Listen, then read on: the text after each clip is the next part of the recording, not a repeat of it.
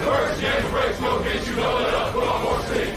Protect our kickers, our quarterback, our lead, our ball game. All obstacles, block, cut, sides, through the games after this win it. Rush you again, here for the first May. Can everybody keep it up 6 minutes? Rocky Top will always be mean!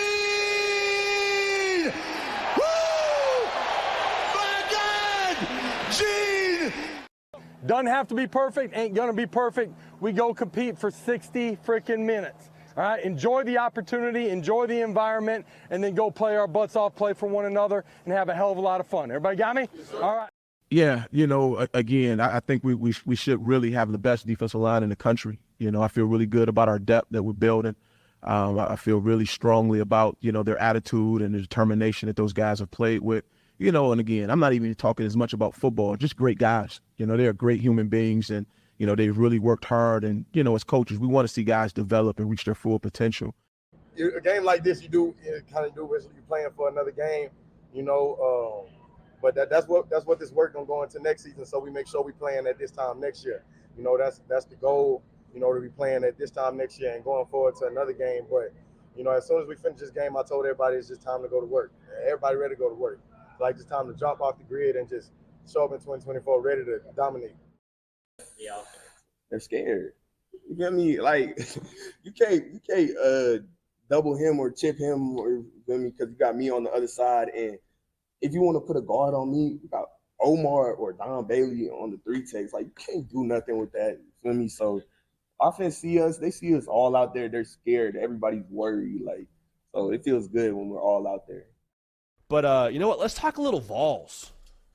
That is not me trying to take any shine away from the phenomenal channel Talkin VAWLS and my guy Boogie Bentley runs. So shout out to them. But let's talk a little Vols here.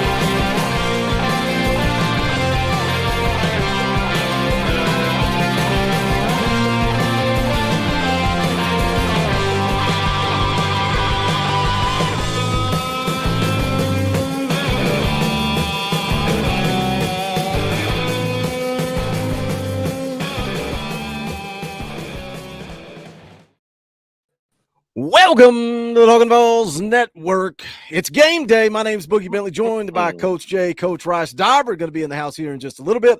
Hope you guys are ready. I hope you are ready for a night of Talkin VAWLS Live. We're doing 4 live streams in one. We're going to do a tailgate show. We're going to do a watch party. We're going to do a halftime show. We're going to do a post-game show, and it's all going to be right here under this link. So if you want to just watch the tailgate show and then come back at halftime. We'll still be live. We're going to break down the first half. We're going to try to have fun during the watch party. We're going to be laid back, loose, having a good time, maybe pour some drinks, maybe get relaxed. Halftime, we're going to try to dial in and have an actual Talkin VAWLS halftime show. Back to the watch party, then we'll be here for a little mini post-game show. Wanted to do something different. It's a late night kick.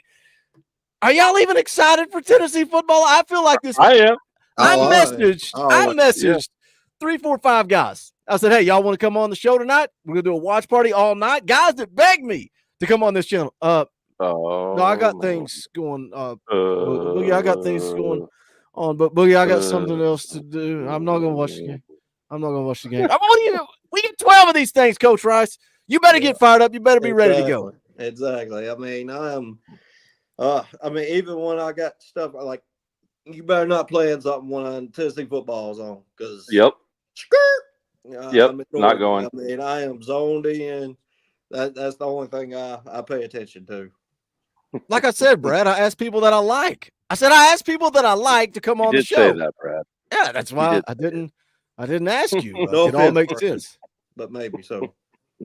You sound like my daughter. She says the most offensive thing to you and then just says no offense, and that's just like a free pass to say whatever you want to another human being. Adam Lee dropped a $5 super chat. We appreciate you, Adam. Said Oklahoma giving up 3 sacks already to Tulane. GBO, looks like Oklahoma's pulling away again. Man, I turned that game off. We were talking right before we went live. I turned that game off, got caught up in the App State game, and then when I come back, man, Tulane had made a game of it, but it looks like they're pulling away again. Coach Rice, you were talking about it. That offensive line's in trouble. They're struggling. That's between, I know Coach Jay, me and him have been talking about them being on their third string center. Their left tackle and right guard are both struggling as well. And when you're getting eat up by Houston and Tulane, and then you're going to go up against the best defensive line in the country, and to go along with a struggling quarterback who's throwing picks, it's not a good matchup for Oklahoma to go up against this Tennessee defense. It's just not. No, you got to have an experienced offensive line. I think we're going to see that today too. I think this team we're playing today is starting a freshman at center and 2 sophomores. Oh my gosh! Right guard and left guard, if I'm not mistaken. I know Coach Rice took a look at the O, but I believe that's what it is. And yeah, man, you better have a stout offensive line. So I like our odds in Oklahoma early. I could see us really, really pulling away late in that game, especially with that O-line getting tired with us rotating so many defensive tackles on the interior in and out, as well as all right. Looks like John Campbell may get the start at left tackle, because it looks like or they may switch Dane Davis over. Sounds like Hurd's not going to play today. Yeah, I would think they would put Dane Davis at left. Yeah, I get it. John Campbell can play left, but I can't imagine moving him when he's going to be your right tackle moving forward. Now, if Lance Irvin's going to be out for an extended period of time, maybe. Yeah, but I mean, this is the one game where they did say beforehand if this was Oklahoma week, Hurd would push through it and play. But, it's good to get that little extra week of rest. Let that ankle heal up. I know there's a couple others that are probably going to sit out this game to try to, get back to 100%. And that's why next week's so important. If we can get by next week, we got to buy after next week. A lot of people don't realize that because it's an early season buy. So I think it's actually going to come at the right time. I think both buys come at the right time. Go down that 4-game stretch, buy. And then you could, finish up the throttle of the season. So I'm looking forward to it. I know this offense is going to put up some points today, even with a couple guys out. I look forward to Mike Matthews and Braylon Staley and Peyton Lewis putting up some numbers in this game. Trevor Hall, been a member for 11 months. We appreciate you, Trevor. If you're not a member, think about hitting that join button over there right beside subscribe. You can do that for as little as $1 a month to keep the lights on around here. Jackie Pickles in the house drops a $10 super chat, says it's football time in Tennessee. GBO, I like that Jackie's fired up. He's going to come on here in just a second. Sling Blade for 20. That's Orange Boy. We'll roll down here. We'll find the clip and play it for Sling Blade. Rocky Top! Sling Blade for 20 says, appreciate you fellas and all you do. Let's have a good game tonight. Keep everyone healthy. GBO. Coach Rice, what do you think? And then we're going to open it up. The link is out for Talkin VAWLS Elite and Higher. We got a couple of people in the back room we're going to bring in here in just a second. But you talk about like Lance Hurd. If this is Oklahoma, you're going to play him. But what about a guy like Cam Seldon who got his bell rung, missed last week? Do you sit him a week? Or do certain guys, how do you balance, look, you need to go out and play. You need to get in football shape. You need physical contact versus Lance Hurd. You can rest. How do you balance who actually needs to go out there and play a few series versus you just need to sit on the sideline and rest all night? Yeah, well, I mean, it all goes back to trusting your medical staff. I mean, if the medical staff comes out and says, "Hey, he's 90 to 100%, getting close to 100%, go get you a few reps." Now, if it's someone like Herb, that's probably like 75, 65, 70%. Hey, we're gonna rest you. Get you back ready to go for Oklahoma. And offensive line, I would say, is a position where you can do that. It's not something that it's not like a wide receiver where you're working on your timing with the quarterback or running back where you're working out meshes and all that. Where it comes to quarterback position chemistry, so there's some differences. But main thing is trusting your medical staff, and I know Coach Heupel and company does, and a lot of it's going to go into which positions have depth, trusted depth. You look at wide receiver, you look at linebacker, you look at the defensive line. Those are the positions where you're going to be like, yeah, you're going to sit this week out. Then we can have you back next week. Now, safety, running back, running back's not as bad as it was what we thought it was, but yeah, you need to play because we need you to be available. So that's the big difference there. Jackie, how we feeling this late? Are you Jackie? You a guy? You gonna sit there all night, no matter what the score is, till the clock hits 0, or if it's 70-0 in the third quarter, you gonna pack it up and take yourself to bed? I'm in for the whole game, buddy. Let's go. Let's go. I'm not turning it off. Probably going to be hanging out with you guys the whole game. I thought a lot of people begged me and asked me, man, do watch parties. But I just feel like it works so much better to do a post-game show and just be able to take notes. But for this one, I was like, there's not going to be anybody up wanting to do a post-game show. So I thought it'd be a good opportunity to hang out and do the watch party. David's in the chat, dropped a $2 super chat. Thoughts on USC versus LSU. Refs robbed South Carolina. I thought the refs were bad both ways in that game. It was both ways. I laugh. I just laugh. I laugh, and I'm that way too, but I try to not do it on social media where people see it. People overreact. Like everybody was talking about how bad LSU was, and I'm just sitting there thinking, they're going to come back. They're going to come back. And what did they do? They came back. And even Ben McKee tweeted out, and he's like, I don't know what to make of this LSU South Carolina game. I don't know if they're both really bad, if somebody's good and somebody's not. What?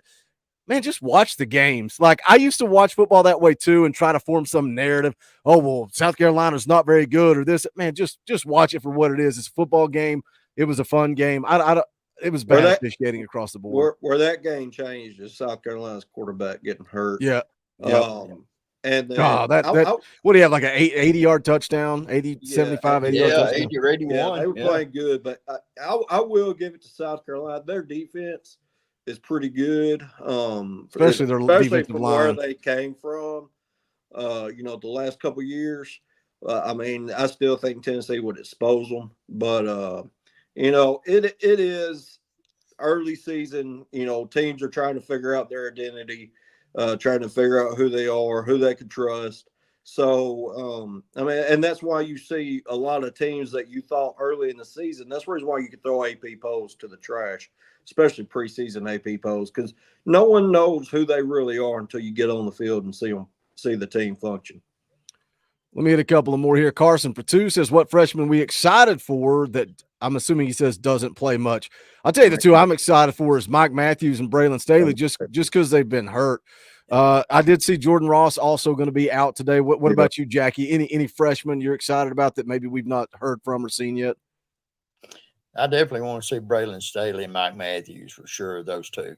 I'd add Nathan Leacock to that, redshirt freshman. Yeah. Let Mike Matthews and Leacock be the two outside guys. Let Braylon Staley get the slot. Let them play the whole second and third quarter. Yeah, those guys, man, they got so much buzz during camp and then both get banged up heading into the season. Retro been a member for 2 months. He's been around for a lot longer than that. Says could use use prayers for my dad that's in the hospital. He's a UT fan, sadly. How you going to ask for prayers for your dad and then say sadly after saying he's a UT fan? You should say thankfully. He says, Boogie, play my clip. Y'all have a great night. We'll definitely be praying for your dad, Retro. and I'll play this for your dad. I don't believe there are good people that pull for Georgia. I think they're all terrible, ugly, disgusting human beings. I think it's just that no, there are no good Georgia fans, Eric. There are none. That's what Retro's dad said. Every time he sees him, he says, there are no good Georgia fans. Trucker White, 94 for 5, watching Florida flail against A&M. This has to be the year we blow out the Gators. Yet the battered ball syndrome in me senses a trap game. I don't see a trap game. Yeah. What kind of professional? Coach Jay comes in the middle of me reading the super chat, starts yelling. Sorry. Battered ball syndrome. I get it because I'm there sometimes too. Florida's not any good. Arkansas is not any good. How y'all feeling about Oklahoma? I know everybody in the chat's talking about them. Everybody's watching this game. All eyes were on Oklahoma. They struggled last week. I thought Tulane would give them a bit of a game. It's 34-19 with 2 minutes left. Are y'all just writing off the whole first half of the season? We're going 6-0 with Alabama coming to town? Yep. It's not even a bit. It's like Bob literally said a couple weeks ago or last week. Nico will not be in a meaningful fourth quarter till the Alabama game. He will not. It's just he's not playing the fourth quarter at all. Yeah, these teams, they're exposing themselves, and like Florida is awful. They're gonna have to go to Lagway and just let him, do his thing the rest of the season, and see where they get. I agree with Bob. I don't think Billy Napier even makes it to our game. So it's a tough day in not Tallahassee, Gainesville, and there's some trouble. It was a tough day in Tallahassee too. Yeah, it was a tough day in Tallahassee. Hey, go Tigers! That's the only time you'll ever hear me say "Go Tigers" because I see what just happened to Florida. I did. Yeah. That's what I was yelling about. Run back, pick six. I got yelled at. Oh, Texas A&M had a pick six. How much time left? 36-7 now. Good Lord. Billy Napier's done. He's done. He is never going to survive, unfortunately. No. The only thing we could hope for is they hire a terrible coach. But my fear is they're going to go get somebody like Lane Kiffin. If he can do it at Ole Miss, you don't think he can recruit at Florida? It's Lane Kiffin or Alex Golish. Those would be the two that. Alex Golish would be a home run hire for Florida too. No doubt. That would be awful. He's not going anywhere. He's not going anywhere near Florida or Alabama. Either one of them give him a job. Crazy. You crazy, Bob. You don't think he wants out and into the SEC? He would leave South Florida at midnight train, just like playing. No, he would take anything except Florida or Alabama because those are our two biggest rivals. I think he's too much of a ball. His allegiance doesn't lie to Tennessee. What was he there? 2 years? Yeah, and he goes. Yeah, 2 years. 2 years. I love you, Bob, but I gotta disagree with you on this one. Oh, did you hear the other rumor? After Florida's 3-0 or 0-3 start, they might be looking for a new coach. Oh yeah, Florida State. Yeah, Florida State. Memphis. I watched that game. And I've heard the first person they're going to talk to is in Colorado. I can see that would be a mistake. Yeah, really. It makes sense. I mean, it's his alma mater, but good Lord, what a nightmare that would be. Yeah. Right. Anyway, Boogie, Coach Jay, you're out of here. Coach. You must have a lady friend for you to leave a fan call-in show this early. You must have a lady coming over, Bob. What are you doing? What do you mean? Why do you say that? Conjugal visit. Bob, I can't believe you're leaving. Have a good night, brother. He has bigger fish to fry. He's got bigger fish to fry. Peace out, brother. All right, I'm going to put the link out to Talkin VAWLS Gold and Higher if you want to jump on here. If Ron the Don's still in the chat, come on in here. We'll talk about it. We'll take you guys all the way up to kickoff. Then we're going to kick everybody off. And then we're going to do a watch party. Me, Coach Jay, Coach Rice is going to have to bounce off. Dauber will be in here in just a little bit. David for 2. Blake Burke broke Florida State athletics. I saw people tweeting stuff about Vitello breaking FSU. So, yeah, and I saw a lot of baseball clips getting shared out on Twitter today too. So that was pretty funny. Bob, are you staying or going? You're like that uncle that says he's leaving and then you just stick around and keep looking at us. I'm staying. I just got to get my earbuds. We thought you were leaving. He can't hear. Oh, gosh. Back out and come back in. There you go. Yeah. Or master sign language. One of the two. Like the military signs. Yeah. I'm sitting there laughing at him with that cigarette hanging out of his mouth. It's Yeah. like Bob definitely gets the what are they called? The bun length Franks. Yeah. You know that's what he's rolling with. Yeah. What's up, Ron the Dawn? I know you're not going to bed tonight. No, I'm gonna be right here watching this game. Yes, indeed. There you come in and go. say hello, and it sounds like rest in peace, James Earl Jones talking into my ear.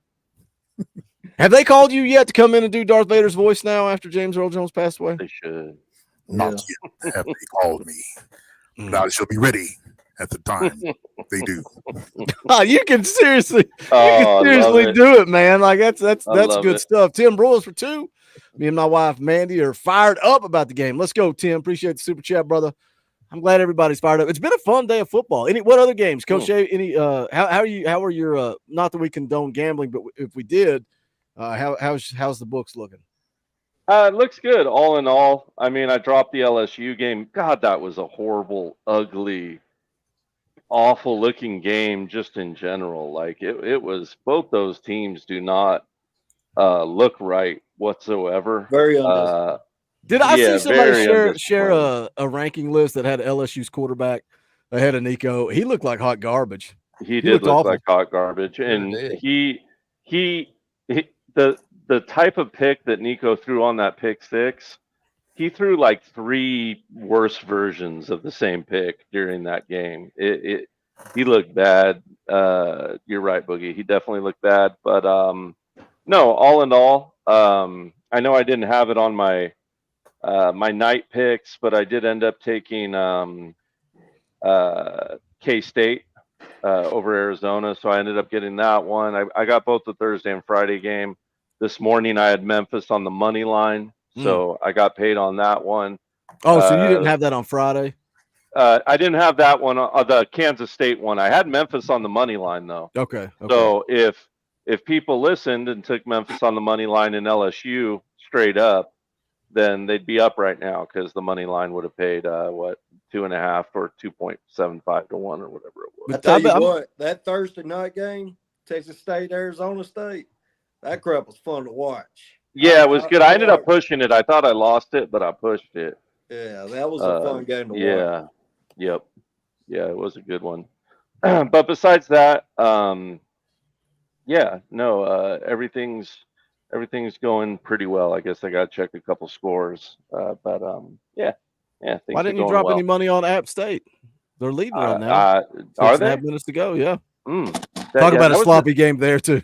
That was a tight spread. That what was it? 2.5? It was like 2.5, and I thought about that, but I went to another 2.5 point spread game. I took UCF 2.5 points on the money line, another money line play to upset Texas Christian on the road. I tell you what, another good game's been fun to watch is the Backyard Brawl. I've been watching. It's 34-31 West Virginia right now. Yeah, that is a good one. And they've been going back and forth. Yeah, I didn't really watch much of the Bama game. I know Whiskey's quarterback went out like on the second play, but yeah, I didn't think they'd play with him anyway. It changed the whole. Like you could tell Wisconsin was lost without him. Yeah, it was bad. Ole Miss is looking human right now. 7-3. I think early in the second or late in the first, one of the two. It's early though, once again. So you can tell this pregame show is going to be a lot different than next week's pregame show. Who are they playing? I don't even. Is my studio? I've got the scoreboard pulled up, and 13-3 Ole Miss. Okay, they just scored. Then maybe I'm a little behind. Am I behind? I don't know why my SEC scoreboard wasn't updating. What do y'all think? Georgia, Kentucky, absolute blowout, assault, murder. I think it's going to be a barn burner. Really? I think at first, and then I think Georgia's gonna. I mean, Kentucky could do some things defensively, but I think Georgia's going to embarrass them. On the other side of the ball. But it's going to be. I think you could see a 7-3 into the first quarter, maybe 17-3 at halftime, and then then it starts getting ugly. Let me hit a couple of super chats real quick. Caleb for 5 says, when the Vols are minus 49.5, you always take it. Vols by 50. Dude, undefeated since I've started wearing this shirt every game day. And I think we're going to have to put another shirt out that says Vols by Sizzy. Or Vols by 70. How do you spell Sizzy? Sizzy. Or Vols by 70. 70. Vols by 70. Coach Jay, at the end of this game tonight, Tennessee leading the country in scoring? I think so. 100%. I think so. I mean, Ole Miss might take off as it gets later, but if we play like we should, then we should put up some serious points on the board, and we should be leading the country. So we'll see if Ole Miss can get some traction. But yeah, no, I think Tennessee's going to be just fine and should be on pace for top 1 to 3 offense in the country this year. We'll see how it pans out. Ain't we number 3 right now? 2 in scoring 2. In scoring 2. Oh, scoring 2. And Yeah. Ole Miss Yeah. is 1. Yeah, not far behind them at all. Job 30 for 2, late to the stream. Quick thoughts on Missouri.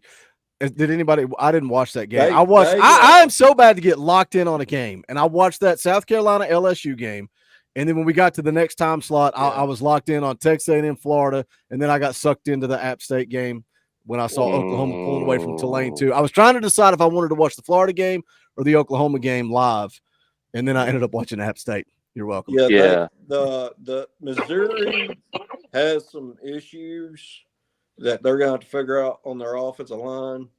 They got the skill guys. Their skill guys can compete with anybody in the SEC. Their issues are their offensive line and their linebackers. Boston College used a lot of misdirection, got them out of location, especially in the first half. And then they kind of dialed it in the second half. But I think they're definitely going to, at some point this year, going to be exposed. It's just their schedule's such a piece of cake. It's just going to be tough for them to lose against anybody other than Texas. What games you watched today, Ron the Dawn? Any? Well, I was checking out that Texas A&M game, but it's just like I do a lot of watching like throughout the week. I watch more football this year than I've ever watched. Good. Yeah. The other teams, Georgia, Alabama, and all these top-notch teams, they just don't look all that smooth. They really don't. I mean, it's like they may be strong at one particular play or one series, and other than that, they just don't look organized. So yeah, we're gonna beat them. We're gonna beat them all. Yeah, we're gonna beat Balls them. by 70. Balls Tell by them. 70. Tell them, Ron. It's gonna be. Oh man, there'll be babies crying. Baby's gonna cry. Maybe grown men crying, Ron the Dawn. Maybe grown men crying. Oh, there will be. I watched a lot of that too. There are some people right now who are nervous as heck. I don't want to mention no names. KB and LOU, whatever his name is. They're gonna Hey, buddy. Hey. Go Big Orange. Go Big Orange. There you go. Blink twice if you're terrified. Blink twice if you need help. Blink twice if you need help. He's like, He's hang not up. a Mustang fan, is you? Coach He's reaching for Say bye-bye. Say bye-bye. He's like, switch that thing over to Bluey. Get this Talkin VAWLS off here and put Bluey on. All right, guys, I got to head on out. All right, later, brother. We'll see you around halftime. After halftime. Go Big Orange. All right, sounds good. Jive Turkey also becomes a member of the channel. We appreciate you, brother. Emoji Access, that's $1. $1 a month. We are on a membership drive. We appreciate you guys. That's why we get to do morning streams, get to pump out content every single day. It's because the members of the channel, they keep this thing rolling. Rip for 10 says took a nap and woke up hearing you guys talking. GBO. There you go. I don't know if that's – I think you might be having a nightmare, Rip. I think you might be having a nightmare. But I appreciate the super chat. Vols Lover for 10 says it's great to be a Tennessee Vol traveling from Tupelo to Pickwick Lake, Tennessee to catch the game. Thanks for your hard work. Thank you, Vols Lover, for the support. We appreciate it. Safe travels. Enjoy the game. Rizzy for 5. Cam Selden not in pads for warm-ups. What do you think about it from a coaching standpoint, Coach Jay? Coach Rice was talking about it before you jumped on. Lance Hurd's out, precautionary. If it was Oklahoma, he would be playing. Jordan Ross likely out. Now we're hearing Cam Selden out. We heard last week he got his bell rung and he should be good to go. Now we're hearing that he's not in pads. Cam Seldon's a guy that I want to get physical contact before we get into the Oklahomas and the Arkansas. Lance Hurd maybe not so much worried about. How do you balance injuries and who needs to get out there and get contact, get in football shape versus who needs to sit on the sideline and rest? I'm not too worried about Cam Seldon or really either any of those three guys. I think those guys bring the wood and can play. And I kind of alluded to it last night. If you look at it, it's going to take 16 games to win this thing now, right? And we're going to need all our guys. So I feel like it used to be a sprint in college football, a little bit more of a marathon now. You got to be able to make it to the end. You got to be able to get into those late rounds, dig deep, bite down, and throw a knockout punch late. So I'm all right with it. I'm okay with it right now. I'd rather our players be right and use it as kind of an unofficial bye week. And really, we kind of got 3 buys if you look at it that way, and we're able to get players right. So I think we're going to be all right. And like you said, if Lance Hurd need to play. I think we're just fine at running back against Oklahoma with Bishop and Sampson and the rest of the gang. That's the good thing about having another 3-headed monster again this year, like we did last year. We got them stacked up. For sure. Yeah. What kind of So I think we're all right. What kind of energy or injury did Cam have? Shoulder. All I kept hearing. All right, let me. For the fans, by the fans, right? We're not experts. We're not insiders. We speculate. No, nobody said a word about Cam Seldon being hurt or banged up or getting his bell rung. All of a sudden, he doesn't go out and play last week. That tells me. That's the reason I was asking. That tells me with my tinfoil hat that he got in trouble off the field. Now, that's not going to come out because Heupel's going to protect it. And then what did we hear after the game? He got his bell rung in practice. He's going to be good to go for Kent State. Now we're hearing he's not going to play against Kent State. That tells me he's in the doghouse. That's just my personal opinion. I have no idea. That's just me speculating. So, yeah, that's the difference between Heupel and Smart. Smart can't keep his guys out of the news. Nope. Well, and there's also a difference between getting arrested or pulled over and it's public record. When what was the kid, the offensive tackle? I don't even remember if you remember this, Coach Jay. Savion something. He was a JUCO kid. Savion Bradley.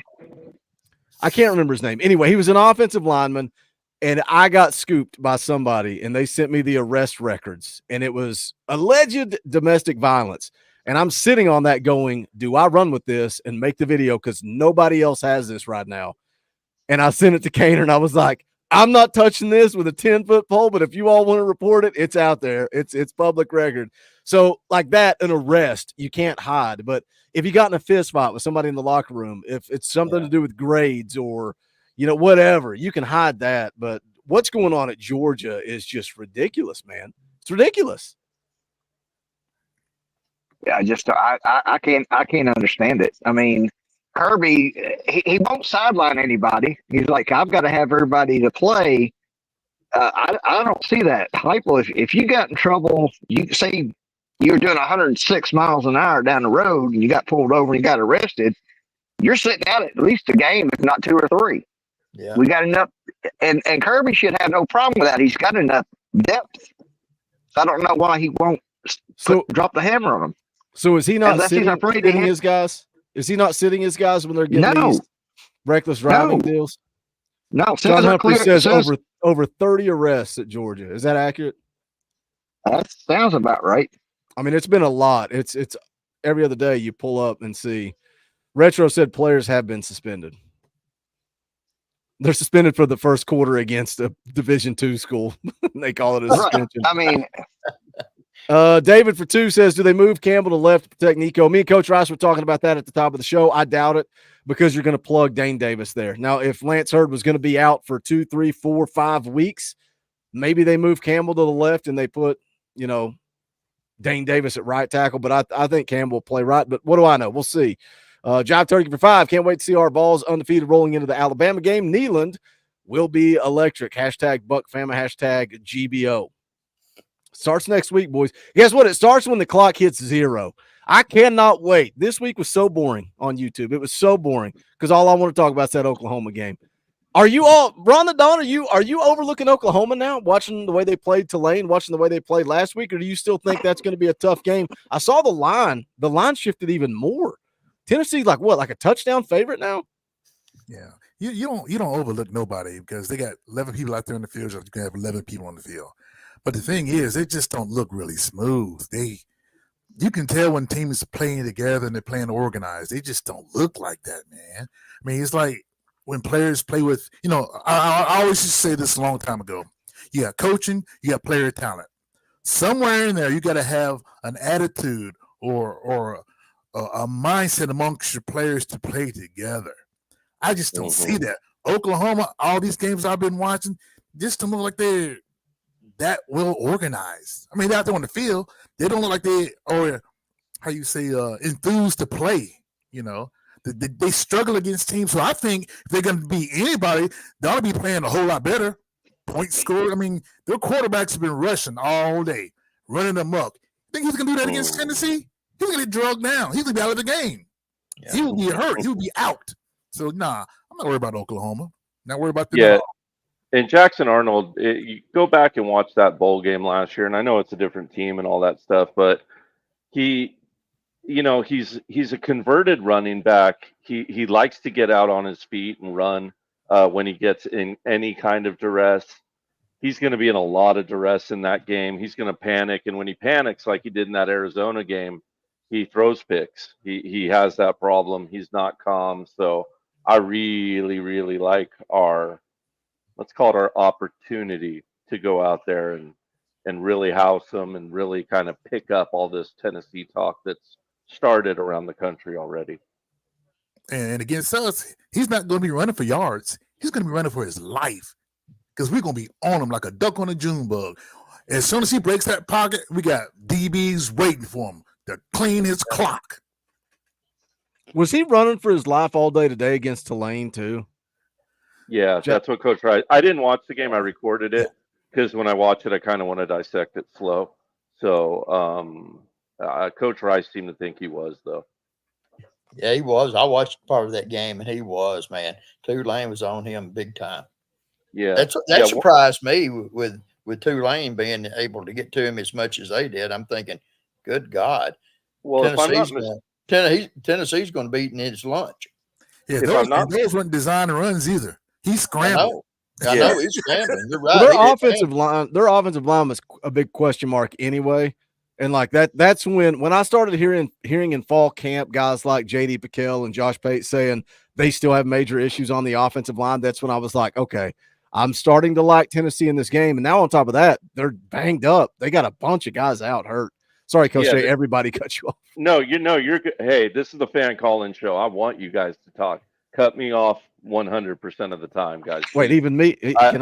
Does that include me? No, not you, Boogie. Okay, we hear you talk enough. Sorry. We hear both of us talk enough. So these guys take the floor whenever you're on, certainly. This O-line for Oklahoma, they couldn't afford to lose anybody.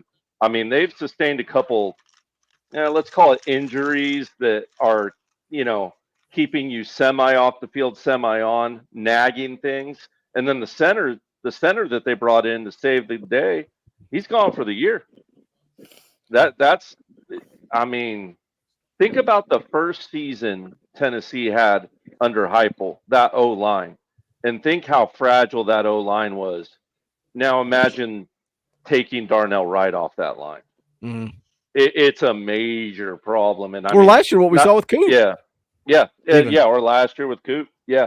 Yep, 100%. So, and I think they were even better off then last year without Coop than Oklahoma's offensive line is right now. So, it's a problem. Quinn Ewers just throw a pick? I'm not watching the Texas game, so I don't know. UTSA is celebrating. Yep. Hold on. Sorry, I'm cutting you off like you did when I was reading the super chat. Little play action, looks right, staring down his man, forces it, overthrow. That looked just like the Will Brooks pick. Exactly like the Will Brooks pick. Yeah, UTSA. Sorry. Anyway. By the way, App State, a big upset of the day, yeah. App State was a 2.5 dog, right? Coach Jay, they were the underdog in that game, right? Because it was on the road. Yeah, 2.5. Okay. They won by 2. Yeah. So see if I don't have the guts to gamble. Rizzy for 5. Last kid in trouble with driving with Shandavion Bradley. Hype nip that in the butt. Yeah. If I could just speak on this for 1 second. Kirby Smart, you'll never watch this, but if you do, grow a pair. Grow a pair. Grow a pair. Sometimes you got to cut a man. Sometimes you got to do it publicly in front of the team and boot their behind on out of there and let them know you're not going to deal with it. You are deep enough at Georgia to do so. You needed to set an example, and you failed to do so, and now it's rampant and you can't control it. And bringing a motivational speaker in there, to change things isn't going to work. Inky Johnson ain't going to keep your guys from down in 12-pack of Budweiser and driving 200 miles down the road. You need to kick someone's behind off that team. You need to do it in a hurry. And quite frankly, you need to do it to keep the community safe. I don't want to sound like an old fuddy-duddy, but these dudes running around like the big dogs with the championship belt, and they are kind of the big dogs right now. But doesn't mean you can act like an a-hole and endanger lives. It's a joke, and you need to show some discipline and grow a pair. That's not being an old fuddy-duddy. That's common sense. Don't be an idiot. Don't. You guys know Tuesday nights I like to have me a few drinks and have a good time. I don't have a problem with anybody that likes to drink and have a good time. No. Don't get behind the wheel. It's stupid. There's no excuse. Yeah. There's no well ifs, ands, and buts. No, you're an idiot. You are an idiot, and I gotta be careful. I got a question for you, Coach. That's it. I got a question for you, Coach. Yeah, shoot. Hey, do you think it could possibly be the reason why Smart doesn't come down with a hammer on a lot of these guys the way we think he should? Could be that he's afraid of a mass exodus, whether it's just 2 or 3 players or 4 or 5 players hitting the transfer portal because they don't want to be controlled in that way. They want to have their fun while they're in college. Do you think that could play into it? I think it can play into it. I just don't think it's a valid excuse not to have some brass. Oh, I agree. I know you agree. Yeah. No, I do think it could play into it. I mean, it's hard knowing, and hey, look, you grow great relationship with these kids. Boogie was talking about the other night. There's kids that transferred off this Tennessee team that were asked to transfer off this team, and it probably hurt Coach Heupel to do it because he probably loved some of these kids, and some of the coaches loved some of these kids, and it's hard to not give a kid a second chance. Hey man, I just had a teenage son, he's what 22, 23 now, and I get it. I'd want my kid to have a second chance, but at the same time, you better teach them because the system will if you don't, and it's kind of just that simple. So what's the line from Remember the Titans? You think you're helping them, but you're crippling them. You're crippling them for life, and that's what you're doing. And see, it's not one-offs. If it was one-off, I can see, here's a second chance, but it's become part of their culture. Hey, I can get away with it, so I'm going to go do it. Yeah, for sure. It's definitely part of the culture there. No doubt about it. How much does the NIL have to do with that? If some of those players that are real big-time players, aren't they paid or getting paid? Is it like if you kick a player off your team's like that's a whole bunch of money wasted, or do they get that at the end of their career? It's got to be in their contracts. It's got to be in their contracts that getting arrested or anything like that. You would think if their collective has any idea what they're doing, you would think so. Yeah, they'd have a morality clause, I'm sure. You would think cover that. Yeah, I think I even saw somewhere that Kirby Smart brought that in as a threat, but who knows if he can follow through on it, and it's obviously not working if he did. So, it's a tough situation, and man, I hate Georgia fans, but I certainly don't want to see one get ran over by their own team and something bad happen. That'd be just terrible. Yeah. I mean, if it's a one-car accident, you don't want to hurt is the player. I don't want to see that either. I want them to learn to be safe. Yep. All right, we hardly ever get to do this, but because the numbers tonight, it's down. It's Kent State. We're going to the community tab on our YouTube channel, and we are saying join the show. And we're going to send this out to Talkin VAWLS faithful and higher. That's the $2.99 tier. So if you remember this channel at $2.99 or higher, and you want to come on, you want to hang out just up until kickoff, The link is out there on that community tab. You can jump on, hang out with us. What are you guys looking for tonight? Jackie, what do you want to see from this football team tonight? I want to see the main string play about 5 or 6 minutes. No more than 10. Get them out and save these guys from getting hurt, and let the young guys get in there and get some experience and let them. I want to see. I tell you what, I want to see Navy Shuler get some time in. That'd be nice. Yeah, it would. That's what I want. I want to see Navy Shuler get in there and at least get probably the fourth quarter. It'd be great to see him get the whole fourth quarter. Yeah, it sure would. I agree. Here on that. I'd like to see Merck get a lot of good work in too. Shame Jordan Ross is out because he's really been flashing, man. Jordan Ross has looked good. Edris Farouk, even Beasley at cornerback, who got picked on. I still think he can end up being a good player. I'd like to see him continue to get more time. I mean, not everyone's going to be a superstar year one. You know, you need those kids who come on year 2, year 3 too in this system. I think there's room for that as well. You know, there's room for those 5-star kids like Nico that are going to pop by their sophomore year or their redshirt freshman year. You need the kids that are a little developmental to have some age on them, and then you need transfer kids. I think you need it all, man. You need all the weapons. Put them out there, get them out there. But if you're hurt, just stay on the sideline, because as anybody who's ever played football, it's not the first injury that gets you. It's the second injury. That's you're right. Still trying to play it, and then you really get hurt. That's when it happens. Yeah. I got to answer this real quick because I did see it. Crystal asked me if I saw the Power Tea cheese today from Sweetwater Cheese. I did, and the cheese looked cool, but I didn't understand the milkshake menu. She posted the milkshake menu, and it was like Florida Gator this, Alabama that, and then it was like Tennessee. Jackie, if you were going to make a milkshake that was a Tennessee milkshake, what color would it be? Oh, man, it'd be orange. Exactly. Yes, that's where my mind went. Like sherbet, or like if you weren't going to do that, do like a dreamsicle. Yeah, whatever they call those things. Yeah, like throw some of that in there and maybe mix in, find a way to mix in chocolate with that or just something. And it was like Rocky Road, vanilla, and milk. That has nothing to do with Tennessee. I was disappointed in that. I get the Rocky Road part of Rocky Top. I kind of get that part. Yeah. If you're gonna do that, do Rocky Road and mix it with vanilla and throw some orange, food coloring in there. Something. Yeah, something. Absolutely. Got to have some orange in there. Well, as far as what I want today is to fill that right there. Wait, well, hold on. I gotta see what this for you, looks Bob. like. What is this? Is this the spread by quarter? How much do you put on that, Bob? I put $100 on it, and if I hit it, that's $16.76 in my pocket. And if I hit it, I'm dropping you $100 super chat, Boogie. Well, Bob, you don't have to do that. But I'm doing it. Were you one of the ones that hit the bet last week, the $100 bet? Yeah. You were one. How much did you get on that? What was it, like 1,200?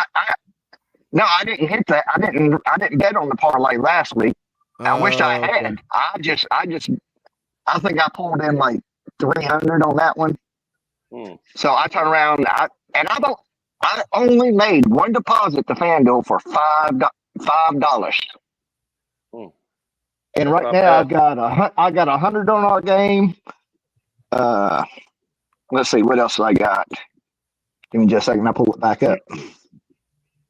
I got money on the Georgia game because I know they're going to smoke Kentucky. I think so too. They're just going to.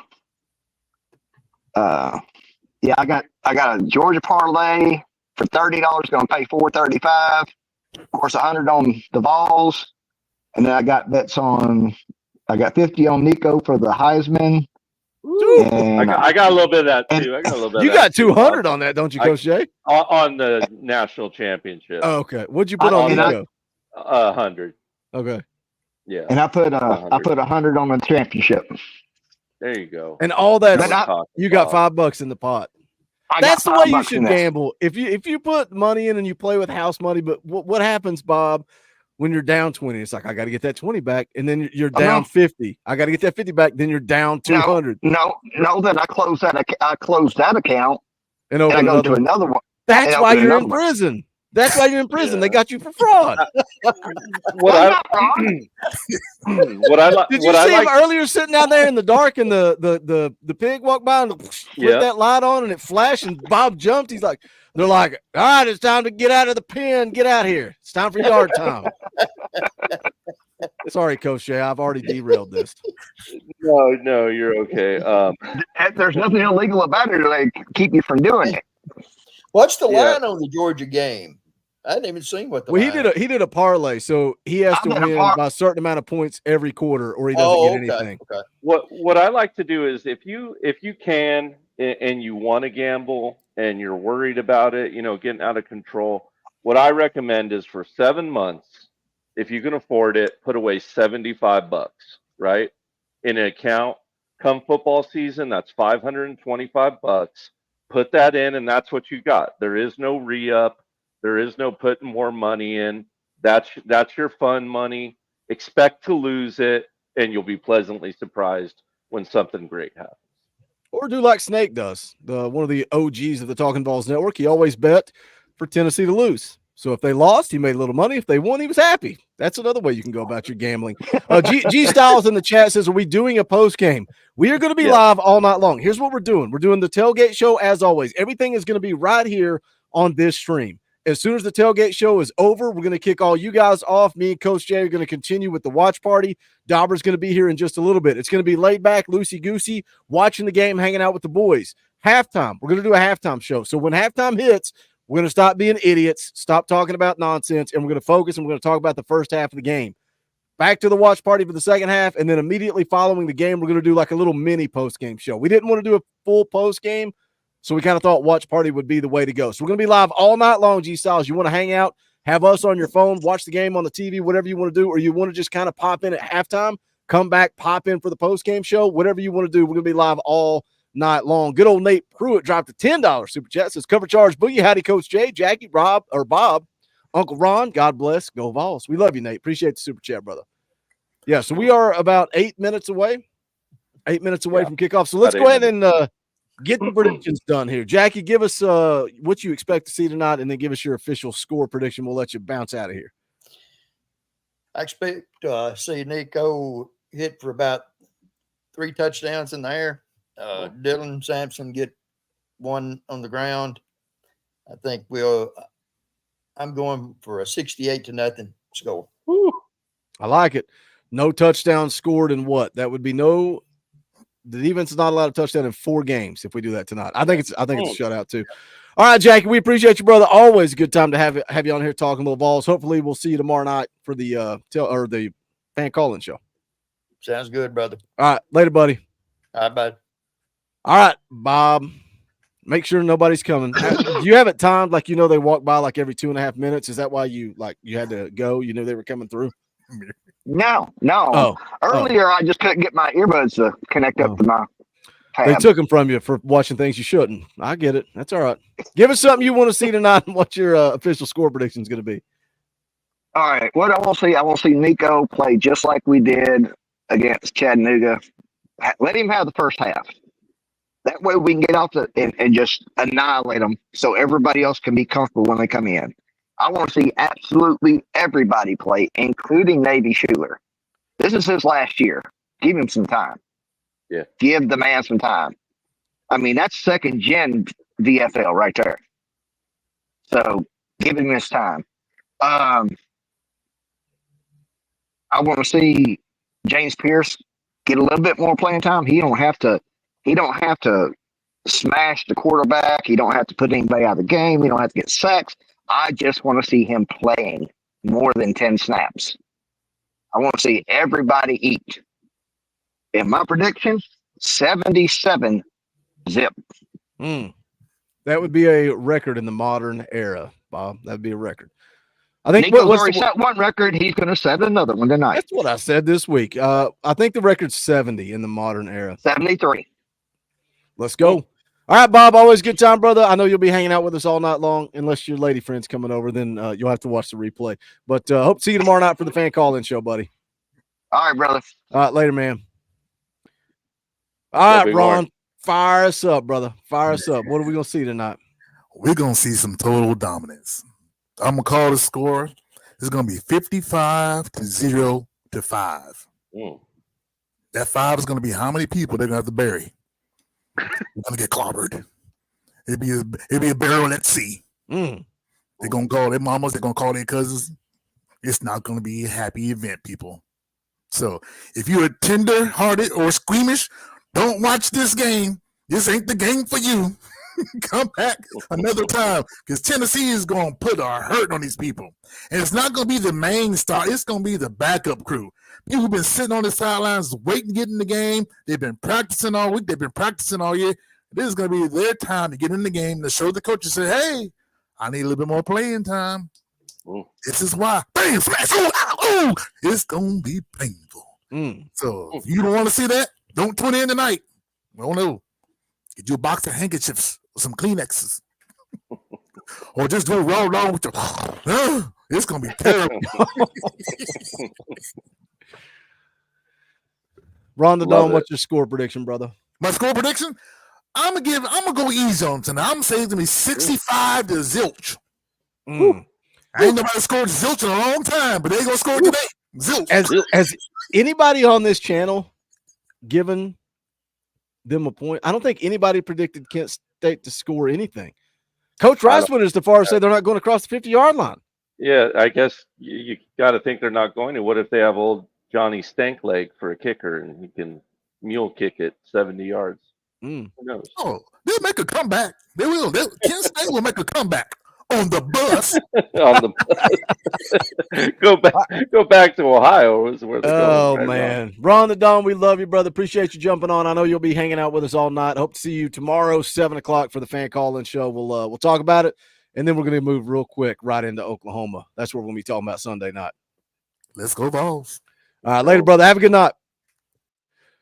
This comment from Christopher Welch. Speaking of young receivers, how about Bama's 17-year-old? I was watching the App State game. ECU had a kicker that was 32 years old. He was 1 year younger than their offensive coordinator. Can you imagine a kid on your team is 1 year younger than you? Like, how does that work? Like, how does that work? That's crazy. That's crazy. Here's a $2 super chat from Ball Fan for Life. We appreciate that, brother. Says Navy will be a coach. Never say never. Perhaps. Gaston definitely is going to be a coach. We appreciate the super chats. You guys got to pay the light bill tonight because we're going to be live for like 5-6 hours. It's going to be a long night. It's going to be a long night. There's another way that you guys can help us. You can go to bonfire.com/store/Talkin VAWLS. Pick up the official merchandise of the Talkin VAWLS Network. We got this brand new Vol World Order shirt because if you're talking Vols, you're talking Vols for life. Pick whatever style you want. Pick whatever color you want. Get in where you fit in. We've also got the Cruton with Boogie and the coaches. Lurker shirts, all types of fun merchandise at bonfire.com/store/Talkin VAWLS. That link is also in the description below. The link to join the channel is also in the description below. If you're on an iPhone, go click that link. Go to a web browser instead of using your phone. Once you go and become a member, then it updates your YouTube app, and you can get the custom Talkin VAWLS emojis, all those perks and benefits as well. But again, all those links in the description below. We got to do some plugs and shills around here. We're moving into the watch party segment of the night. I feel like we need to snap and clear. Let's snap and clear. We'll be right back.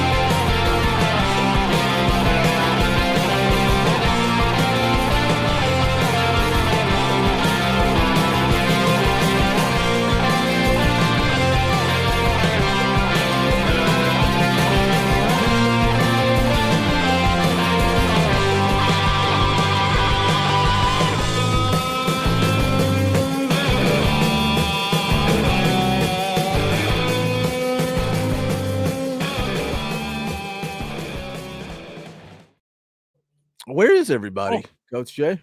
I don't know. Where are all the hosts of the Talkin VAWLS network? They're all gone. They left us. Oh, wait, are we still live? We're still live. All right, it's the still watch party portion. It's going to be laid back, having a good time. What channel is the game on? Although I saw the game SEC before. Network. The game before started really late. Yep. So that's This game's Arkansas just picked it in the game that's on the SEC Network right now. They're about to take a knee. There's 56 seconds left. Boogie, talk about the stats for 30 seconds. I'm going to use the restroom just real fast. All right. I'm trying to figure out why this freaking game, why is it showing on SEC Network at 8:03? Why do you advertise at 7:45 and the game is going to kick off at 8:03? Absolute insanity. Just a reminder, if you're coming in late, we're going to do this thing as a watch party. We're going to hang out all night long. We're going to watch the game, do a watch party. We're going to do a halftime show. We're going to do a post-game show, a little mini post-game show. I hope you guys enjoy it, man. Just something different. I knew it would be a long night, going to be late, and I didn't think a lot of people would. I think a lot of people are going to go to bed at halftime, if I'm being honest with you. So I thought this made more sense. We could hang out, have a good time, laid back. So what do you guys want to see tonight? So this is good. Tennessee will kick it off on SEC Network. I saw a lot of people saying probably be on ESPNU. But it looks like this game's about to end. Yeah, so they just took a knee. They just took a knee, so they're running it out. Yep. Looks like Florida's about to score again, though. At least showing a little bit of fight if you're a Gator fan, but too little, too late. Looks like too little, too late. Man, the way these games have played out the first few weeks, like, is that where you're at? You're like, we're 6-0 when Alabama comes to town. Do you have that? Yeah, I don't want to. I feel great about it. It's hard though, because you want to be that coach and you want to say, "Oh yeah, take it one game at a time." But then I'm a fan, so it's like, yeah, we don't. I don't want to take it. I don't have to do that, but it's like it's hard to convince my brain of that still somehow. So, and look, I'm still worried about that Oklahoma game. I am. Like that. Yeah, for sure. Like, I don't care what Vegas says or what the ESPN FPI says. Those are good talking points, but for me, I'm still gonna have my eye on that game, man. Let's see. Let me catch up with you guys. I hope you guys keep this going all night. You guys want to change direction? You guys got something you want to talk about? Because we're gonna be watching the game. I'm still gonna try to take some notes. I'm gonna try. This is why we don't do watch parties, because it's so hard to actually focus on the game. And I got to get up and make the day after video early in the morning, so I don't get to do the rewatch before that. But this will be fun, and you guys, hopefully you'll drive the conversation like this. Ball Fan for Life for 2, I'll be really drunk before halftime. Enjoy it, man. Soak it in. Have a good time. Rip for 5. Boogie, a lot of teams ranked above us are not looking dominant with lesser teams. I'm feeling really good about this team. I am too, Rip. I am too. And the beautiful thing is 10-2. I think 10-2 gets you in. 10-2 gets you in. And then if you get hot at the right time, you get into that college football playoff. Your defense shows up. Nico shows up. Going to be hard to beat. Super Nerd Hoyt for 20. That's an orange boy. We love orange boys. Keep those orange boys rolling. We'll play the clip all freaking night long. Rocky Top! Super Nerd Hoyt for 20 says, cover charge from the missus and I. Go Vols. Well, we appreciate that. Shout out to you and the missus. Hope you guys have a good night watching the game. Hope you continue to hang out with us right here. Like I said, man, pull it up on your phone, watch the game on the TV, have a good time. Ball Fan for Life for 2. Don't worry, Coach Jay has the notes. I've already started. Yeah, but he's here too. He's got to do the watch party. I got to do it here too. He can't just sit there quietly taking notes and expect me to yell into a microphone all night long. No, I won't do that. I'm only keeping usually I do a play-by-play, but then I have overarching notes too, and I'm only kind of doing the big picture stuff through this watch. You know what's so dumb about that though? Not notes. If you take play-by-play notes, that's one thing. But I do a drive chart. You can go to ESPN and you can pull up the drive chart and it tells you play by play. And it's like, but I don't know why. I feel like when I do the drive chart, it helps my brain kind of remember and piece together. Because I think it's important to remember when certain things happen and kind of get a vibe for, the momentum or different things like that. And for some reason, my brain, if I take a note on it, it helps me remember it. But that's not happening. I'm the same way. So I hear you there. I'll read you loud and clear. Let me set that up. All right, cool. Oh, they gave him 1% chance, huh? It's been. I think don't know that's about where it's that. been. I think it's been 99-1. Okay. I don't think they're ever going to put 100%, right? No, I mean, probably not. You ever look at this though as the game goes, the FEI goes up and down? Have you ever paid attention to that? I bet you don't look at it like I do. I've noticed it happens before. It's pretty neat. It's pretty neat as the game goes along to see where that thing's Yeah, at. what it goes to. Yep. Let's see here. See which one of us is. Hopefully, we're right on time with each other on what's Oh, I was going thinking down. about that today. I was like, I oh my know. gosh, it's the worst didn't part of think the watch party. It is. It really, really is. But I might. Maybe I could just if I'm a little ahead of you, pause it and then we can play the first snap or so. I don't know. Man, Maybe that I'm sky looks yapping out amazing. loud. That It Neyland does look. Stadium It sky does looks look amazing. beautiful. Nothing like a night game at Neyland, man. Especially Nothing this like time of it. year. This time of year, like perfect weather. Perfect weather. Yeah, absolutely. Tech Ball says I got to see Van Dorsett play in person last night. Dude, did you see that play I retweeted?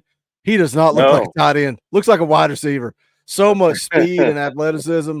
I like him a lot. I thought they were man. crazy when they dropped him. I really did. Oh, no, I'm sorry. I retweeted Deshaun Brame, not Van Dorsett. Oh, okay. Still, I like Van Dorsett. I think he's a good player. We'll see how he comes out, but I like him, man. I think he can. Van Dorsett can play, and Brame's the dude. So I'm really, really happy with our class. Dude, that tight end room is just going to be so deep. Mm-hmm. Stace back next year. Ethan Davis back next year. Add the guys in the class of 25. Take off with the class of 26. Yep. Yeah. No, it's looking good, man. Our recruiting, everything we're doing right now is so high level. It's a dang fine time to be a Tennessee Vol, no doubt about it. Nico looking ready to go. You can't hear my TV, can you? Or can you? I can't. What's on your TV right now? Nico warming up. Yep, that's what's on mine too. So hopefully this just goes well. I don't think it will. And then watch, you and I'll be synced up, and then Dauber and Coach Rice will pop in, and it'll be a train wreck. Yeah, it'll be like 10 minutes ahead of us. I couldn't do this during a big game. No, I was nervous although about we did it. That Alabama game, we did it. Just for this game, I was worried about it. Like I was like, I'm a maniac during live games. I don't know if I can do this, but hopefully it's a non-issue, I guess. Imagine that Alabama game though. It was the game that JG went rogue.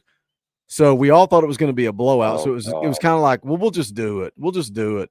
And then they had a shot, and then JG goes rogue. And I mean, we're all just screaming like at each other, at the TV, at JG. It was what a nightmare. What a nightmare. I don't like it because I like to take notes, and you can't do that.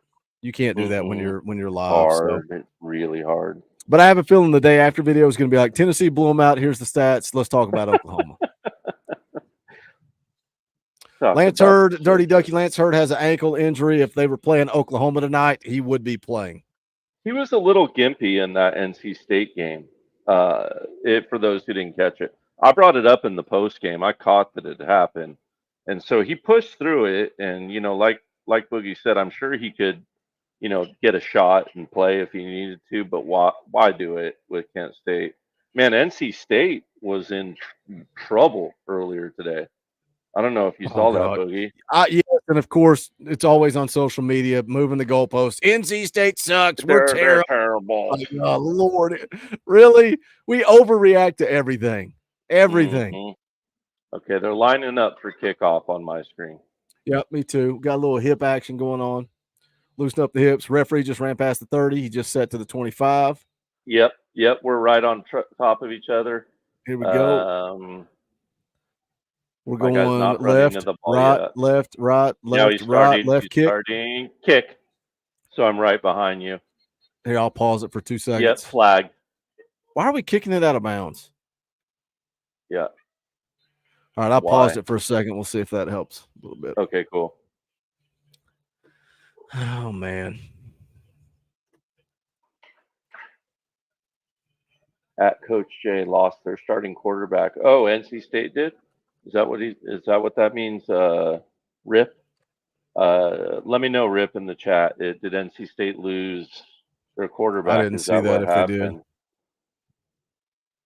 Look at that quarterback's hair and that Oh, mustache. he's a rocker, man.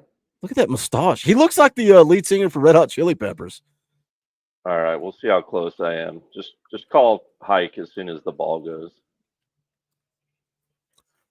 Pointing. Calling out the mic. Mike. And hike. Snap. Now I'm behind. Now you're a little behind. Oh, who's that laying the wood? Arian Carter. AC. See with the hit stick, getting the call. One thing I've noticed, guys, now that we're watching this kind of together live, Coach Banks really likes to come out like a boxer and really just throw a couple feints in the first round, a jab, maybe man zone. What's the other team doing, right? That's what Tim likes to do to start. They're double teaming Pierce early. What do you think too about somebody on VolQuest brought this up? Now that they have the tablets, I don't know if you noticed last week against NC State, Tim Banks was looking at the tablet in the box, and it's not just pictures anymore; it's video. So Tim Banks is watching video. He adapted after that first drive. They made their adjustments after the first drive and shut down NC State the rest of the way. How much of that is him getting to see that video, or is that a little tinfoil hat conspiracy theories? Here we go. No, I think you can. I think you can coach them up in game. Sure, I absolutely think you can do that. Tennessee's still playing base. Still playing base. Oh yeah, you're just a little in front of me now, but that's okay. That's okay. You were just like when you said fumble, it happened like a second after. It doesn't have to be perfect, but but if I can get it close, good. you were I was way ahead of you, then you were way ahead of me. Now we're pretty close. Yeah. How about the linebackers? First replays. Yeah. Carter, Peely. There you go. Yeah, good point. Going right into the D notes. LB's early. We'll take it. Ooh. Who's back there? I would imagine Squirrel. McCoy was looking slippery last week too back there, but I don't like him back there. I mean, we got two solid corners, and I mean, I like Matthews at corner also, but past him, I get a little nervous. So, yeah. All right, Nico. Matt, if you guys are ahead of us, don't call out the play-by-play in the chat. Just though, just don't give us. Let us react first so things don't get spoiled. Yep. Thank you. And don't give a shit says we're ahead of him. If we're ahead of you, pause us for a minute or for a few seconds. Yeah. Try to line it up with us, and I'll call out the snap on mine right now. They're getting set. Got deuces to the bottom of the screen, twins to the bottom of the screen, and motion and hike. Quick pass to Nico. Yep, there we go. Dude, I keep getting Brazil and Thornton. Brazil's 11, right? Yep. Yeah. Man, how clean does Nico just throw that little quick out compared to Milton? Dude, and like stuff like drive that. Some people crazy. Like that right there. I like that right there. The descent. Real quick out there, get him the ball in space, move the chains, and it's like outside, inside. Now we can take a shot right here. Like you never know what's coming next versus Joe. We're going to go quick hitter again. Yeah, you can run it. And they're in that 4-3 base that we talked about in the morning show. You got all time. Oh, catch that football. Squirrel. I'm going to pause real quick again. Oh, man. It just, you needed just a split second. God, man, that was. Oh, squirrel. Little behind him, but you got to catch that. Little behind him on the replay. You have to catch that. He's still running. Ooh, nice throw, Nico. Brew. Oh, get north. Run over him, Brew. Yeah, Brew, get north. Now I'm behind you. We're gonna play this game all night long. I'm gonna try to call out the hike. All right, getting set on the ball. Referee's holding them up. Mays is touching the ball. Ready. Hike. Later. Go decent. Top from behind. There you go. Offense is clicking, man. They just look so clean. Like even after the drop by Squirrel, you come back yeah. back to Brew, and we're rolling again. We're rolling again. You know, that's one of my main compliments with this team so far. Even after the picks, like we've just been, like I said, it's not so much the picks, and yeah, we would have been on Milton, but it's the way that the offense operated under Milton compared to how smooth it looks now. That's the huge difference to me. I mean, even when we've gotten penalties in offense, they've killed a drive or two for us, but they haven't killed all of our drives. Like last year, if we had a penalty, a false start, or a holding, it killed like 100% of our drives almost. Yep. I remember tracking it last year, and it was like, dang, man, we just could not catch a break there. Was it a real cramp or was he faking it? I don't know. I was trying to get a box score on the screen. For some reason, ESPN, their game tracker's been like so jacked up lately. All right, here we go. CBS is working. Yeah, like remember the other day it was like ahead of us too, or in baseball, it was like way ahead of us, and all of us were like on different platforms one of the game, and the box tracker was like 2 minutes in front of us somehow. Like what I hate too is like I love to be able to go in and look at like team stats, player stats, and it's like sometimes they have defensive stats and sometimes they don't. Well, I like to be able to look and see TFLs, pressures, like information. I want information. And half the time it works, half the time it doesn't. Yeah. Yeah, if you're 4 seconds ahead, just pause, 1, 2, 3, play. And we should be about right. Bob's watching 5 games. Tim Rice says y'all are way behind. You got to also realize too, there's a lag on YouTube, right? So what we say, you guys are getting 5-10 seconds later. So that'll also make a little bit of a lag too. Mm-hmm. Yeah, like when Boogie plays the video that starts the show, and there's like the 25-second countdown, we're always talking, and there's like 4 seconds left on the countdown. So that's 100% accurate there.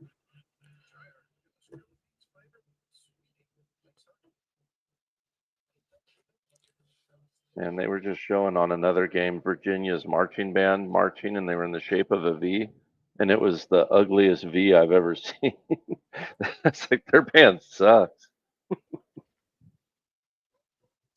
It's too. I was trying to. Yeah, Kent State -5 rushing yards. That's going to be a theme tonight. There you go. We'll take it. I might not even flip my hat around. That's my superstition. I when the Vols are on defense, I'll put my hat backwards, and offense, I'll put it forward. It's kind of what I do on the field too. So, you know what's funny is I haven't done that. Not to flip it all the time, but I haven't done anything like that this year. I'm very superstitious. Like I'll change something if something's not working. I ain't do that this year. Yeah, we've been on cruise control, and I think we're going to remain there. There you go.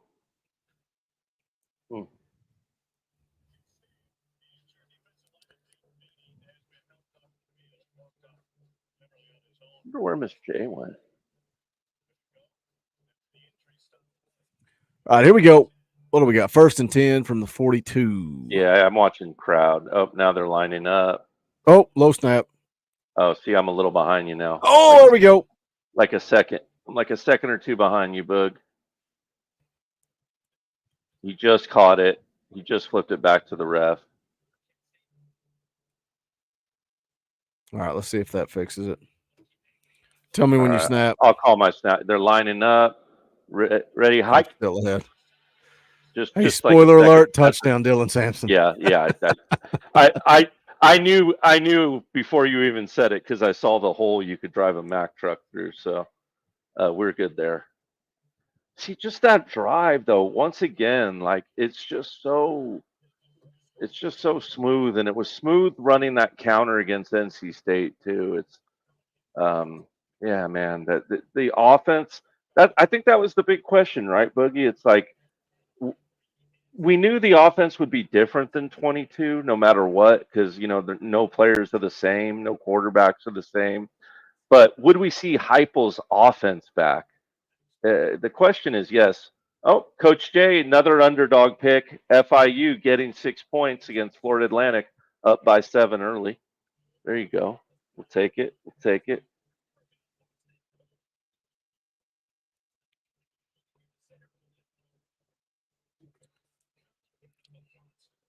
Low snap and there's no panic. Yeah, just calm, right? Squirrel drops a pass. Doesn't No matter. panic. Yep. Just go back to work, man. Be calm. Like I said, like we joked about, Nico was pissed last week. You ever seen a quarterback look like that when he's pissed off, just madder No. than a hornet? Like he just looks so chill still, When you're right? So, yeah. yeah. So that's man, I love that. I love it. Love it, love it, love D-Stamp, it. 2 carries, 35 yards. That'll do. That's How all we long want. you play him tonight? How long you play? Knowing that Cam Seldon's out, how long do you play D-Samp? It went till I'm up. Once I go up 21, he's gone. If it's me, I'd leave Nico in It's so till funny. 28, and then I'd be It's gone. Then he'd be gone. the hell? It's so funny because it's like your comment the other night about fan service was so spot on. Because there's times I'm like, man, let's put up some freaking PlayStation Yeah, numbers, right? yeah, Let's I go get win a it. Heisman. Mm-hmm. What do you think about DSAMP for Heisman? That was a conversation I had with Kaner on Locked On Balls, and he asked me if maybe DSAMP wasn't getting enough credit. I'm like, how about DSAMP for Heisman?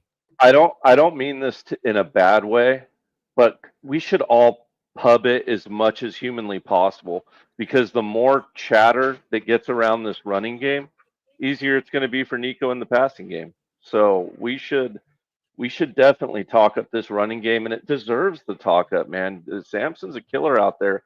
I think he could be a Heisman candidate. And if this offense is truly balanced like it can be, why can't we have 2 Heisman candidates in Now we're true talking college PlayStation. football?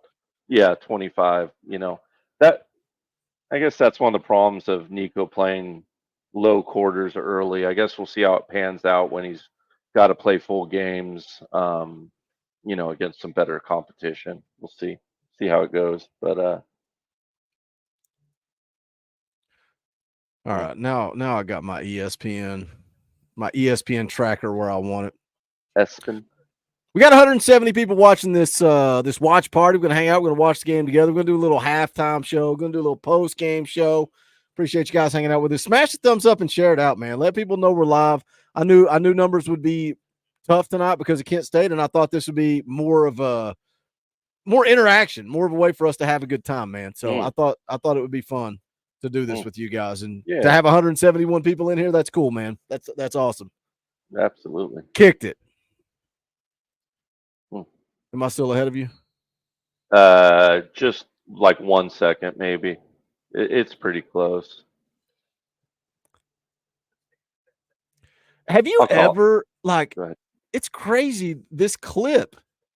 I've been playing this clip on intros forever. When he said it, I don't remember what game it was last year, but now everybody's making it a big deal. It's like it's the exact same thing It's the same that he said last year. Clip. Yeah. Same dang clip. It's crazy that it's getting so much run now versus I loved it the first time around. Mm-hmm. Yeah, you. All right, who we got out there? We got all right, and who's at linebacker? Snap. Oh my gosh, I'm still way ahead of you. Still Peely and Carter. Peely and Carter, and Carter looked great. Front side squeezed him inside to Peely tracking backside as the tackles pulled through. Great stuff, man. There's just some Tim Banks numbers. 4th best scoring defense in the country 2 weeks in. We'll take it. I love it. He's gone, man. He's gone. Yeah, probably is. All right. Offensive line's not even in a stance yet. Standing up. Just grabbing the ball now. We're going down. Grabbing the ball and motion hike. All right, we're pretty close right there. Okay, cool. Nice. Who was that? McCoy? Yep. McCoy. Beautiful. Man, he is so good in coverage. He's a beast. Like that right there, that's probably not going in the stat book as a PBU, but that's a PBU. Yeah, oh, heck yeah, it is. Let's see it again. See if he got his hand on the ball. Oh, got a hit on the quarterback there. Yeah, I thought he did. Might have. I'll tell you what, if that guy would have caught it, Arian Carter was about to catch a case. 3rd and 10. Here we go. Looking for another 3 and out. Pearson Joseph's in on the edges. Yep. Yep. Omar Pearson Norman Joseph on Lott, the and I edges. can't tell who's on the inside with Norman Lott. Oh, hey, ball. Oh! Go, go. James Pierce. Ball. Ball! Is that touchdown Somebody's or safety? got it. Touchdown or safety? Tell Touchdown me or safety? Omar Norman Lott has that football. Touchdown or Tell me safety? Omar Norman Lott has that football. Oh, let's go, Big Orange. They can't decide what to do. Did you see what happened, babe? All right. What's your final score prediction? Yeah.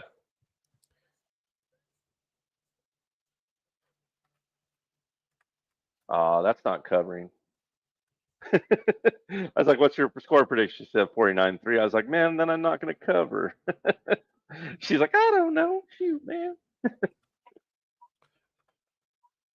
Look at those All right, flowing I'll locks as give that you a little quarterback volume. chases it down. Oh, Boo Carter almost jumped on that thing. Oh, shoot. So was it a touchdown? I never saw the Safety. call. They called a safety. Can you cool.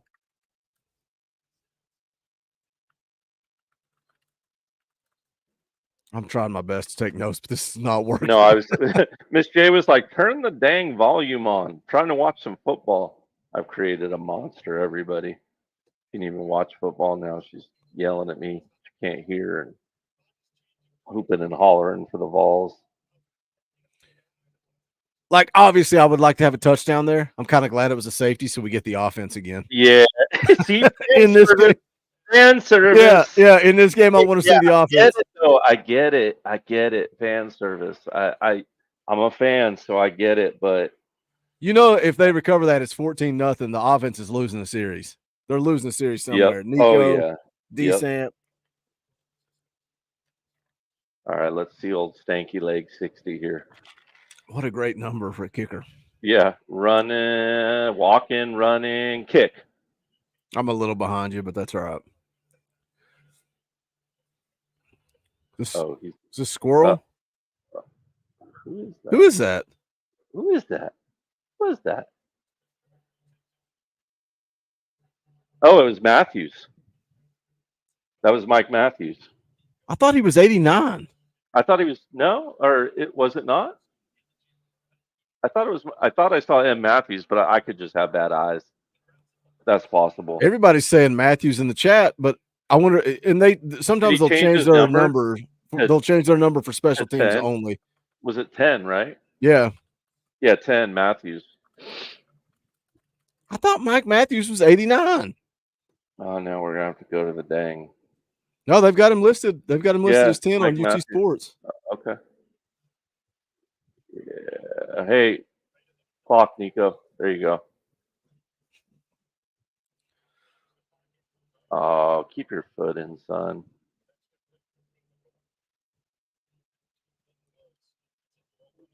Yeah, Matthews did look fast. He did look fast on that. Yeah, that he is kickoff fast. return. 80% completion rated.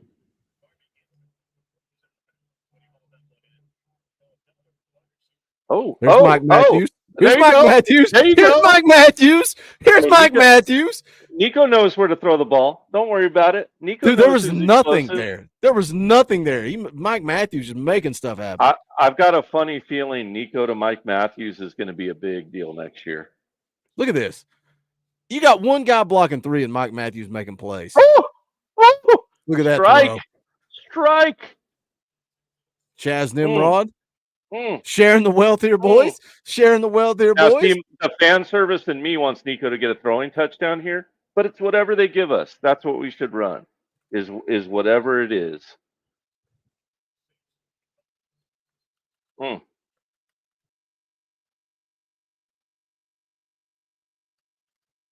D-Samp.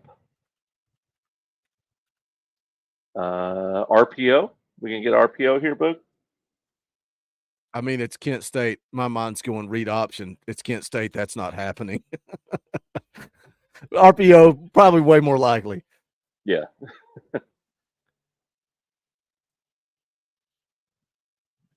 Just a straight give. Nothing.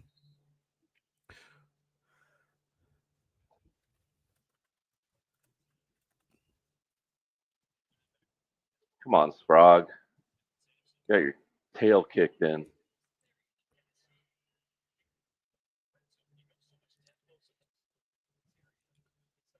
Run it. Ooh. Yeah, take it. Oh, He's on the one. Go for it. Just go for it. I don't care who it is. Miss J's talking smack here. And it was the defender's foot, I think. It was close, though. So offensive line yelling at the crowd to shut up. Yep. Yeah. Shut up. Is that Campbell? Is Keith in?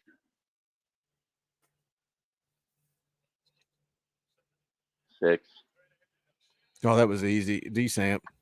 There's 2 touchdowns. What's that? 7 touchdowns? Yeah, 7 touchdowns through 9, not even 9 quarters. Yeah, I didn't like the way Lampley looked on that goal line series, though. Him and Sprague both got blown up twice. But you know what? Once again, it's hard to get up. You know what I mean? For Kent State, I get that. I understand. I get it.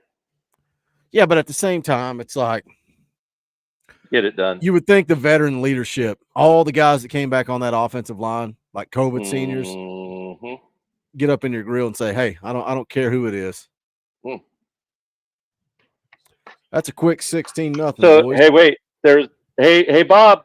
There's your Bob's cover. on top. What was it? 14 and a half. I looked in the chat right as what was it? 14 and a half for the first quarter, I think. Yep. Just got to play a little defense, Bob. Just got to play a little D, and then you'll be all right. Nugs is afraid we're going to run out of fireworks. Matt Falk says, how many shovel passes we run tonight? Fireworks, Nugs. I'm going to say no shovel passes. Z-Flex Matthews looking like a stud. Stevie J, Nico, and Samson trying to get pulled after the first quarter. Yeah, they want to go take a shower and go home. Yeah, they got stuff to do. They got something about them orange britches for sure. Looking fancy.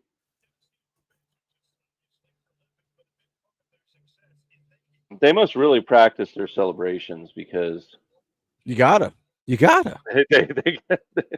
gotta have a lot of them. Hold on, what was that? Oh my gosh, Kent State, because of that freaking snap, negative 21 total yards. Good God. Put on more steam, boys. More steam. Dude, I loved seeing that negative 51 rushing yards last week. I think it was in the second quarter, but still. All right, so we got Perry coming out.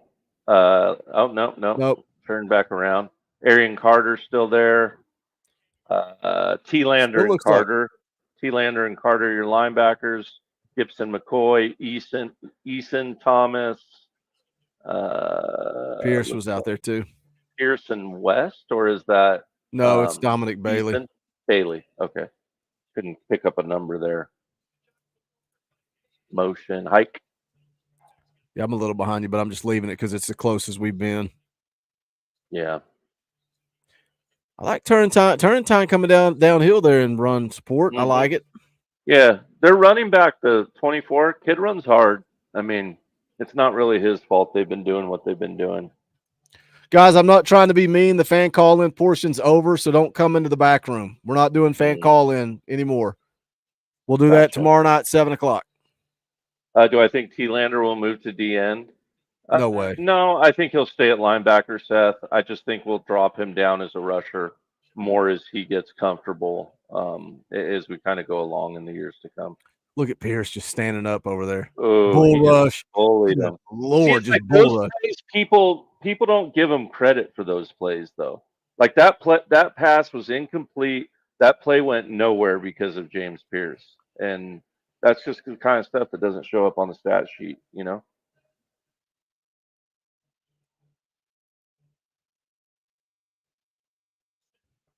The third down here. Can we get 3 straight 3 and outs?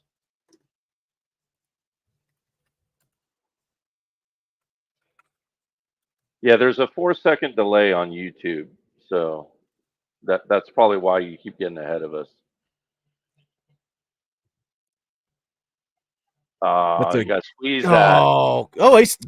Dude, he, the makeup speed there. That's the difference. More size, more speed, more athleticism.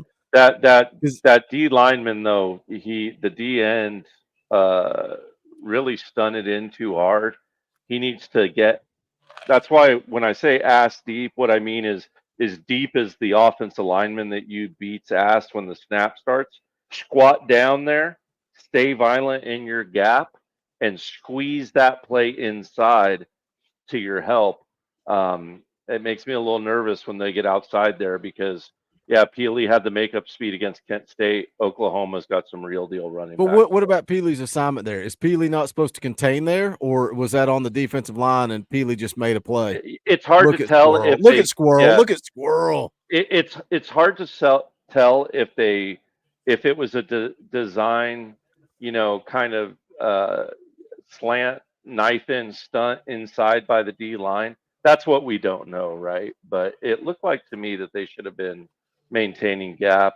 I guess we'll swing back around to it on the rewatch once I'm able to kind of slow it down and watch it again. I'll know what the deal is.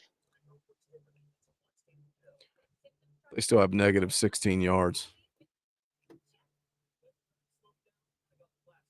See, this is what I do. This is just an inside look. If I'm by myself, like I go immediately. I go to play by play, and then I go and I go.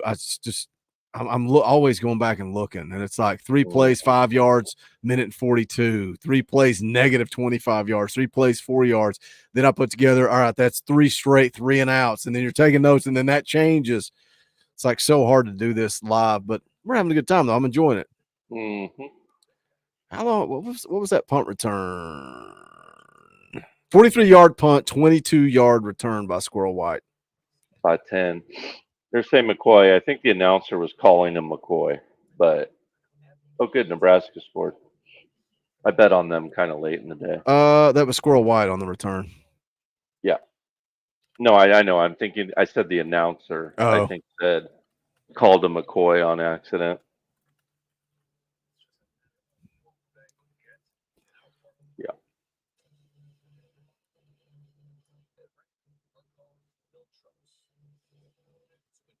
You know what, Miss J? I miss the pom-poms. He usually has pom-poms, but I have that little kitten, and you can't have stuff like that around him. He will tear it to How does the fat cat handle the little one? Do they leave each other alone?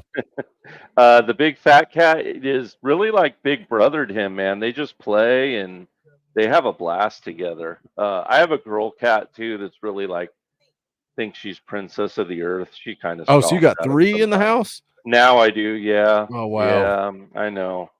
I'm like a cat sanctuary all of a sudden.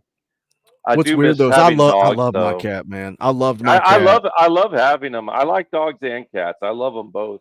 I had a Great Dane that, man, it was just one of those dogs that are like the best dogs ever type dogs. That dog was awesome, man. I miss that guy.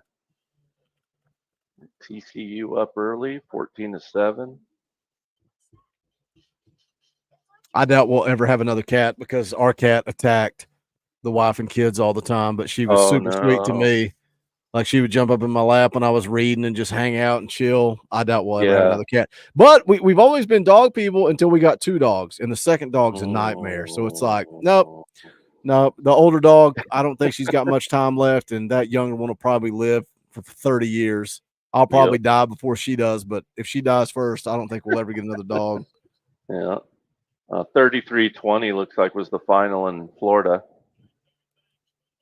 So that seat's getting hotter, huh? Uh-oh. There's your answer, Larry Johnson in there at left tackle. Oh, shoot. Larry Johnson.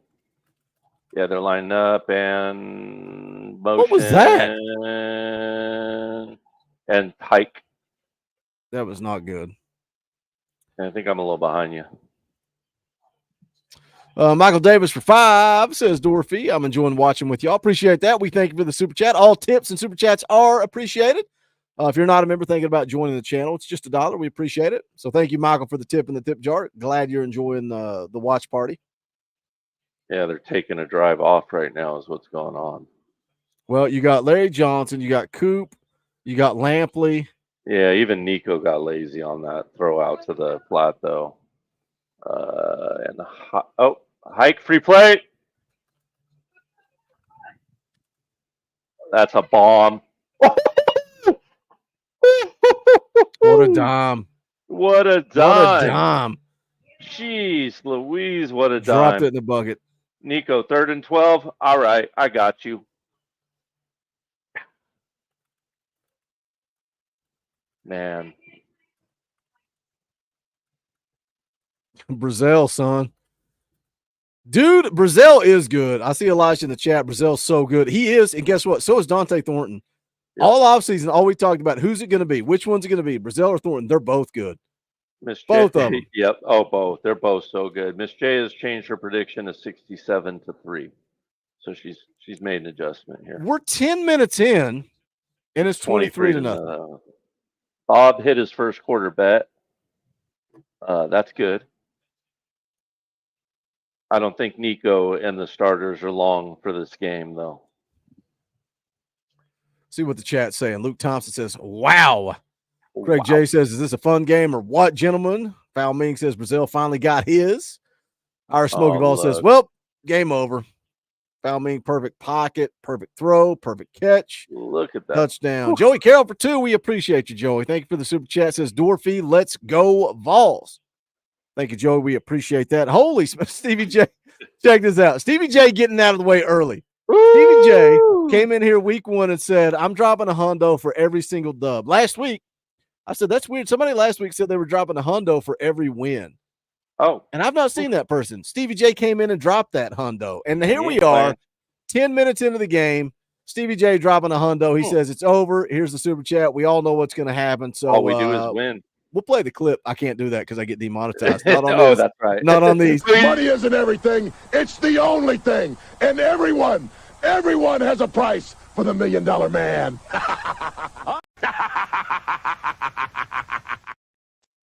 Stevie J for a hundo says going to go ahead and send you this for the win. Go Vols. That tells me Stevie J is going to have some drinks and Stevie J is going to be asleep by halftime. We appreciate you, man.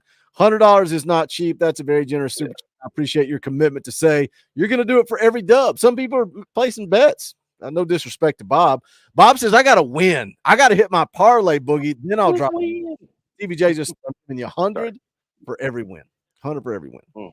Appreciate you, brother. So let's throw some darts. So out of 10 passes like that, how many has Milton hit? 4? I was going to say 50%, and that's probably generous. That's probably generous.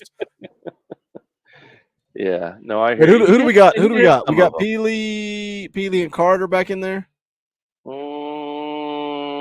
I see T-Lander. I see Deuce.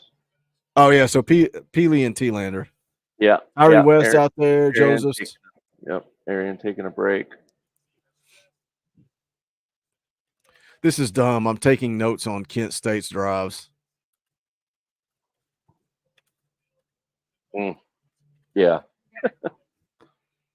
All I'm worried about is the day after video. I'll have time to do the rewatch. Actually, I won't. I'm going over to a buddy's house, play golf simulator tomorrow. It's our regular golf group. Once, which it's not cold yet, but we get to a certain point when football starts, we stop playing golf. He put a full-on golf simulator in his basement with the projector and everything. Cool. So he's got like he used to just have it on his laptop, and you would hit and look over. He's got the projector, the net, everything. Oh, man. So we're going to go over there and play some golf tomorrow, but I'll get that day after video out. I'll be ready to go for the fan call-in show.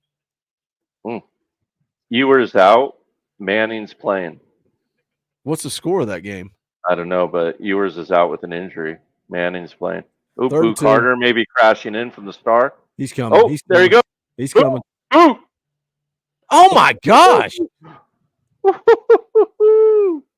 They're center. Good Lord, have mercy. He's scared, bro. Look at what happened in the NC State game. They were jittery. I'm telling you, teams are jittery. They're jittery. Look at Norman Lott, so fast, and 10. Even 10 is just big and fast. And oof. Look how fast Boo was too, man.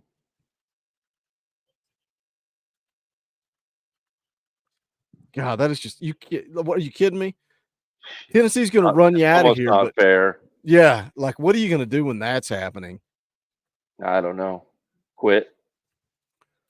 I don't know what you're going to do. Oh, careful! Don't rough the punter. Dude, I love the way they come in and freaking just lay the hammer. That was a scary catch. Yeah, and that was McCoy too. Was it? See, that scares the bejesus out of me. What's this flag about? It's against Tennessee, whatever it is. Good, because I want them to back them up and see the offense more. Yeah.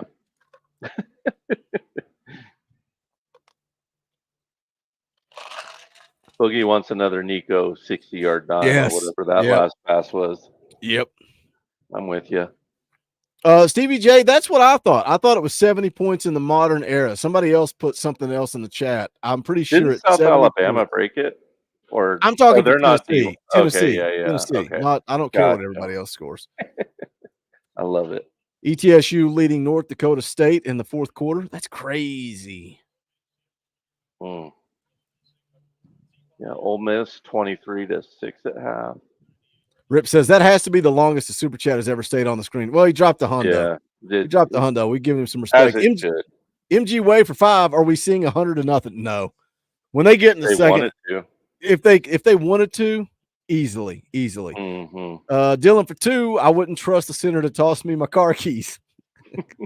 Dude, that's rough. That's rough. When you're outclassed and you can't handle the exchange, you got a problem. Bob may have a problem. Is it overall score for that parlay or per quarter score? Like, does Tennessee have to oh my gosh, the Sean Bishop house call? Make one man miss, cut back? I looked to my right for 1 second Lord and have missed mercy. the whole This play. is embarrassing. This is embarrassing. I missed I'm what going happened. to Twitter right now, and I'm going to tweet out. This is embarrassing. Play the play again. I didn't get to see it. It looked like a 22-year-old athlete on the field with a bunch of 3-year-olds. Like, just embarrassing. The regular run play? Yes. Okay, yeah. I looked to my right for 1 second, and then he was in the end zone. Watch how he turns the safety around. Safety had no chance. No chance. If they go to commercial, I'll rewind it and watch it and fast forward. But yeah, there you go. Laycock. I'd like to see Nathan get some time today too. Oh, here we go. Watch Here's him that turn everybody tackle around. pulling, and now the right side's going to down block or kick up. Let's see. Oh no, they kicked up a little. Watch Big that's Dane just Davis. a little Just get different. piece.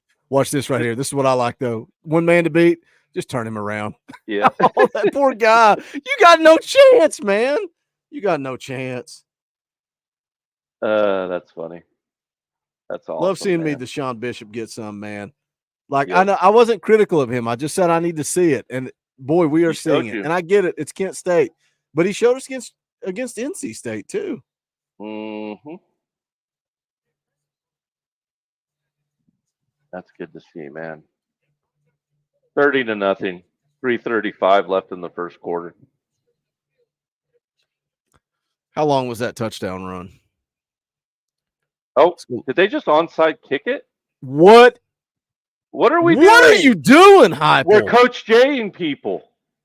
You know. Oh, now, my word. It's 30 now they got to prepare for it. Oklahoma's got to prepare Coach for it.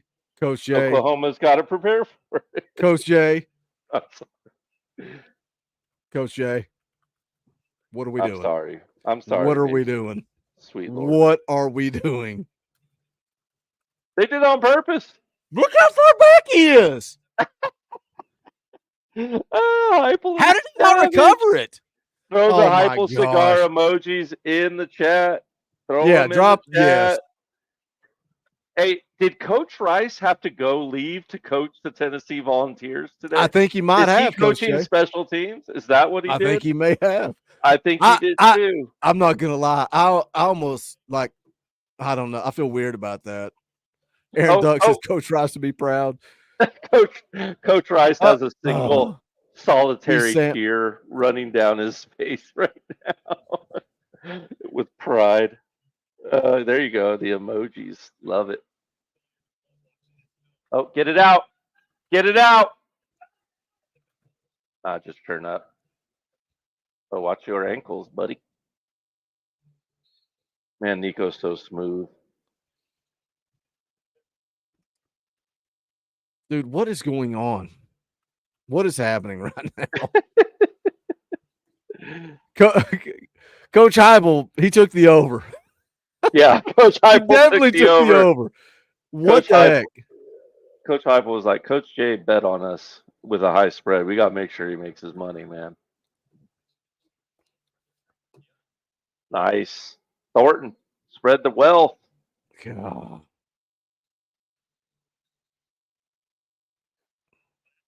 This is sad. We are making a statement, Miss J. That is very apt. Oh, little stack here.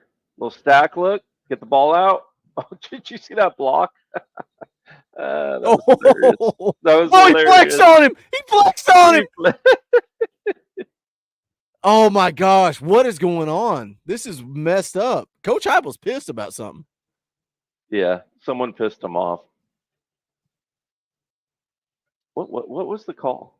I don't have enough volume. His microphone cut out. You couldn't even hear it. I have no idea what the call was. No, it was Chris Brazil. Brazil pancaked that dude and then double bicep flexed on him. He showed him the weight room. It's 30-0 in the first quarter. And Brazil's flexing on dudes. Holding. Goodness gracious, what is going on? I think the refs are like, we better start throwing some flags here because this thing's getting out of ugly. This thing's getting a little bit out of hand here. Falming says Kent State quitting at halftime. I think you have to decide that before the game. I don't think you can decide on the running clock at halftime. Stevie, I'm talking about the modern era, not all time. I'm talking about the modern era. 70 points. Oh yeah, who was that? Was that Lampley or Davis? Lampley at left guard. Yeah, he has not looked well today. He has not looked well at all. He's getting in Coach J's negative column.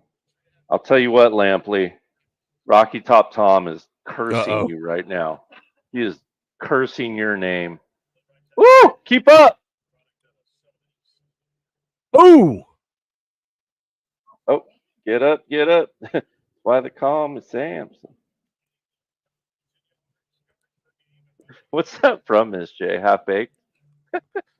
It was first and 20, and now it's just like 2nd and 7, just real quick. Yeah, no big deal. This is ridiculous, man. Brazil again. Like you and said, that's my point. share Last the wealth. year, it would kill drives when that happened. It would 100% kill drives when we had any penalty last year. It would just kill the tempo, the rhythm, everything. I had started writing it down at one point. I wish I saved my notes from last year because I would write down penalty ? And then I'd write down drive killed. And it was, I swear there was maybe 1 or 2 times that I didn't, write that down, that it killed the drive.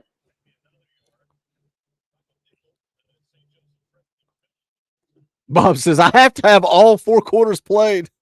Yeah, so the only thing that scares me about Bob's bet is sooner or later they're going to slow down. You would think slow it down. But hey, man, that's when it's time for Navy Schuler to eat. That's when it's time for Merklinger to eat, right? I think we're about to see I want to see a Moore Nathan Laycock quarter. touchdown. I want to see a Mike Matthews touchdown and a Braylon Staley. I want nothing more than to text Brian Staley and say, be a proud papa. There we go. It's 37-0. Papa. Hype should just put up, keep the starters in and just put up 200 points just to do it. That'd be funny. I'd find it amusing.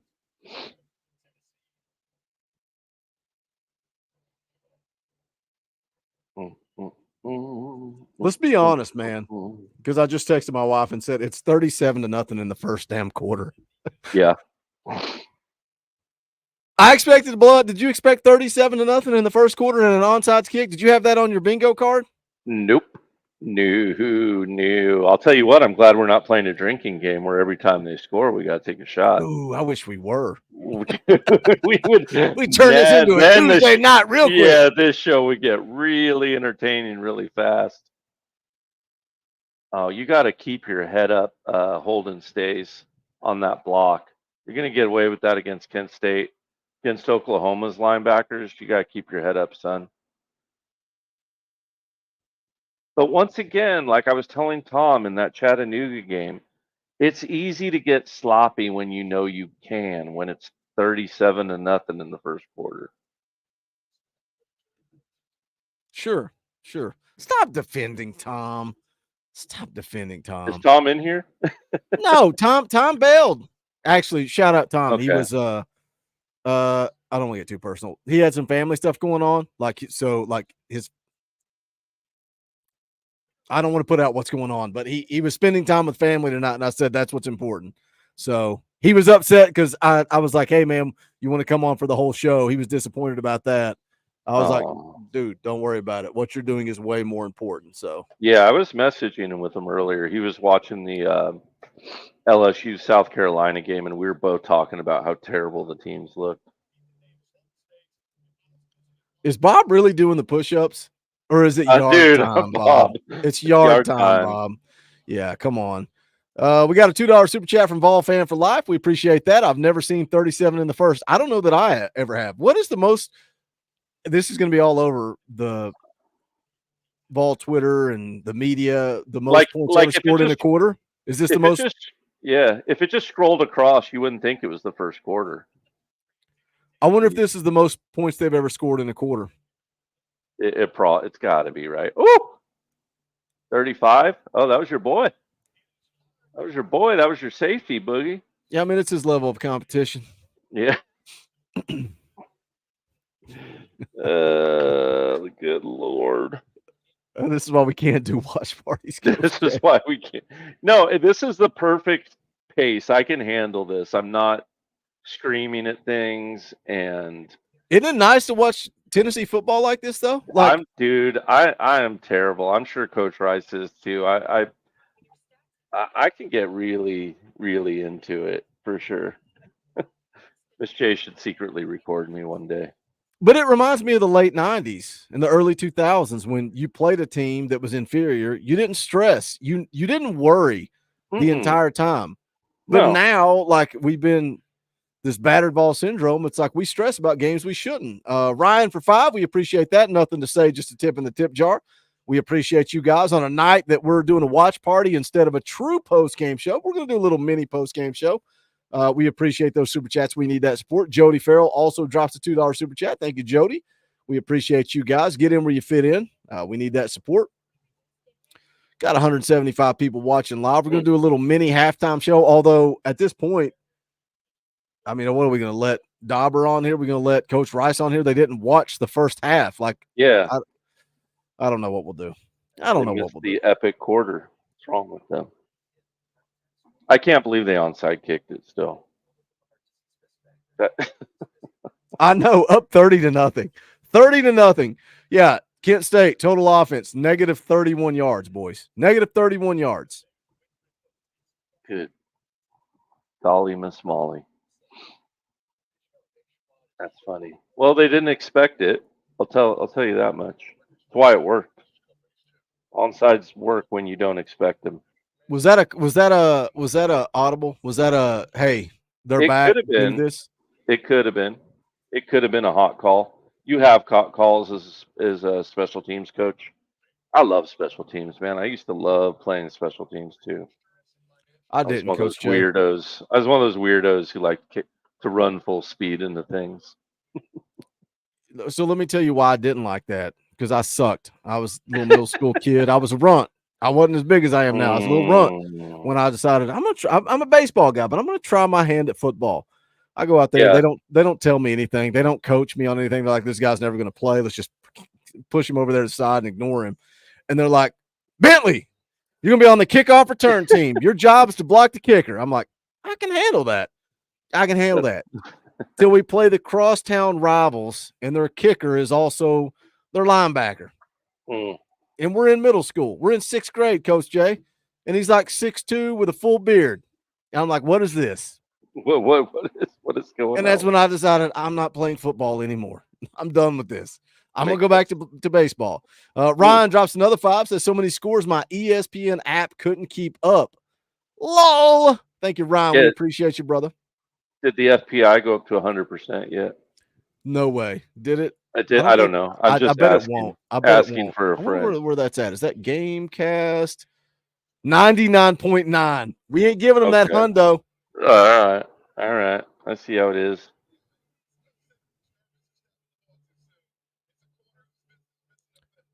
It was at 99. It's showing 99.9. Oh, that's at the end of the first quarter.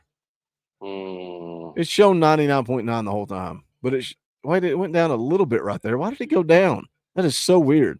It's odd. Because they have the ball, maybe? I don't know. Oh, James Pierce. Ooh.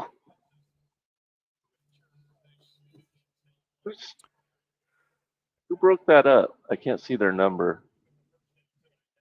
Turn I couldn't around. either. It looked like 6. Yeah. It I'm did gonna have to look pull like. up the roster because I know it's going to be that type of knot. Oh yeah, I should have done that myself. It was 6. Is that Jalen McMurray? Jalen McMurray. Yeah, I was about to say it's McMurray. Who do we got at linebacker? Is it still Keenan Peely? Peely and I can't see the other number. I wonder if it's Jalen Smith. It could be. Yep, 39 is Jalen Smith, and he was coming off the edge. Yep, that's punt team. Man, that defense is looking scary. Bobby J. Heibel for 10. Go Vols. This is in honor of my boy's 3rd birthday party today. He loves the Vols and sings Rocky Top with both lungs. Ha ha, GBO. Thank you, Bobby J. Heibel, and also happy birthday to the little one. Appreciate the super chat. Seth the Native for 2 says, throw the towel. Throw the damn towel. That's right. Throw the Dauber! Hey, Dauber. what's up, fellas? Were you listening on the radio when they kicked an onside kick up 30-0? So we got in the car and left the tournament, and 20-minute drive from the ball field to the house, and we scored 21 points. I was like, dude, it's 30-0. 30 And Heibel kicks an onside kick. I mean, hey, put it on tape. Give them something to think about. Yeah, that's what I said. Exactly Listen, what I said. From what I've listened to, and they just showed the replay. Strike. Oh man, you know that ball to Brazil right Look there. at this deep one. Look at this deep one. If you didn't see it, Dauber. That Dauber, you may have to pause because we've been pausing to make sure we're on the same page. Okay. We're in the huddle right now. Nico just licked his fingertips. Okay. Yeah. I mean that's Okay. on the line right now. No, I'm not Coach there Jay, yet. stay when the snap happens. What? No, he just broke the huddle. He just That's me too. clapped. Me too. Okay, lining up, trips to the bottom of the screen, set, motion, hike. Yeah, we're on the same page. Okay. Just run that, Nico. Just turn up. Oh, no, he saw someone. Oh, see, he got stubborn there. You can't do that against better teams. Right. That's the tough thing about having so much arm talent sometimes. Go pick up 3 to 5 and he could second just pick up 6 yards and step out. Yeah, exactly. So from everything that I heard on the radio, Bishop, big gain, good cut, the dime to Brazil. He thought there was a blitz and he thought he got through, so he tried to dump it early, and I think they ended up picking him up. Let's see. Sampson's got what? Bishop's touchdown was nice, man. Yeah, that's what they said. Kessling was going crazy. He's like, what a cut! What a cut! 53 yards and turned the safety around, made him look like an idiot. So, hey. See the laugh? That's funny.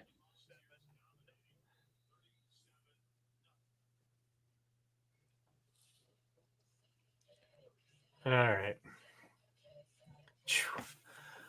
What a day, fellas. What a day. Dylan says Nico's playing too fast.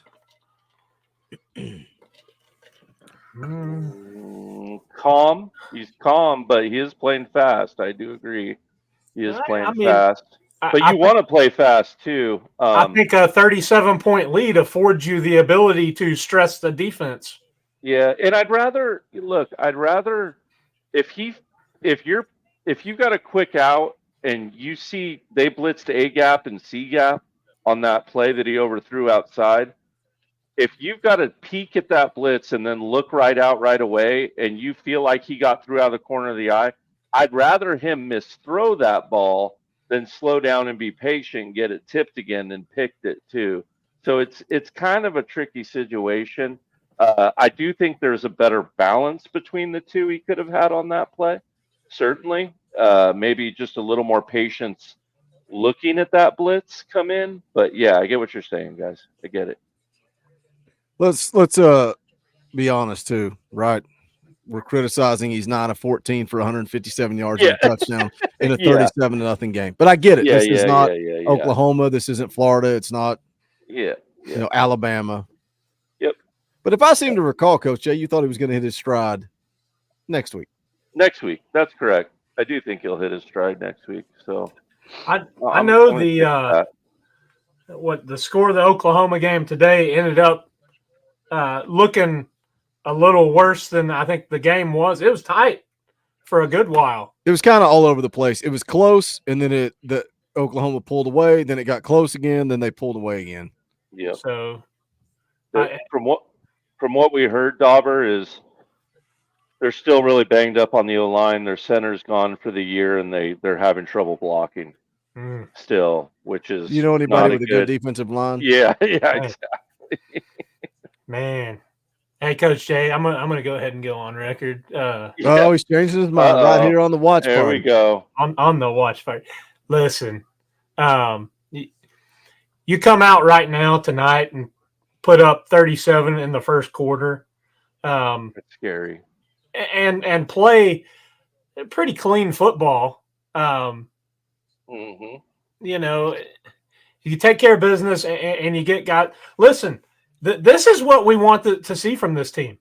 Come in, take it to them. God makes something happen. Get up. That's all right. That's fine. You did the right thing. Get what you can. Get what you can. Don't got to be perfect.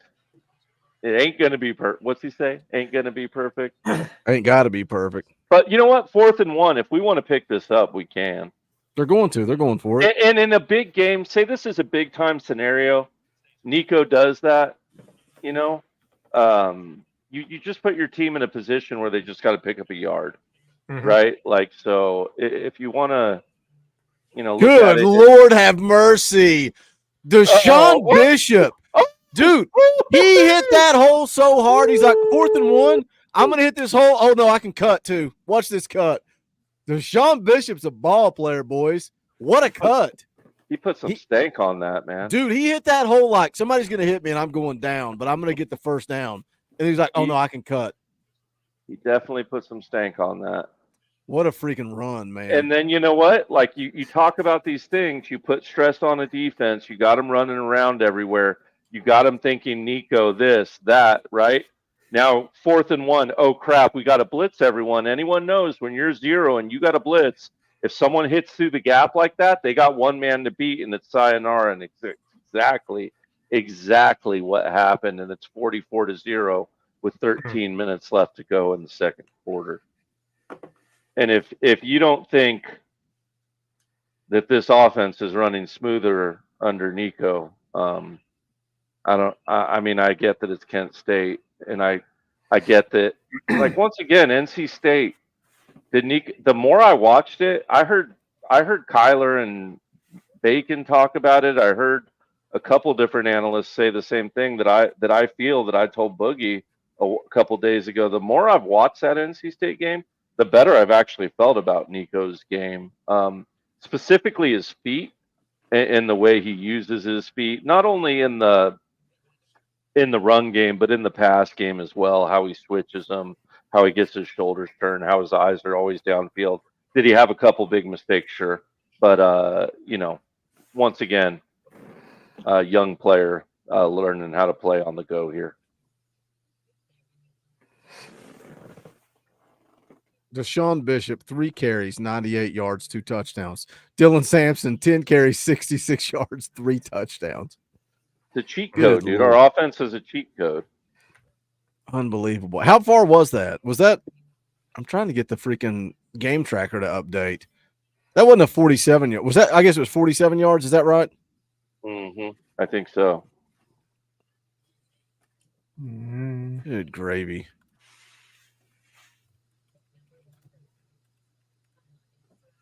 Yeah, I get that Kentucky's up by 3, chat, but it's also Kentucky. Won't they find a way to choke? They're gonna fold. They're gonna fold. Yeah, I hope not. I hope they beat them. That'd be hilarious. How much time's left in the second quarter? Anybody in the chat? Johnny Freeze says the spread is now 78.5. We're gonna score 80, Coach Jay. We're gonna score 80. We very well could if they want to. Like I said, if they want to, we will.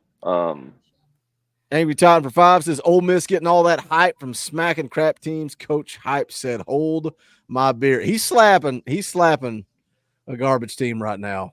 He's slapping a trash team, and I almost feel bad about it. You notice who's not in the chat right now? Retro. He's over there. He's over there shaking in his little boots, watching the Wildcats run wild all over Georgia. We got 13 minutes to go in the second quarter. Tennessee has outgained Kent State 339 to -22. Sure. This is PlayStation. PlayStation. Dude, this can we score 100? I mean, come on. Let's go score 100. Let's do it. We got 44 points in 17 minutes. Guns out, guns out. What I say. Why didn't we onside kick that? I'm pissed off. Yeah. I'm behind, I think. Did they? Why is he bringing it out? Oh, my Lord.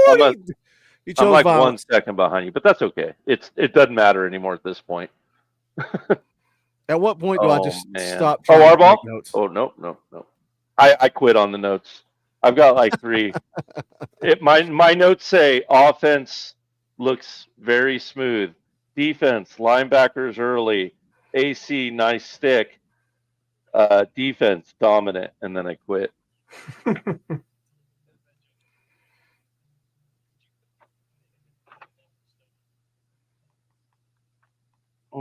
Dauber, do you ever remember in your history of watching college football 37 points scored in the first quarter? No. I don't either, ever. They broke in and said that was a record for the program. It was? Okay. For most points in a quarter. So we're 3 games in. 3 games in. We've broken records in game 1 for passing yards and a half, broke records in game 2. First time ever in the history of the program we scored 50+ in 2 straight weeks. And now here we are scoring 37 in a quarter, program record. That'll be in the day after video. Go ahead and bank on it.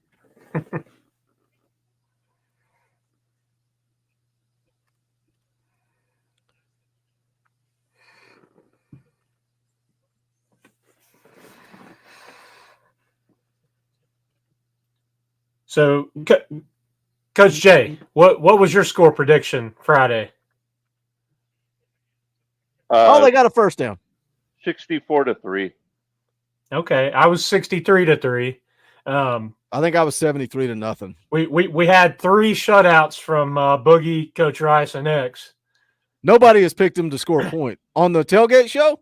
Everybody said 0 for Kent State. I thought that, and granted, listen, there's still a lot of football left, and I fully expect everybody who suited up to be seeing some minutes. So they very well could push something across the board, but I don't know that it's going to be in the next little bit. What do we got at linebacker? We got Arian Carter and who's 13? Spillman. Spillman out there at linebacker.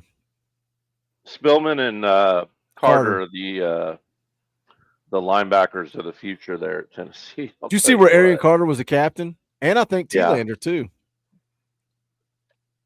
I remember someone was high on Arian Carter when he was in high school. I don't know anybody that's ever been high on guys like Arian Carter and Jordan Ross. Yep, Nico. Arrogant prick. You don't have to tell everybody. Him, but what a jerk. What I love is hearing people talk about Jordan Ross the way that you talked about him like 6 months later. That's what I love hearing. Aaron Duck said that 50-yard line is creeping up, boys. Watch Coach out. Rice's prediction may be in trouble here. Uh-oh. Careful, Coach Rice.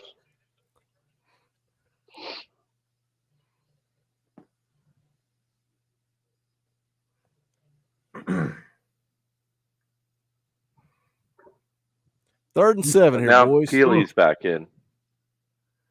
They put Peely back Peely in. and Carter. Who's with them, though? Peely and Carter on a money down. Yeah, Hype's playing serious, man. James on a Pierce down, off they the counted. edge. Oh, my gosh. He tried to get the fumble. Oh, Pierce tried to swat that ball out. Oh, yeah, I'm just a touch behind you guys, but good coverage, though.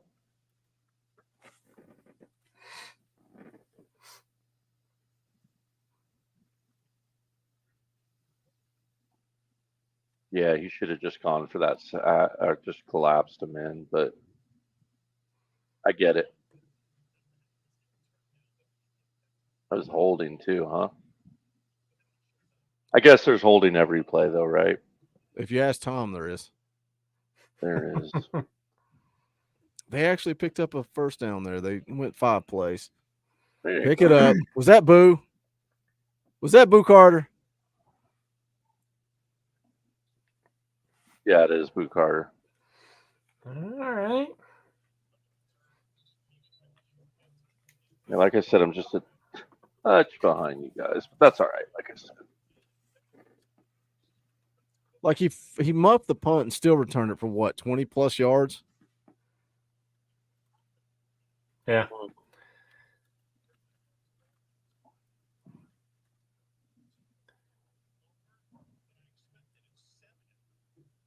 Hype's breaking that record. I wonder if he went into this game Hype's thinking pissed. I'm gonna set that record. Cam Selden. Got a hold right there. I think I'm way ahead again somehow. Oh, yeah, pause it for a second. What are you talking about, Cam Selden? They were in the chat. Oh. What? Who's in on offensive line? Mays, Dane Davis, Coop, Larry Johnson. Yeah, I don't like this whole line combination. I get it though.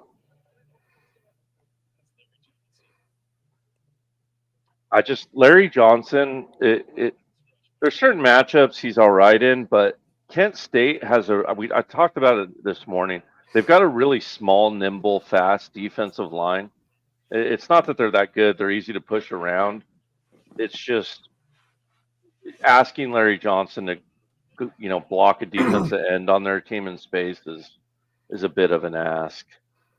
So where are you at, Coach? Nico kept. Just Nico just ran out of bounds. Now you're ahead of me. How are you ahead of me now? I don't know. Okay. I know you guys are arguing in the chat. That was Boo Carter that returned the punt. Cam Selden's out. I'll call the game. it 2nd and 18. They're lining up. I'll call it the snap. And snap. Oh, I know you're ahead of me. Yeah, you're way ahead of me now. You're ahead. Snap and almost a first down. What a run by D-Samp, though. Mm-hmm. I'm going to be way ahead of you now because I can only fast forward 15 seconds at a time. Uh-oh. Yeah. Lining up. Snap. Get rid of it, Nico. Oh, there you go. Just slide. Slide. Got to learn how to slide, buddy. What do you pick up right there? You're not at Warren anymore. All right. Now you got a Kent State guy laying on the field is where I'm at. Yeah, they're tired. Yeah. I just saw what you were talking about right there. Okay. I've got to stop taking notes. This is stupid. It's freaking. Okay. All right. Now they're giving the guy water. All right. Now the guy's patting him on the chest. All right. Keep faking it, bro. Good job. I don't know. Hey, man, I need Nebraska to step it up a little here. They're up 21-3. If Nebraska covers the 30 points, Coach Jay wins $900. Because I've got him in a crazy parlay right now, and it looks like Tennessee's going to cover, and I believe Miami's covering. So Hurd had an ankle injury. If they were playing Oklahoma tonight, he would be playing, but they're playing Kent State, so he set out to get ready for Oklahoma. I had to completely close my YouTube TV because freaking Coach Jay making me fast forward and rewind so much. Hey, listen, West Coast TV. This is the type of game you are afforded the luxury of sitting people to rest. And you know, we talked about it Wednesday. In previous seasons with other coaching regimes, these were games that were, you know, still a dogfight until late in the second half, into the fourth quarter. We should be getting every person that dresses out tonight into this ball game. Maybe time for two says, why do y'all think our star players are still in? Because I think Heupel wants to break the record. I truly believe that. I think we got that this week. Heupel's got that, as Coach Jay said Friday morning, that fire in his eyes. There's something. Coach, I almost said Coach Jay. Coach Heupel has something to prove, and you're seeing it, man. He's got that chip on his shoulder. I truly believe they're in because he wants to break the scoring record. I truly think that. I also think you can't play or coach scared, and you are still talking about a young quarterback making his fourth collegiate start. So, I mean, it's you want to get him out there. You want to get him out there as much as you can, and I don't think we'll see him in the second half. But I hope not. I mean, I love Nico. I want him to get run, but yeah, I hope not. Yeah. What's he got right now? 9 of 14, 157 yards and a touchdown. That's not good enough. Doing what he needs to. Now watch it. After a game like that, though. Well, you know, Nico only threw for 154 yards. Yeah, Dude, I like that Deshaun Bishop line. Three for 98. Come on. 3 for 98, 2 touchdowns. I like that. Get out of here.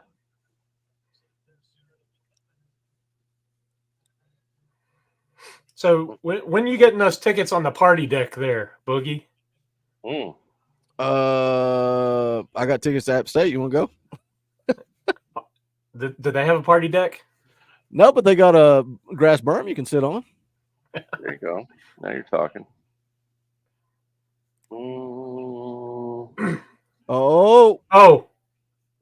I just I had to rush that, man. No, see, I'm behind again somehow. Because I had to reset YouTube TV because I was pausing backwards, forwards. Oh, there you go. Nice pass. Yeah, see, I'm not. What the heck was they're that? just lining up and getting ready to snap. Yeah. See, I'll tell you what's coming, then you can tell me what actually happened. I don't know what the hell he was doing on that play, to be honest with you. He thought it was funny, though. He's laughing. I'll tell you that much. He thinks it was funny, whatever it was.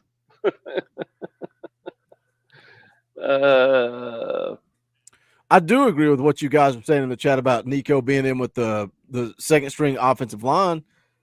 And that that's something me and Kaner talked about, me and Coach Jay talked about. It's like you put Larry Johnson out there. We saw what happened in that Chattanooga game. Nico about got benched for the season.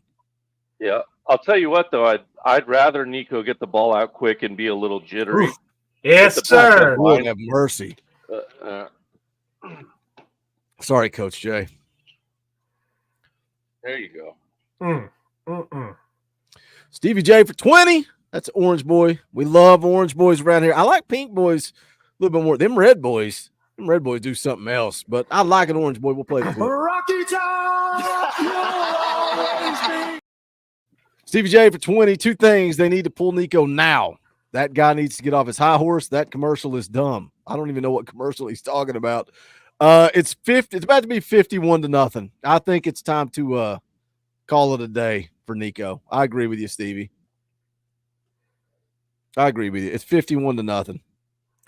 We're on the pace, boys. Dauber, we're on pace. We're on pace for well over a hundo.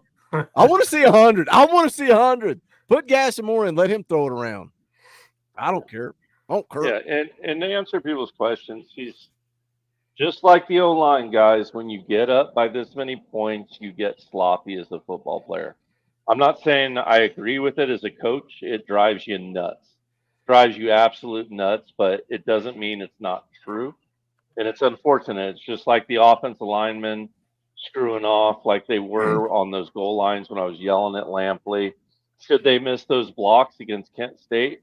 Hell no. Will they because they get sloppy because they're up by 37? 100% they will.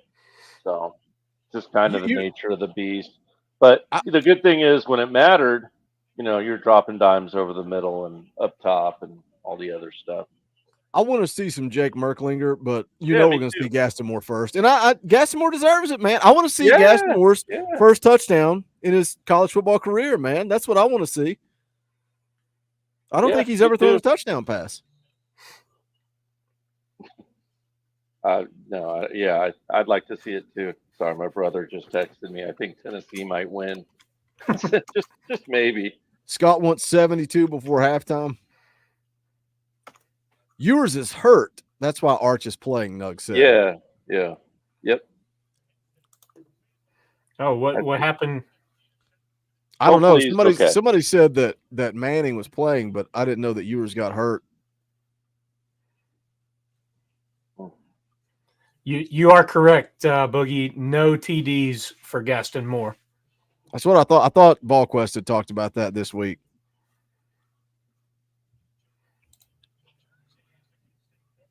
How about a pick six right here? T-Lander.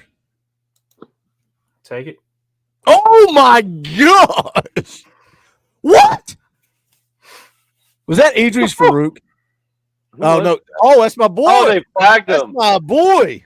Oh, that's not Jacoby good, though. Thomas At least it was laying in the hammer. Is he going to get the boot, though? Was his head up? He's just laughing because he's like, I'm a football player making a football play. Yeah.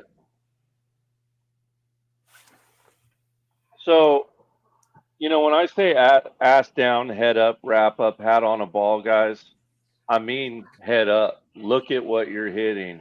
Yes. If you're a young player in the chat. A, you're going to not miss as many tackles.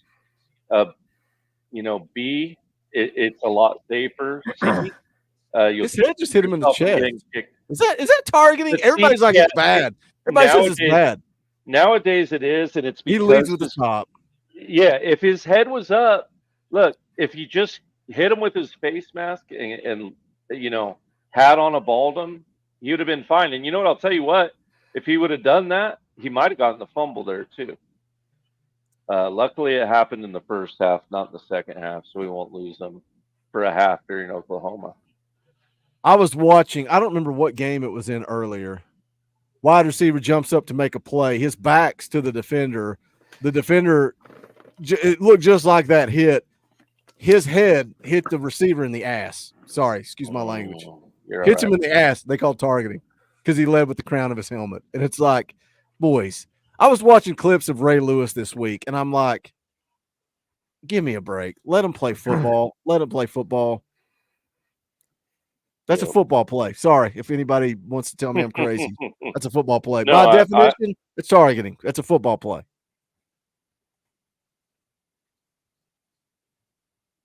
Uh-oh, they're about to cross the 50.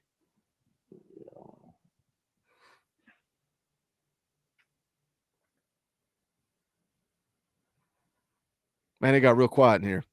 Yeah, sorry about that. No, there it is. Coach Rice is wrong. Oh, yes. Love when I got one in the chamber for Coach Rice.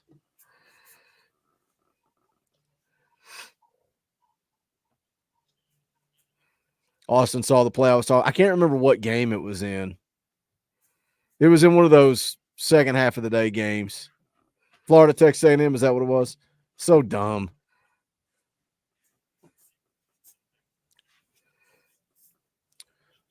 God, I hate that because Jacoby Thomas, man, this is a game that he needed some run. Yeah.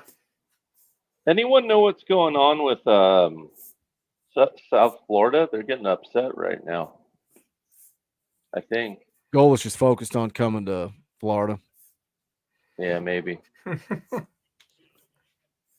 See, once again, back to that earlier comment that I was talking about. Defensive line shouldn't be allowing runs like that, but when you're up 51-0, you're going to do stupid crap because you lose your dang focus. Well, and it's easy to take a snap off. Yeah. Yep. Yep. You're not doing your job. You kind of taking a little breather. You don't go as hard, and that was, we talked about that. Oh. That was James Pierce that batted that down, I think. We've talked about T-Lander. These games. Mm-hmm. These games are hard to get up for players. Yeah, but yeah. For the offense and the starting defense to come out and play so crisp and so clean early on and build up this lead, I mean it. Mm-hmm. I don't know that you can ask for more. I think you put some stuff on that onside kick. That's going to be looming in minds of coaches going forward now. Brazil, that dime to him, it's those little things. The freaking running backs, man. Nice John tackle. Slaughter making a play right there. I love seeing that. It's a nice tackle too.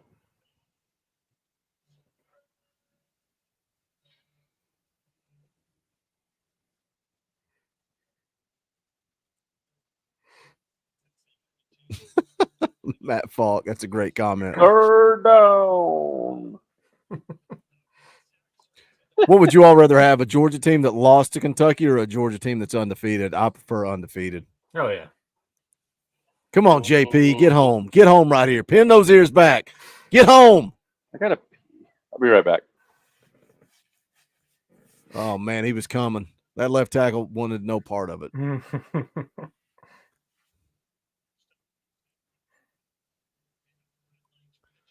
Oh, they gotta have positive yards now, I bet. Let me go back to team stats. 15 total yards.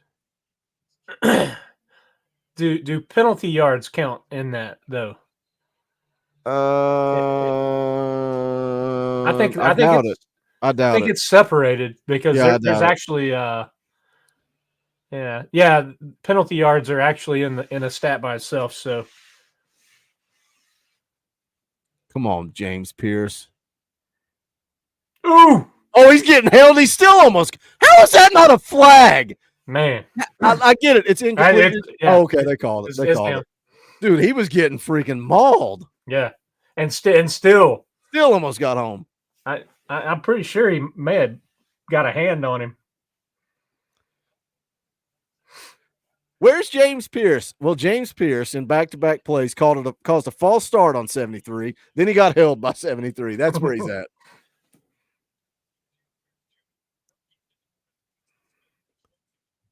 That poor guy. He just has no chance. Caused a rush throw. I mean, if it was got a little bit more gas on it, that's picked. Look at it's not just him, it's Omar Norman Lott's getting in there.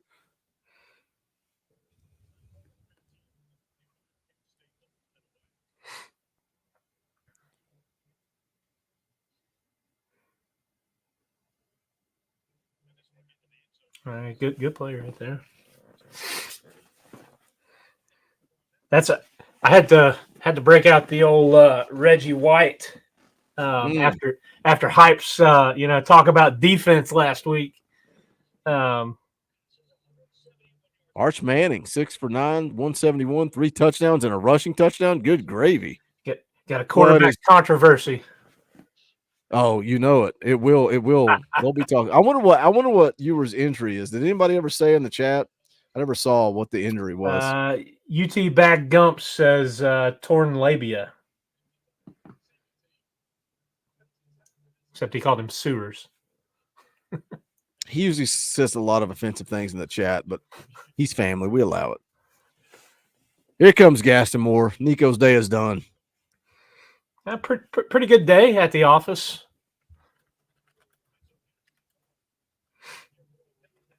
And what I hope to see is Gaston Moore, like you said, getting his first touchdown. But hope his jersey remains clean.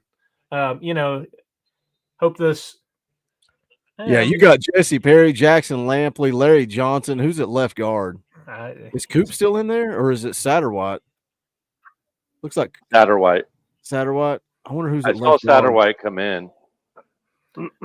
But listen, fellas, though, I mean, you getting run for these guys, and you know that builds for if you've got to throw somebody in there. So that's what these games are for. It does. It is. It totally is. Look! Kent State's got a little fire in them now. They're like, "Come on, boys, let's go!" They got a little pep in their step. Fourth down. Come on, Gaston. That's what they're saying to themselves. That's funny. Mackenzie Milton.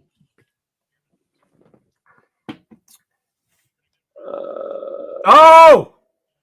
What a throw! What a throw by Gaston Moore. So that was Mackenzie Milton, an analyst for Tennessee.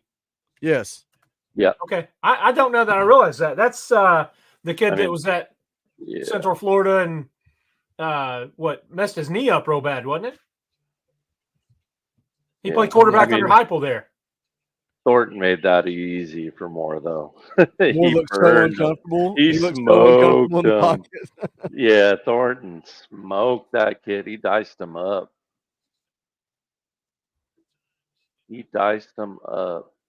Oh my gosh, what a hole. Deshaun Bishop's my dude, man. I love the way this kid runs, man. Yeah, you I can't love arm him. tackle him. Jody Fatu says Gaston for Heisman. Place your votes now. Back up Heisman. Let's get Coach Jay said let's get two. Gaston Moore and Deshaun Bishop for Heisman. A little play action middle. There it is. Baby. Let's go. Is that Kitzelman? Yes, sir. Let's go. Gaston Moore getting that touchdown. Dude, you love to see it. Is that the same play call that Nico threw it to him against NC State? It looked very It similar. looked exactly like it, very right? I thought similar. it was the same play. Breaking up that That was steam. the same play. Hey, I love the wrinkles we're seeing with the tight ends. Oh yeah, me too. Me too. Putting a little bit more on tape that they got to defend. Mm-hmm.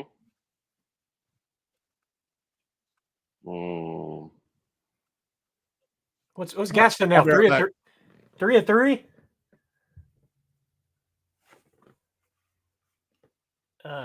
Let's see. Yeah, see, once again, that goes to it though, right? Because like we were saying, Dauber, Gaston's not looking at it like I'm up 51-0. Gaston's looking at it like I'm fresh. This is my chance. Yeah. This is my chance. I'm going in there. I need to be on point. You know what I mean? Yeah. Yeah. It's so much of football is psyche, guys. It's why momentum counts for so much. It's why belief is such a dangerous thing. Like when a team really believes in themselves, it's a dangerous thing in football. Psyche's just so dang important in this sport. You gotta have the right mentality and be mentally prepared. And you can see why a team gets unmentally prepared when it's 51-0. And what we wanted to see when that happened is our subs come in sharp, looking good, ready to eat. So that's awesome to see.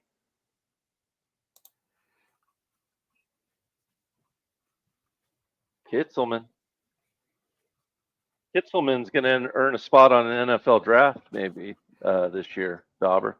Yeah, I mean that's some impressive, couple of games that he's put together, and like I said, Heupel has shown you put a tight end in there with package that, he can get a ball to somebody that is open, and he's going to scheme them open. And the skill set that he brought in when we picked him up was huge. Mm-hmm. Yeah, absolutely. So I think you're a little ahead of me still, but that's all right. Once again, it's 58-0 for Pete's sake. Did you see the score of the ball game? Ooh. But little man here, he had there you go. He had one of his ball games today. There you go. How'd you do?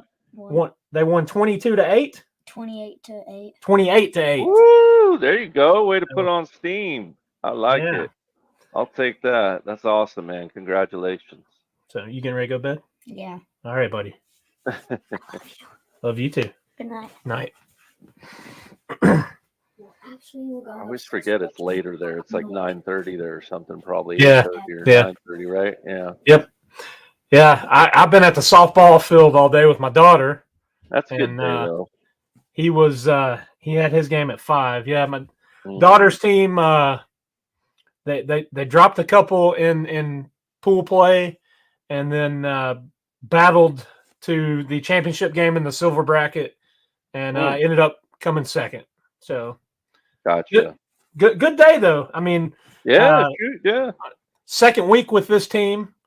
Picked up their first win as a team last week, and There you go. second tournament they made it to the ship. So lots of Nice. stuff to build on.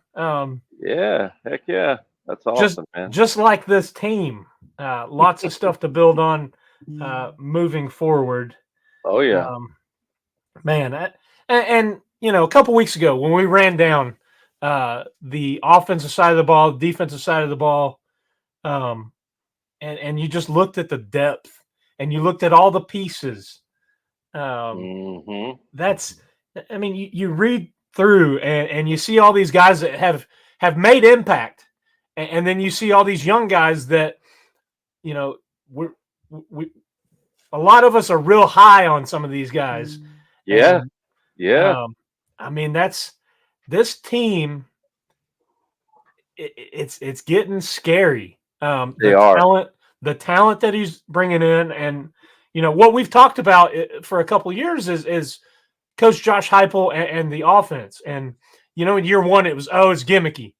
In 2022 with Hooker, it's you know, it's still gimmicky, and SEC will figure it out. And you know, can Heupel recruit? What about defense? And it was all these doubters. And man, I think you're seeing something really special cooking in Knoxville. Oh, I agree. I couldn't agree more. No, they're deep and dangerous and all that kind of stuff, man. They're looking scary. Oh, good. South Florida got on their game. Coach Jay can get Nebraska to cover. He'll really have a good day. It's so hard for me to do a gambling segment though, Boogie, because it's like I go into a weekend. It was awful this week. Yeah, I go into it with like, you know, I go into it with things I like, but I also adjust the day of. You know what I mean? Gut feeling. Like, yeah, there's like 6 things like I like, and then in the morning I kind of like, you know what I mean? There's maybe 6 other things I'm looking at but I haven't decided on. And then that day of, you know, I'll dial it kind of all in. I guess I got to get better at doing that Thursday night. Well, the problem is we both forgot this week. Yeah, that right too. as we're going That live, we were too. both That remembered. It's too. like that was a problem. That too. Yeah, that is People like that segment though, man. It's getting a lot of engagement in the comments. People like it. I like it. It's something different. We just got to get dialed in. What would be good is if you had your picks Thursday night and you text them to me before you go to bed Thursday night. That way Friday morning, I could kind of have everything ready for the show. Dylan Edom drops a $2 super chat. Says Nico better buy Jackson Ross dinner or something. Y'all see the Instagram post from him where he's like, been pretty slow at the office. Jackson. That's funny. Oh, somebody playing downhill. Steakhouse? Oh, Arian Carter. Oh, imagine that. Arian Carter playing downhill. John Slaughter out there. Man, that's nasty, Arian. Oh, did he call a timeout? that gave Heupel just called a Daniel timeout. Tingley's. Did he really? Yes. Did it? He did. Yes. Oh my gosh! Next thing you know, he's going to run like a double reverse pass. he just starts going for it on all 4th downs, not punting, always going for 2. Like Coach Rice. Like Coach Rice. Yeah. Yes. Oh, that was the first thing. That's why that he came up can't in the be here, chat. Dauber. Yeah, that's what we said. That's He's why he's not coaching here. tonight. Yeah, he's coaching tonight. That's the problem. Oh. That's hilarious. I'm already making my day after notes. You want to go ahead and record it? Tab number Yeah, one. just Tab number record it one. right now. Hopper wants a hundo. That's tab number one. Who we got back here? Boo. Come on, Boo. Come on, Boo. Come Get on, that. Boo. Get the Come corner. on, Boo. Get it. Come on, Boo. Come on, Boo. Mm. Oh, he steps out. He's juking and jiving, steps out. Nice return. He's so Nice electric, return. though. Was that a 3 and out? Another 3 and out? Yeah. Just once again, man, I don't mean to sound like a stick in the mud, but Jermon Oh, McCoy gosh. and Boo Carter, I don't like them returning punts. We're Well, just yeah. not deep enough in those two positions yet. Squirrel's been great too. Like even from a talent perspective, Squirrel's been good returning punts. Oh yeah, I like seeing Boo out there right there. Not gonna lie. Yeah. You be a fuddy duddy coach. I'll be a fan. Yeah. Yeah, just put like Mike Matthews or Staley back there is all I'm saying. Like I think they'd both be good too. Gaston Moore with a little keep. Showing a little wiggle.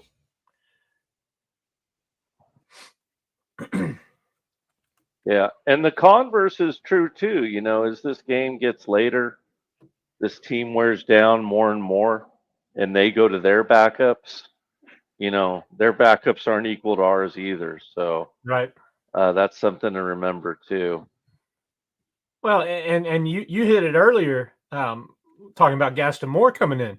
I mean, he's playing hard. Yeah, he should. Yeah, heck yeah. That's what you want to see from these guys. I mean, Sure. you get your shot because you never know. Football is a violent sport. Oh yeah. And you know you're one snap away from being the next man up. So that's why it's important in these games to, you know, take care of your business and then get these young guys in the ball game, because the speed of the college game is different. It's crazy, and it takes some adjusting, and no matter what you do in practice, and I think that kind of transitions, you know, throughout sports, you know, multi-sports, multi-age levels. You can't ever reproduce what you get in game situations on the practice field. Mm-hmm. You know, one thing I wanted to bring up about Nico, and it's something I don't want to say have been saving, but maybe now's a good time to bring it up, is either I've kind of alluded to it before, like punches and bunches, and we've seen it with Nico already, right? Like the two big throws in this game, you know, start to dotting people up. He'll get hotter than snot and put up 5 or 7 touchdowns on you, but he'll also have a bad inning here and there. You know what I mean? Like where he, you know, like a pitcher who, you know what I mean? Like he just has one inning. Like there'll be one, maybe like 2-3 series in a row where he gets a little off pace. I noticed that about him as a senior in high school, as a junior in high school too. But it's like he's on like 95% of the time. You know what I mean? Guess what? He's a human. Nobody's perfect. Yeah. And it's almost like because there's so much hype with Nico that people are like, oh, he's got to be perfect every single play. It's never going to be. Guess what? He's going to throw picks. He's going to throw a pick six. He's going to make mistakes. He's going to fumble the ball. He's going to make the wrong read. He's a human. That's what happens. So that you're talking about there, would that be like the play you alluded to earlier, where he probably could have tucked it and ran, and he got greedy and tried to force it? Yep. Okay. Yeah, I mean, I think those are things, and that's why Coach Heupel wanted to get him in the game, you know, and probably kept him in a little bit longer. But like I said, you know, 4 starts in college. So it's those little things that you're trying to kind of work out. Mike Matthews, first touchdown. What a catch. What a catch. That was Mike Matthews, not Moore. That was a freaking grab right there. Wow. So it's good to see him back out there and you know, doing what we had hoped and thought, you know, he'd be. Yeah, just not every receiver grabs that ball. That was special right there. That was Heupel's like, get the ball down a little. Yeah. Good God, man.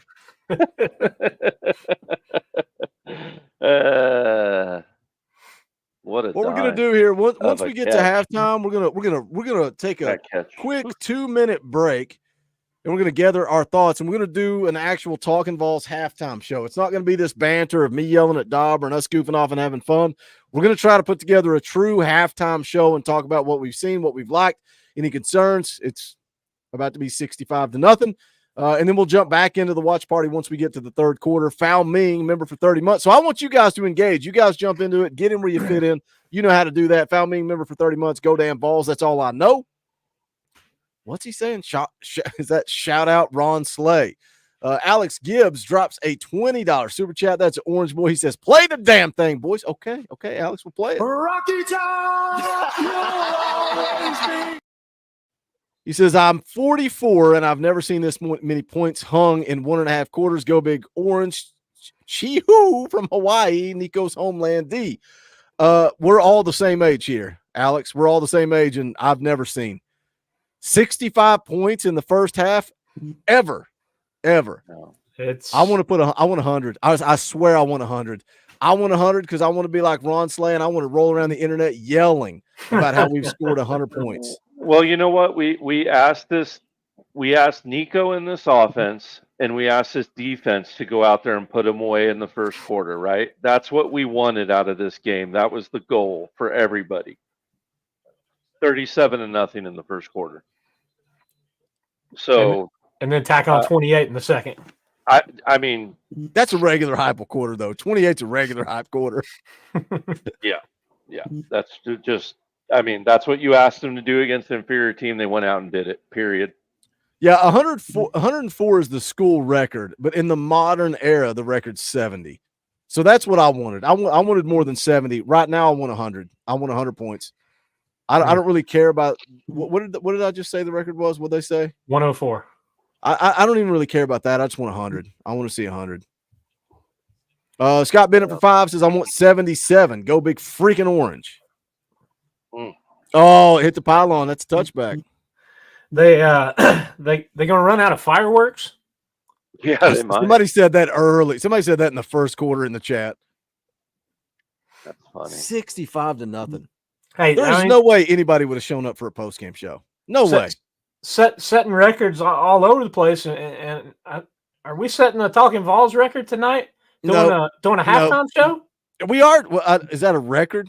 We're trendsetters. We're trendsetters. There you go. We're trying to become Charlie Burris and Jonathan Crompton. That's what we're trying to do. Yeah, shout out to them too on their halftime show. They do a bang up job on their halftime. Watch it every week. Every week I turn it on while I'm trying to make some notes. I've told Charlie that before. Yep. It's good stuff. But not tonight. Stay dialed in, locked in right here on the Talkin VAWLS Network for our halftime show. The Talkin VAWLS halftime show. The first one ever. Let's see if they talk to Heupel and ask him why he kicked an onside kick. Look how fired up the crowd still is, man. A lot of people leaving though. Matt Falk wants 98.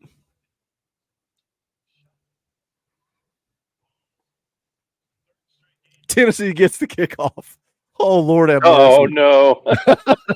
The poor bastards. Oh, sorry. That's all right. I've already broken. Okay. Yeah. Oh wait, well, hold on.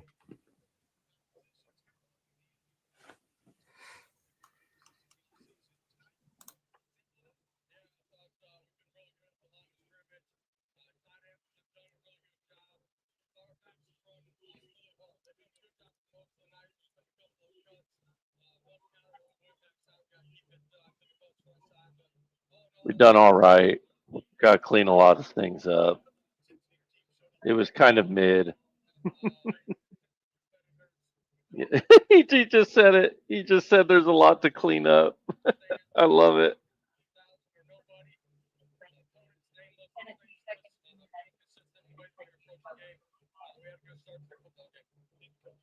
All right, here we go. We're going to take a quick 2-minute break. We're going to come back with a halftime show. Share the link out. Get people in here. Let's have a true, legitimate halftime show, and then we'll get back to the watch party.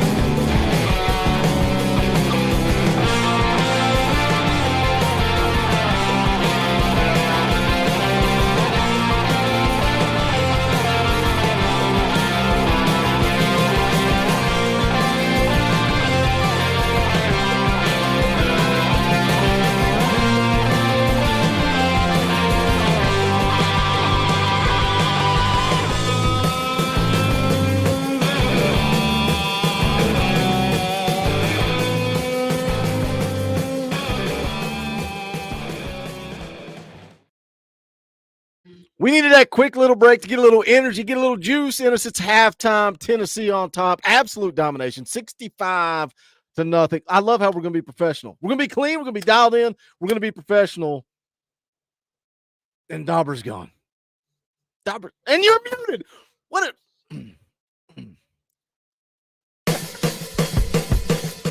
I'm just kidding. We're going to talk about this dang thing. Let's see what you guys in the chat are saying. It's halftime. Tennessee absolutely dominating Kent State. Shouldn't really come as a surprise.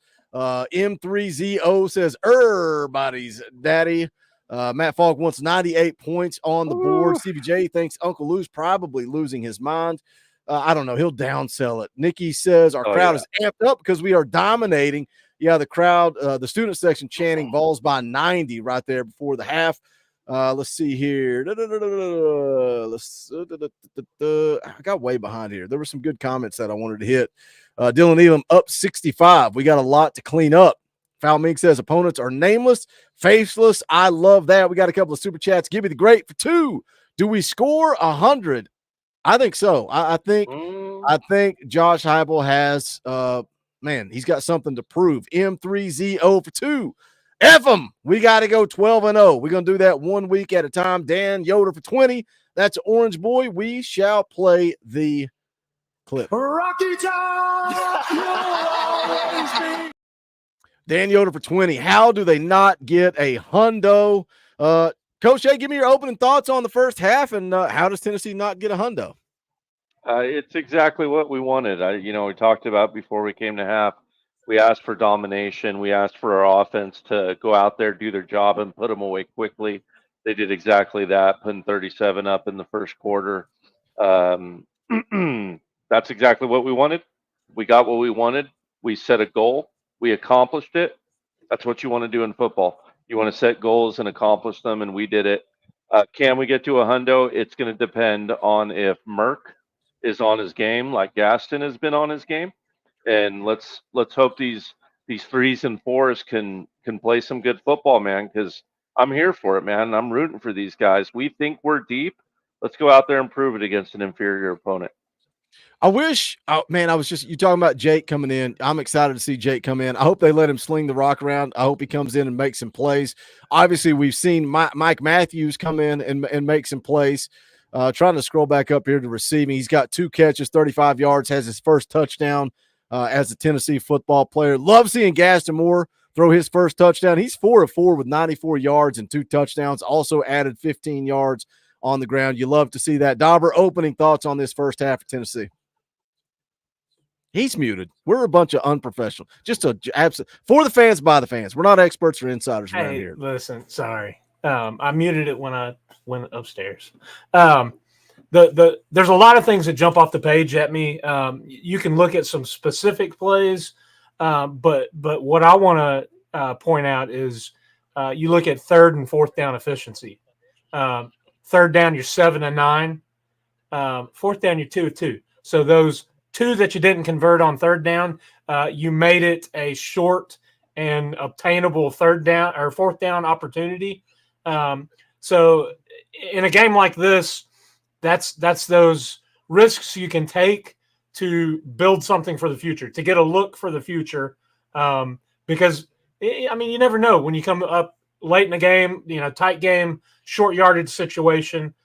You want to know kind of, hey, can I do this? Will this work? What kind of look does this have? And then, you've kind of touched on it.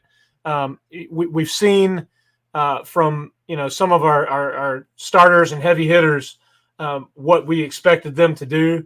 And then now you're seeing some young guys in there getting game reps. And you threw Gaston's stats out 4 of 4, 4 of 4 with a lot of help from Mike Matthews.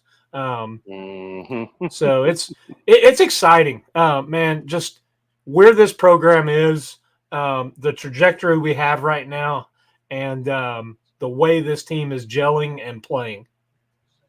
Let me hit a couple of more super chats real quick. Michael Davis for 2 says Mississippi State sucks, losing 35-3 to Toledo. Man, we could have some reaction videos to things going on around the SEC today. I don't know what the score is, Kentucky, Georgia right now. Anybody got an update? Last I saw was 6-3. I think it still is. Still I think it's 6-3 at half. Kentucky. Interesting. Put in the chat right now. I asked these guys during the watch party portion, would you rather have a Georgia team that's undefeated or a Georgia team that's lost to Kentucky? I prefer the undefeated Georgia. Bob's in the house. He says, look at him. He's like retro. He's putting the record in his name. I like it. Drops a $5 super chat. 87 points is the most scored by a team so far this year. South Alabama over Northwestern, 87-10. I want a hundo. That's it. I want 100. I want to break that 70 of the modern era, and then I just want to go get triple digits, make it feel like EA Sports College Football. Matthew Martin becomes a member of the channel. Shout out, Matthew. We appreciate your support. If you're not a member, you don't have a Power T beside your name, think about hitting that join button. It's $1. It's right over there beside subscribe. If you're on an iPhone, there's a link pinned at the top of the chat. Also a link in the description. You got to go to a web browser. You can join. Come right back to your YouTube app, and you will be a member. But shout out for the support. Ryan for 2. UT has more points than Georgia has yards at the half. Times they are a changing. Marshall for 2. OVA. Au revoir. Is that what he said? Au revoir. Vols by 3 scores over Oklahoma next week. I like it. Billy Todd for 2.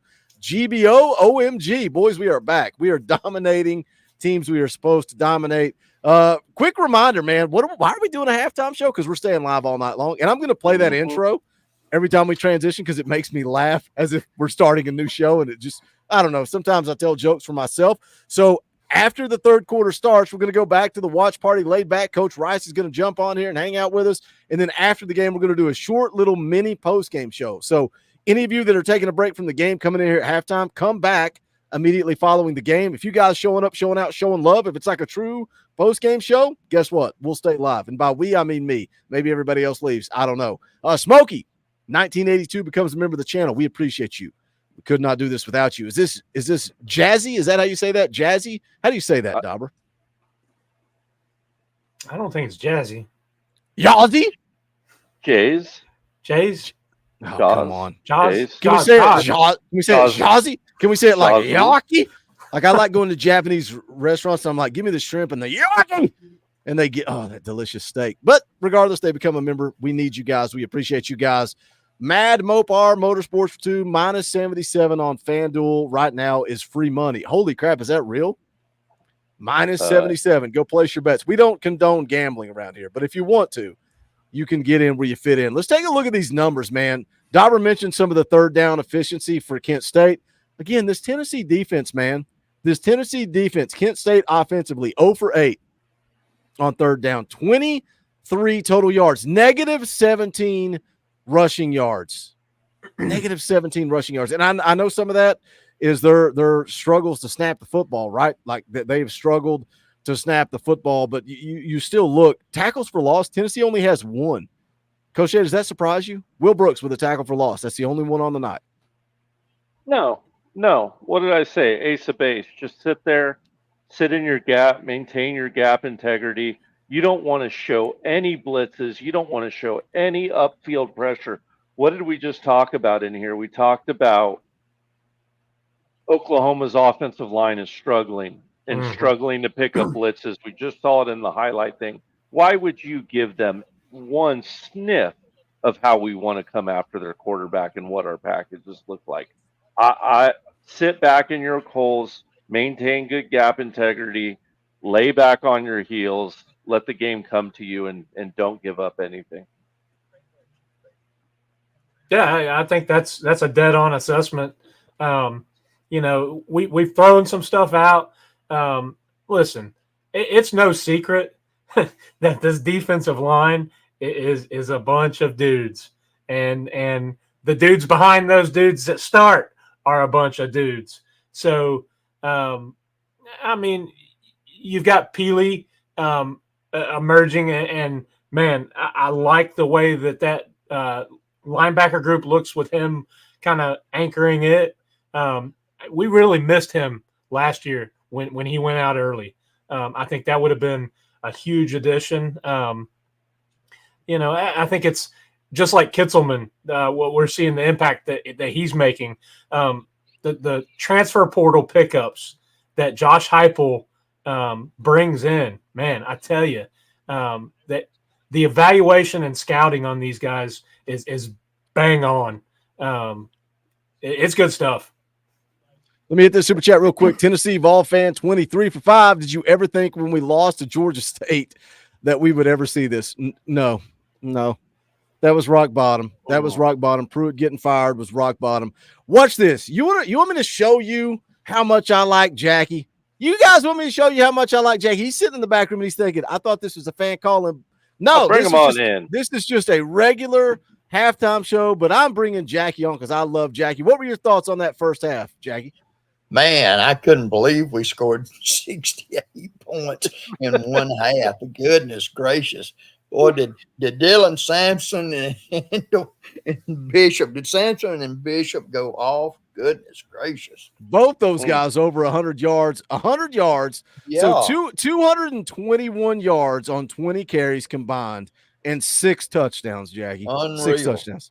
Unreal. Nico had what, two touchdowns in the air or 3? 1. I think 10 of 16, 173 and a touchdown. The guy came up like 1.5 yards short on the one over the middle. That's why. But, once again, when you stretch the defense like that, that's what sets up that run. That's why we're running like that. He hit that deep ball. He had a couple deep slants. It's over, man. You're playing back as a linebacker. You're playing back as a safety, and that's it. You're going to be able to run the ball. That's it, period. Dauber's dialed in. Dauber's dialed in. His internet's ready to go. Rocking and rolling here. Yeah, it's crushing. Go ahead, Jackie. I cut off Jackie to make fun of Dauber. Go ahead, Jackie. I said those tight ends were making some awesome blocks for those running backs. It's good. It's good to see the tight ends getting involved in the game like they are. Boy, it's awesome. Oh, when they brought in the heavy package with both of them, and you talk about cleaning up the garbage. That's Sampson's touchdown, wasn't it? Yeah. That was good to see. Good. Yeah. I mean, it's across the board. I mean, you couldn't ask for a better way to start the game. We crisp, fast start. I think that's kind of been a staple for Josh Heupel, and then just the way they played. Good half of football. Let me hit this real quick. Not Mortal's been a member for 6 months. We appreciate you. Thank you for the 6 months of support. Looking at these receiving numbers, and shout out Coach Jay.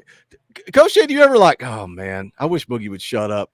It's every Locked On Vols episode, because I don't ever want somebody to think that your thought is my thought. But if you say something and I'm and it clicks, so when I repeat it, I want people to know that it came from you. And it's every week on Locked On Vols. I say something that you said, and I'm shout out Coach Jay. But that's just who I am. I want you to get the respect for what you said. I appreciate that. I appreciate that. It was the first week that I kind of noticed it. I was like, hey, you said my name again on the morning show. Because like I told you, I kind of will listen to that show preparing for our Friday show. Yeah. So, yeah, that's I awesome, just don't. though. If I do the same thing, if I still talk something VolQuest. from Coach Rice, from VolQuest, from Dot, anybody that I it's their thought. I always want to give people credit, but something that you've said before is that Nico likes to spread the ball around. So let's talk about it. Dante Thornton, 2 catches, 64 yards. Chris Brazil, 2 catches, 63 yards and a touchdown. Mike Matthews, 2 catches, 35 yards and a touchdown. Chaz Nimrod, 2 catches, 34 yards. Squirrel White, a catch for 19. Holden Stace, 1 for 16. One. Miles Kitzelman, 1 for 15. Brew McCoy, 1 for 9. Khalifa Keith for Heisman, 1 for 8. Dylan Sampson, 1 for 4. Talk about that, how Nico spreads the football around. Yeah, really well. And I'll tell you what, I thought Squirrel on that play where he dropped that ball early, I think he would have still been running if he would have caught that ball. He was wide open. I thought that was a touchdown pass right there. So, yeah, when you spread the ball, you put stress on that. Sometimes the biggest indicator of what kind of player you have is what other teams do to face you. And if you look at what everyone's done, NC State, Kent State, Chattanooga, and I know 2 of those are lesser opponents, but they're back on their heels. They're looking for the deep ball. They're looking for the deep slants. And look at what that's doing for the run game, man. It's making it that much easier in a system that already helps and aids the run game. It's really, really dangerous. And you have to wonder when is a team going to gamble and say, okay, enough of this, we're going to load the box and dare you to beat us? The problem is we're going to beat you when you do that. So we'll see if it comes anytime soon. Let's go ahead and bring Coach Rice on for this point. He watched part of the first half, I'm assuming, probably listened to it on the radio. I told him, pop in, we'll get you on, and we'll start the second half of the watch party. But this is something that he can jump on as well as everybody else here. Coach Rice, first of all, your ears had to be burning. Wow. Josh Heupel kicks an onside kick up 30-0 on Kent State. That's my guy. And your name was in the chat more than anybody else's at that point. So I just want you to know that. But let's talk second half, right? Let's talk about this second half. Tennessee absolutely dominating it 65-0. I think Josh Heupel wants to break records. Coach Rice, give me a player on offense and a player on defense to keep an eye on in this second half. True freshman, young guy, veteran, Gaston Moore, anybody. Who are you going to keep an eye on offensively and defensively? And we'll go around the room. I'm going to go – the easy one would be Jake Merklinger. I'm going to go Mike Matthews because I think he's just going to keep adding up to what the stellar debut he's already made. And then defensively, I'm going to go with Edwin Spillman. I think he's going to rack up some tackles in this half. I think he was actually in the game pretty early in the second quarter. He was. You know, and I want to give a quick shout out to my boy Deshaun Bishop. He keeps representing. He keeps representing. I told Hey, man, can I jump on the train? Is there room on the train? Can I jump on? Come on, man. You drive it. I'll just sit. You might be on the caboose, but hey, there's room, man. I can sit on the caboose and I'll spit off the back of that thing and I'll wave. That dude's got elite vision, man. That cut he made on 4th and 1 where he split the middle and then did just one step jab and does the 53-yard run. Goodness gracious, man. He's got elite vision. We got two, and the crazy thing is Seldon's not playing. We haven't seen Lewis yet, and I think that's another guy we'll see in this half. But golly, Bill, what an impressive first half. It's not that we didn't expect it to happen, but just to go out and literally put Kent State on the ground and just not let go the whole time on offense and defense and special teams, wink, wink. But I mean, it's amazing to watch. And they're sitting here, the broadcasters are like, what do we do? What do you do at this point? I mean, Cole Kublik's down here breaking film on the sideline on the TV. What's he got to say here? I hope I don't make everybody mad. I'm just going to make Jackie an honorary host tonight. Jackie, you're with us for the long haul. As long as you want to hang out and watch the game with us, Jackie's welcome. Jake. And everybody's going to get mad. People probably going to get mad at me, but I'm going to do it anyway. I'll tell you what, though. Watch the crash. Yeah, nice. Hey, was that gas still in there? Kentucky just did? Okay. Take the steak. Did you see what Kentucky just did? They kicked a field goal. It's 9-3. Wow. Oh. Wow. I think you see Merklinger the whole third quarter, and then you see Davy Schuler the whole fourth quarter. Or Ryan Dameron. I think you see them too. Merk. Little low, but it got there. Just show me some Navy Schuler. I would love to see Jake Merklinger play the entire second half. Me too. He needs the time. Oh, Me Lord. too. Oh! Lord too. Put that in the dirt. Put that in the dirt. He got a little ahead of himself there. Well, he should have been sacked. Yeah. He was smart. Just get it out. Wayne's in our corner. Wayne's supporting leaving Jackie on the show. Oh, there you go. Thanks, man. I appreciate that. So, Coach Rice, how much of the first half did you catch? I watched all of it. Okay. Well, you should have told me that when I said if you didn't watch it. Well, you kept going, so I just. I mean, as he does. I put it in the backroom chat. Well, some of us come in here and we do a little work. I hate to say Dauber's out there driving around town. I hope Wade's not in the chat. Wade Rouse. I might have had the Tennessee game on my iPad hanging up on the while you're driving. Yeah. Coach No, Rice, I did not wait. That's funny. No, I was just gonna say, who's hurt? Hold Who's on. down? A freshman. Red shirt freshman. I couldn't see that. Look like an offensive lineman. It was Is it offensive Sham? lineman. Yeah. I think it might be Sham. Oh God, I hope not. He needs all the run he can get. Yep, 79. 78, 79. I thought it was 78 though. No, 78's Gage Ginther. Okay, maybe it's Gage. It looks like 79 to me though. Yeah, it looks like Okay, I didn't really see it. He's from. Stretching They it. said from Atlanta. Is Umarov from Atlanta? Yes, Alpharetta, Georgia. Yeah. Ginther's from Colorado. Yeah. He's 79. Yeah. Ooh, that don't look good. That does. God, man, and he was that's not good. And he was showing promise, man. Yeah, he was coming on. Seem to How remember about some all other the upsets today? Man, that doesn't look good at all. You know, Mississippi State's looking awful, man. I mean, Gosh, he's probably Toledo is just. I was watching that there, and they're just bullying them. What's the Colorado State scores? Anybody got that? 14-3 at halftime, Colorado. I was hoping there'd be like a big fist fight in that game. Oh, I was just hoping Colorado State would win. Just keep adding to the culture out there. Stevie J for 2. Good night, guys. I'm done. Go Vols. I told you we didn't need to do it. We're gonna do we'll do a little mini post game show. But I knew so many people were gonna go to bed. You're talking about 65-0 in the third quarter. So the watch party was the way to go. I'm honestly surprised they didn't make these 10-minute quarters. I'm glad they didn't, though. I just wish they would have played at noon. These are the games that need to be at noon. I got no problem with Oklahoma.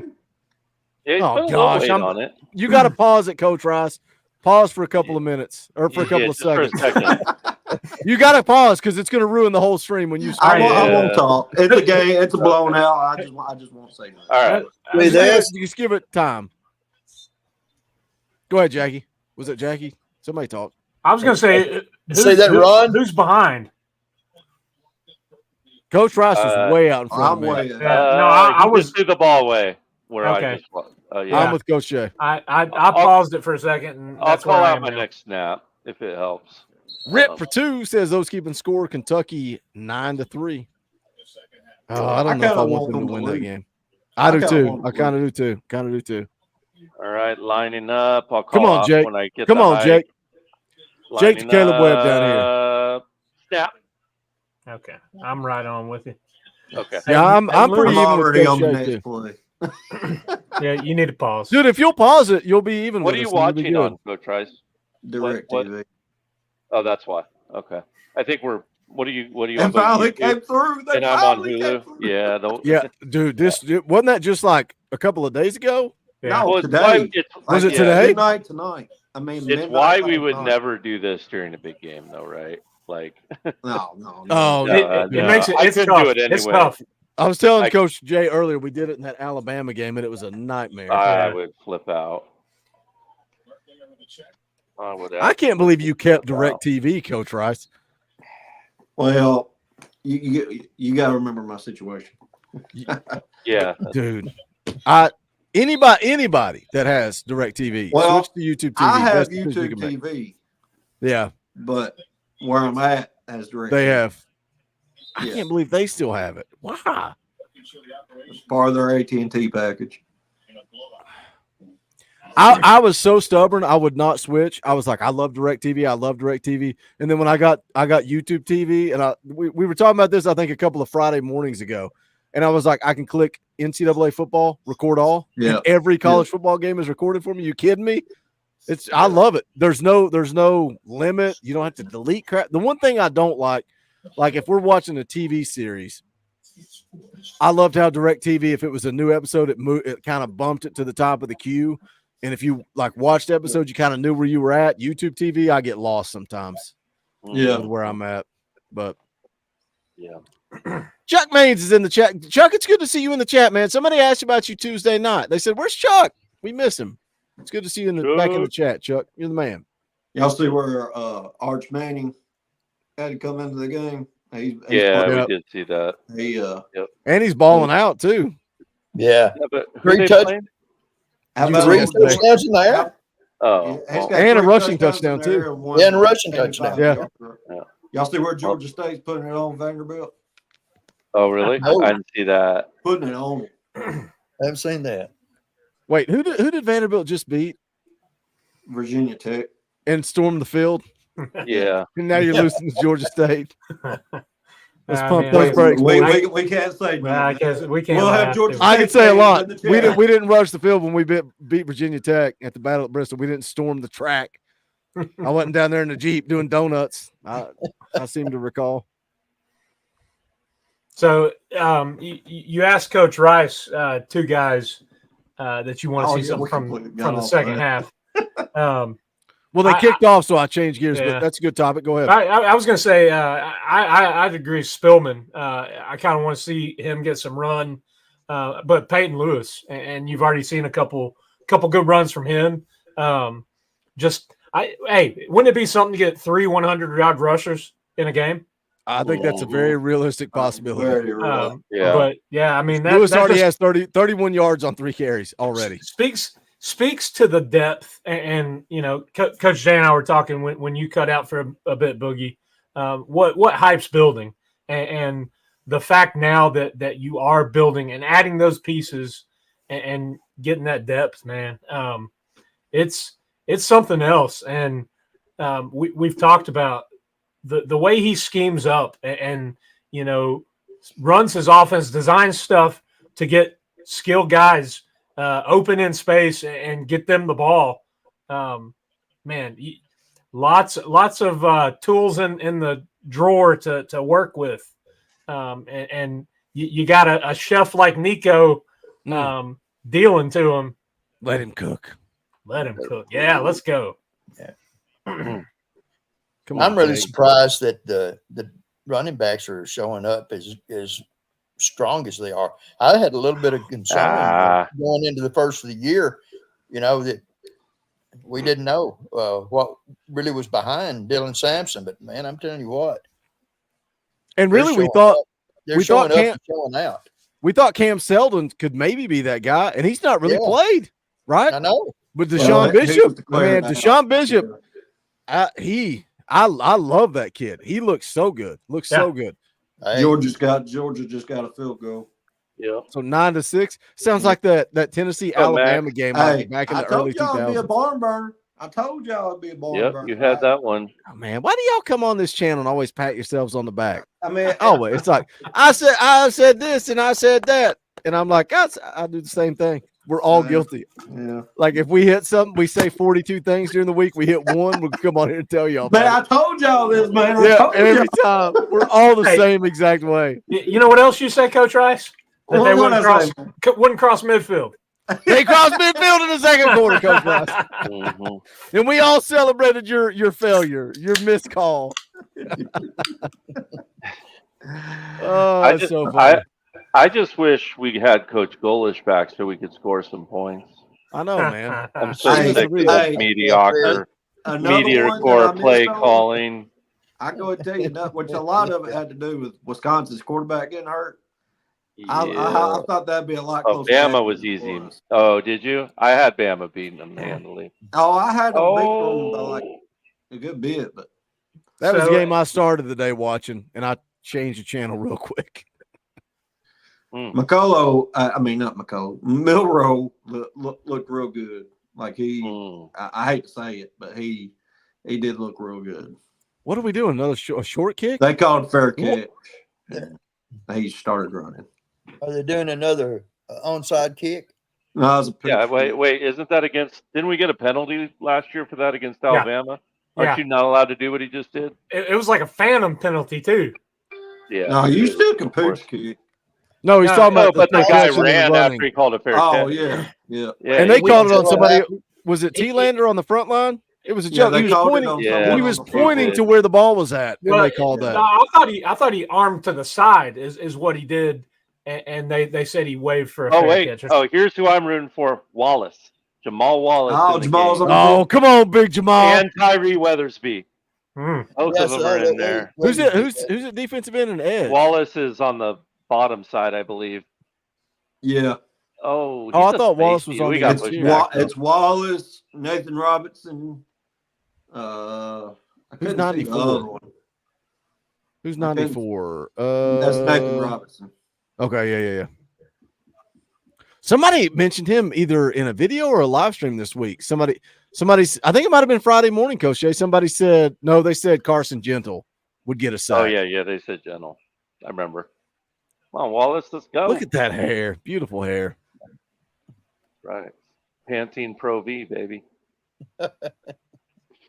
Come on, Jamal. Go. Oh, nice penetration, though, by Jamal right there. He's jumping on the pile, too. He called my number because I was on top of the pile. Let's see here. GBO Takeover becomes a member of the channel. We appreciate you. If you're not a member, fix that. Hit that join button. We would appreciate it. We appreciate the support, GBO Takeover. Who's 56? I got the roster pulled up for all of your roster asking. He looked like Kellen Lindstrom. There you go. There's another freshman. Okay. Yeah. I was getting Colton Jumper vibes for a second. I don't know why. Wait, was that Foul Ming? Was that Foul Ming that said that about Carson Gentle? He's just Ming Stream Media strikes again. I don't know. Is that him or is he talking about something else? I don't know. Who are the linebackers right now? Ooh, Spillman, Jordan Burns, and Spillman. Jordan Burns. Yeah. Coach Jay Holland, Jordan Burns. Not Jordan Burns. Not Jordan Burns. Jalen Smith. Jalen Smith. Yeah.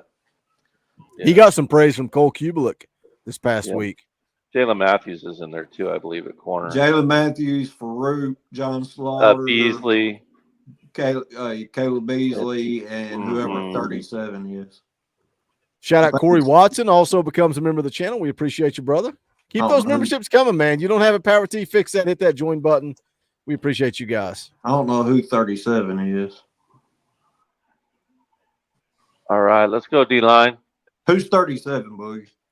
You got to squeeze that down. Montrell Bandy, redshirt junior, defensive back. Yeah. From Mount Juliet. He's at Star right now. Who's number 15? Caleb Beasley, I think. Is that Farouk. 25 is Beasley. Farouk. Okay.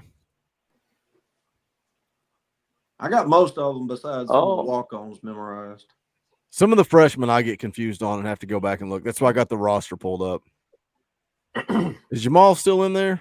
Yep. Yeah. Yep. I see him. Bottom of the screen, tackle. Cleaning up the pile right there. They got to squeeze that down, guys. Yeah. You know what I'm saying, Coach Rice? See, they've been stunning on that, but the end's got to know if the tackle's down block, you have to stay in that gap. Yep. You have to, because that backside is going to always be open if you don't. That was our problem against Florida and Missouri last year. And I mean, I know it's our backups, but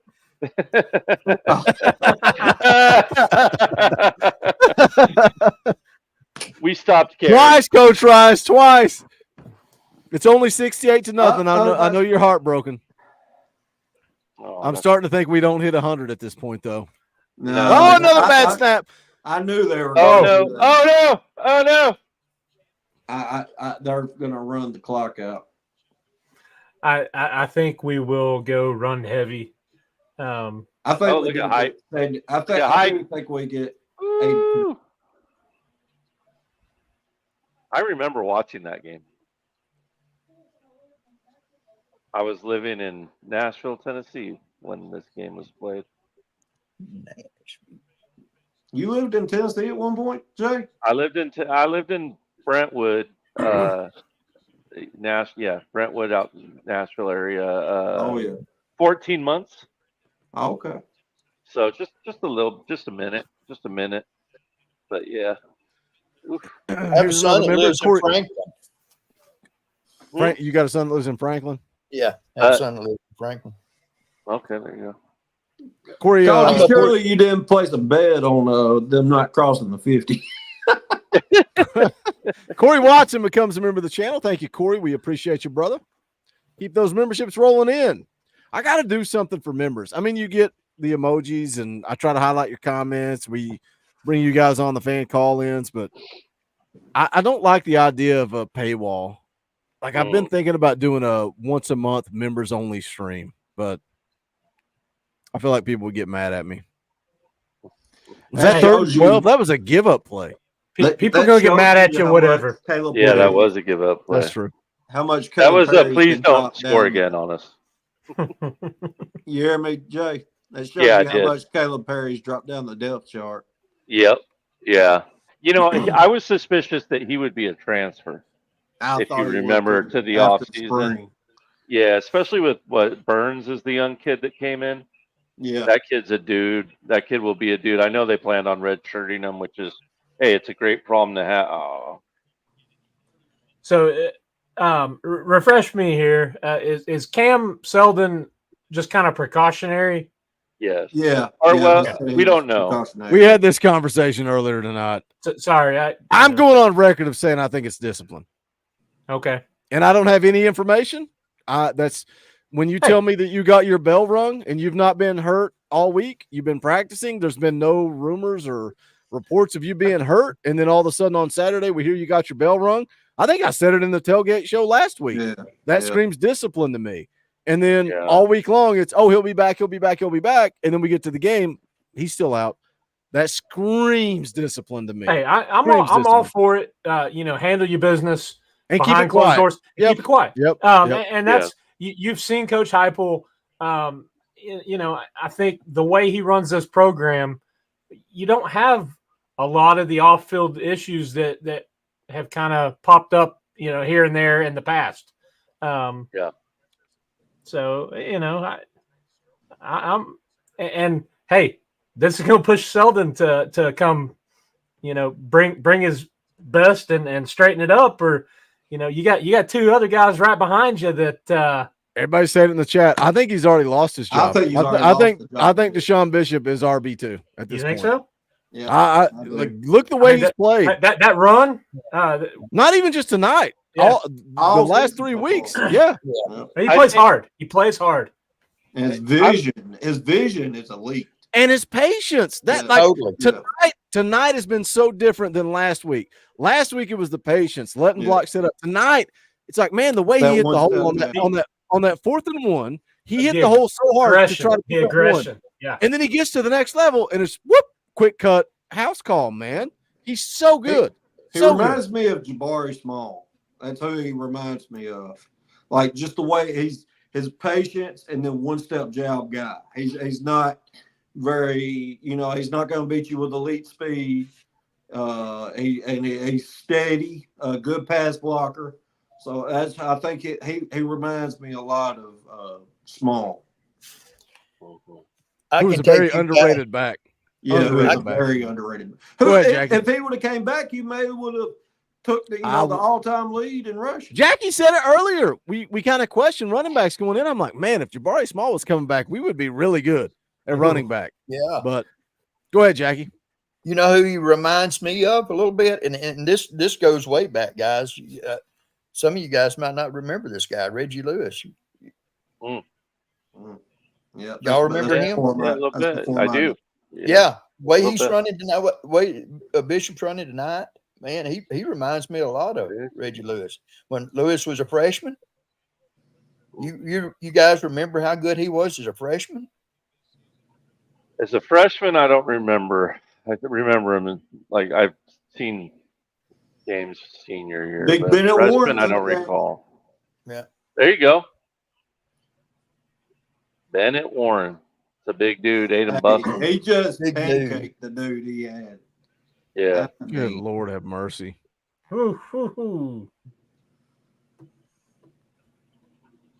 Staley and Lee. Oh, look at this, man. Staley and Lee Lewis up top. Peyton Lewis is looking good too, isn't he? That's another 10. What's he up to now? A lot of people think Peyton Lewis is going to be the next dude. Yeah. Elite speed. I'm on record as saying. Here we go. Pat yourself on the back, Coach Rice. No, I'm saying later on, he's going to be one of the top backs in Tennessee history. He's got elite speed, man. Frat guy. He has good vision too. To hurdle those guys. He has real good vision. I think it's 2020. Uh-oh, Vanderbilt coming back. It is. Vanderbilt coming back. 29-24. I'm getting old, Dauber. I don't have 20/20 vision. I got to wear glasses and contacts, but now I can't see my phone up close. Now I got problems. I got problems, Jackie. I got problems. I made fun of my wife because she went to the eye doctor, and they were like, "Well, you're just getting old. You're gonna get blurred vision up close." And I was like, "You getting old?" The next time I went to the eye doctor, I was like, "I can't see my phone up close."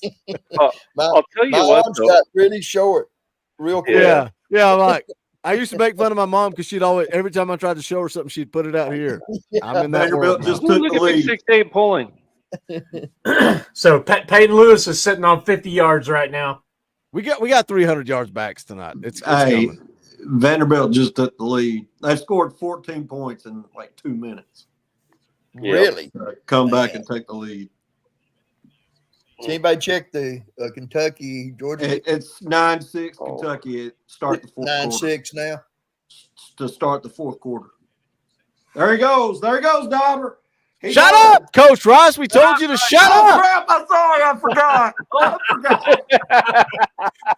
forgot. That's all right, man. It's not, Coach Jay. Stop giving this guy free passes. Did he got fumble? wheels. He got it back. He got it back. What was that? What was that? He got it 20, back. 2030, something like that. So that's more than 30. That's 15, at least 40. 25, Let's 35, see. 35, about 35. So He's about almost 90 yards rushing now, isn't he? 85. 85. So Yes, 15 sir. more. Let's take this to the house right here, Peyton Lewis. Let's take this to the house. You know, though, what I was going to say is, and Coach Rice, I think you might agree with me here, depending on health, of course, but there's going to be times where this coaching staff wants to go empty, and when they do, Cam Selden will be your running back. In those situations. Him or Sampson. Yeah. Did that? What was it? The Chattanooga game? Yeah, Cam Selden was in, and he ran, and they split him out. Yeah, they're going to play with that. Yeah, they'll want to put that wrinkle in there, and they 100% will. I don't know if y'all talked about it in the first half, but we saw the first 4 wide tonight. The last 2 years, 4 wide receiver sets. Stacks. Stacks. Yeah. Coach, 4 wide. Like I thought you were talking about Stacks. Coach Jay got giddy. 4 by 1. Stacks. Yeah, Look at they Jake had keeping 4 it. wide receivers in the game, not 3 in a tight end. It was they had Nimrod, Squirrel, Brew, and a terrible spot. And Thornton. Man, they didn't give him the first. Yeah, it was a terrible spot. Terrible spot. You're right. I mean, we're gonna get it It's anyway. 14's Braylon, right? 14's Braylon. Yeah, 14's Braylon. Yep. All right, come on. I mean, this is gonna be a run, but I got excited. Well, this is malarkey. By the way, talking about these kids that I love and support, Uncle Kenny texted me yesterday. He texted me yesterday morning. Oh, he's stuffed. He's short. Dang it. Oh, I thought that was fourth for some reason. All right. No. Let's run it. Let's go for it, Coach Jay. No. Uncle Kenny texted me yesterday, said Jaden had surgery. Everything went great, and he's in good spirits. So good to hear. I had not heard from them when the surgery was, but he texted me yesterday and told me everything went great. So I had one more freshman that's looking real good and blocking, Cole Harrison. I've seen him on a couple of these plays with Peyton Lewis. He's coming in there and laying freshman tight end. Yeah, freshman tight end. In California. Don't you think he's getting recruited over though? Probably. Oh yeah, he's getting recruited over, but hey, he could be somewhat like a third tight end. I think he can end up That's hard though, because again, you look at that tight end room. Ethan Davis, Holden Stace are both back. Jack Van Dorsey or Jason Brame coming in. I think Cole Harrison can develop into a Kitzelman type where he's a real elite blocker that can leak out by the time he's a junior senior. Hell, you say that about Kitzelman. How many touchdown receptions does he have already? 3? He's probably leading the team in touchdown receptions. He might be. They've had a couple of these, like Jackie said, where he thought, we got in on that one slant over the middle. You think of the Brew one. We've had a couple of those big, deep passes that have come up just a yard short of hitting the end zone.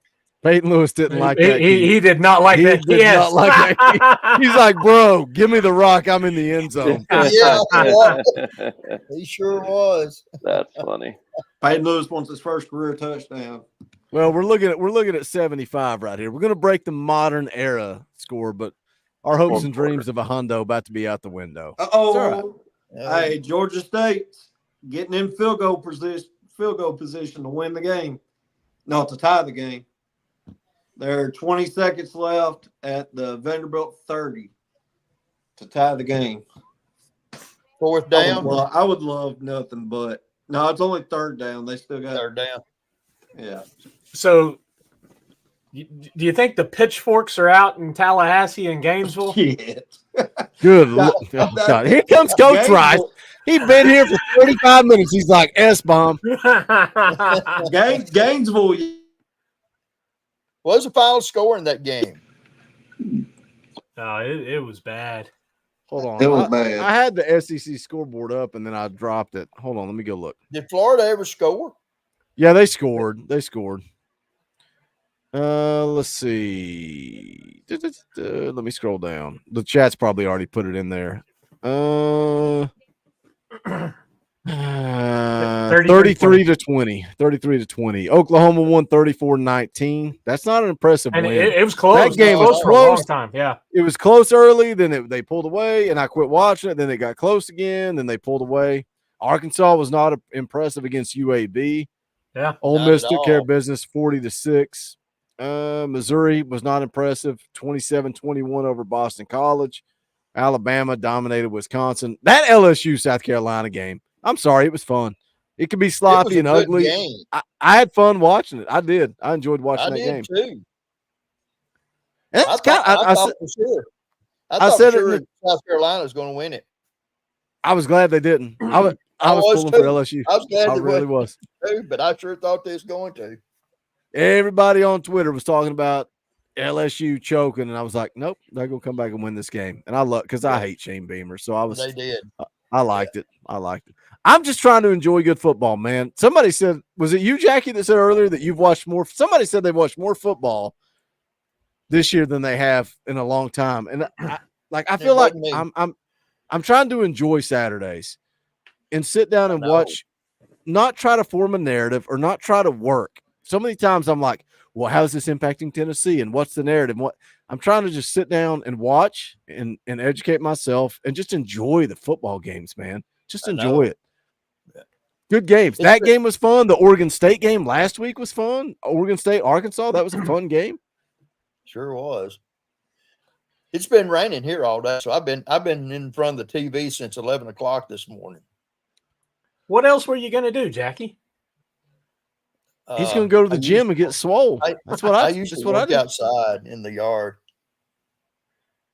Are you one of those? I bet Jackie has an immaculate yard. Like perfect green, lush grass, landscaping. Is that your yard, Jackie? Pretty much. Yeah. I knew it. So jealous. My wife mows our yard here. That tells you all you need to know. She's like, I'm gonna go out and mow the yard, and I accidentally tap into her Bluetooth, and it's like he stabbed him 37 times and buried him beneath his wife's house. I'm like, oh my God, get this off my phone. She goes out there to listen to her crime podcast while I babysit the wild child. That's what she does. She loves it. It gives her an hour and a half to get away and escape. Come on. Little play action. Little play action. Nope. Not a bad ball. Who is that? Hunter. Who in the heck is that? 89. I have no idea who that is. Peyton Lewis sitting on 96. Oh, we need a touchdown run right here. Tip Jackson says Jackie's yard looks like Augusta. No, it's not that good. I wish. There was one time, at one point, I used to fertilize my yard and water it, and I was like, nope, this is a waste of time. Waste of time. Come on. I put 400 pounds of fertilizer on mine. There's 3 of them. 400 pounds? Yeah. How many acres do you have? You must have a lot. Only probably an acre and a half. Are we kicking the field goal here, really? Oh, we're going to break the modern era record right here is what we're going to do. Yeah, Peyton Lewis sitting on 99, though. Yeah, he picked up 3 right there. Still got 14 and a half minutes, so I'm banking on a yard. What do you think?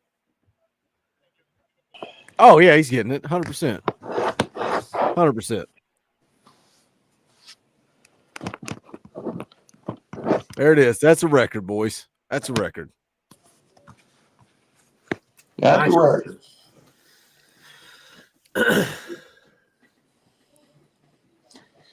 I was hoping, like, what happened that pushed us back? And get sacked or something? No. We just. I don't think we. I just wonder why we didn't. It's 4th and goal from like the 3. Oh, it was. Yeah. Georgia Lightning State might took the lead. Georgia State got a touchdown. Well, Lightning might get his prediction. You think? Getting close to it. What did he say? I forgot. 77 zip. Yeah, I think we got 14 minutes to play. We're going to score again. We're definitely going to score again. Yeah. Sure. Georgia just got a touchdown. Did they? Yeah. I'm not surprised. 13-9. Are you really surprised? No, I'm 0 surprised. Kent State has 49 total yards. My goal, let's keep them under 100. -9 rushing yards. Y'all, is it me or is if that Georgia game was at Knoxville, I wouldn't be like I'd be predicting Tennessee's winning. Like it's just their offense is looking very pedestrian this year without Brock Bowers. Like it's all about how good our offense can be against them. I think Tennessee's defense is going to hold up, but you still got to go score points, and we've not been able to do against that. their defense. Yeah, we've not been able to do that yet under Josh Heupel. So that's true. That's very true. And Kentucky's you know, been running on them pretty good tonight, though. So that gives me hope with our running game. All I know, we're going to have the buffest male cheerleaders in the country. I've said it all week. Tennessee can beat anybody, man. Anybody in the country. I truly believe that. There is no way because, gosh, I really think Tennessee beats Oklahoma next week, and I'm not picking them to lose a game until that Georgia game, and I need to see more. That game may roll around, and I feel confident that Tennessee's going to go beat them. But there is no way I'm going to pick Alabama to beat Tennessee if they're 6-0. No way. That Neyland Stadium's going to be electric. Especially if it's a night game. Oh, it'll have to be a primetime game. I'm not going to lie. I'm sick of night games. God bless America. Can we Me get a and you day both. game? I Every Sunday, I'm so tired when I wake up. I hate. I'm not. This is gonna be 2 weeks in a row. I've missed church because I know there ain't no way I'm getting up and making it to church tomorrow. I told somebody at the ball field today. I said, "Man, it was after 1 o'clock when we finished last Saturday, or Sunday morning." And I said, "You know, it's killing me." I was at the ball field at 7:50 this morning. Good gravy. There until 20 minutes before I jumped on here. I sleep till I wake up, and then I'm like, I got to get up and go make the day after video. So then I do that, and then I pump that out, and then it's like by that point, when you've been up till 1 o'clock in the morning, it's almost lunchtime by the time I finish that. Yeah, well, Vanderbilt lost. Did they really? Poor Andy. I hate that for little brother. Mm-hmm. Look what we're doing on TV right now. We're just interviewing random kids. No, I think the chat they're saying it's a maze. Oh, is that yeah. Coop and Kay's little brother? Oh, that's cool. Dude, AP hypes him up all the time. Yeah. But they say he doesn't like sports, he likes video games. And fishing. Is that who that is? Yeah. Coop's little brother? Yeah. He looks like my grandson. Is his name Hunter? I can't remember his name. I can't remember. I've got a grandson. He's 8 years old. He just started playing pee-wee football. Mm-hmm. He's the center. I pulled up. There you go. Coop.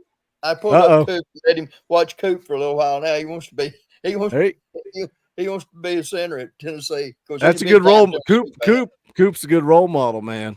He's a good role model. Camp, that is. I knew it was one of those redneck names like Hunter or Fisher or Campfire. Camp. I was close. Cletus. Cletus. Yeah, there you go. Cletus Mays, UT Bag Gump says. Camo says. No. Coach Rice. I didn't say nothing. I need you to either pause. You need to either pause or shut up. Bless America. That's funny.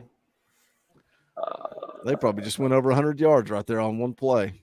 That's funny. He said, "Mom, did you hear what that idiot said to me? I want to go home and play. I want to go home and play Fortnite." Yeah. Where was our corner at on that play? I think that was Caleb Beasley. Oh, was it? Yeah. Well, the end didn't squeeze that down either, so it wasn't just him.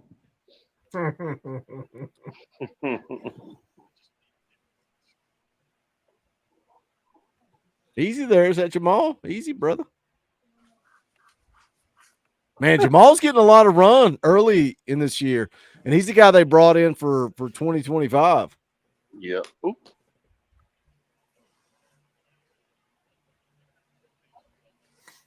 Space Eater. We only got 200 people watching live, but I'm trying to keep my comments to myself. There you go. Coach Jay smells what I'm stepping in. My bad. I'm pretty sure Camp could take me out, so I don't need to deal with Coop and Cade or their dad or Mr. Mace. Need to leave him out of it too. Angry Titan, don't put that on me, man. Don't put that on me. Don't put that evil on me, Ricky. Hey, y'all know earlier. Who's 56? Who's 56? Kellen Lindstrom. Oh, Kellen Lindstrom making a nice tackle right there. Let's go. Y'all know earlier when we were talking about no offense, saying no offense. All I wanted to say was Ricky Bobby's. Now, with all due respect, yeah, same type of line. I say, with all due respect, you ain't worth nothing. Same type of line.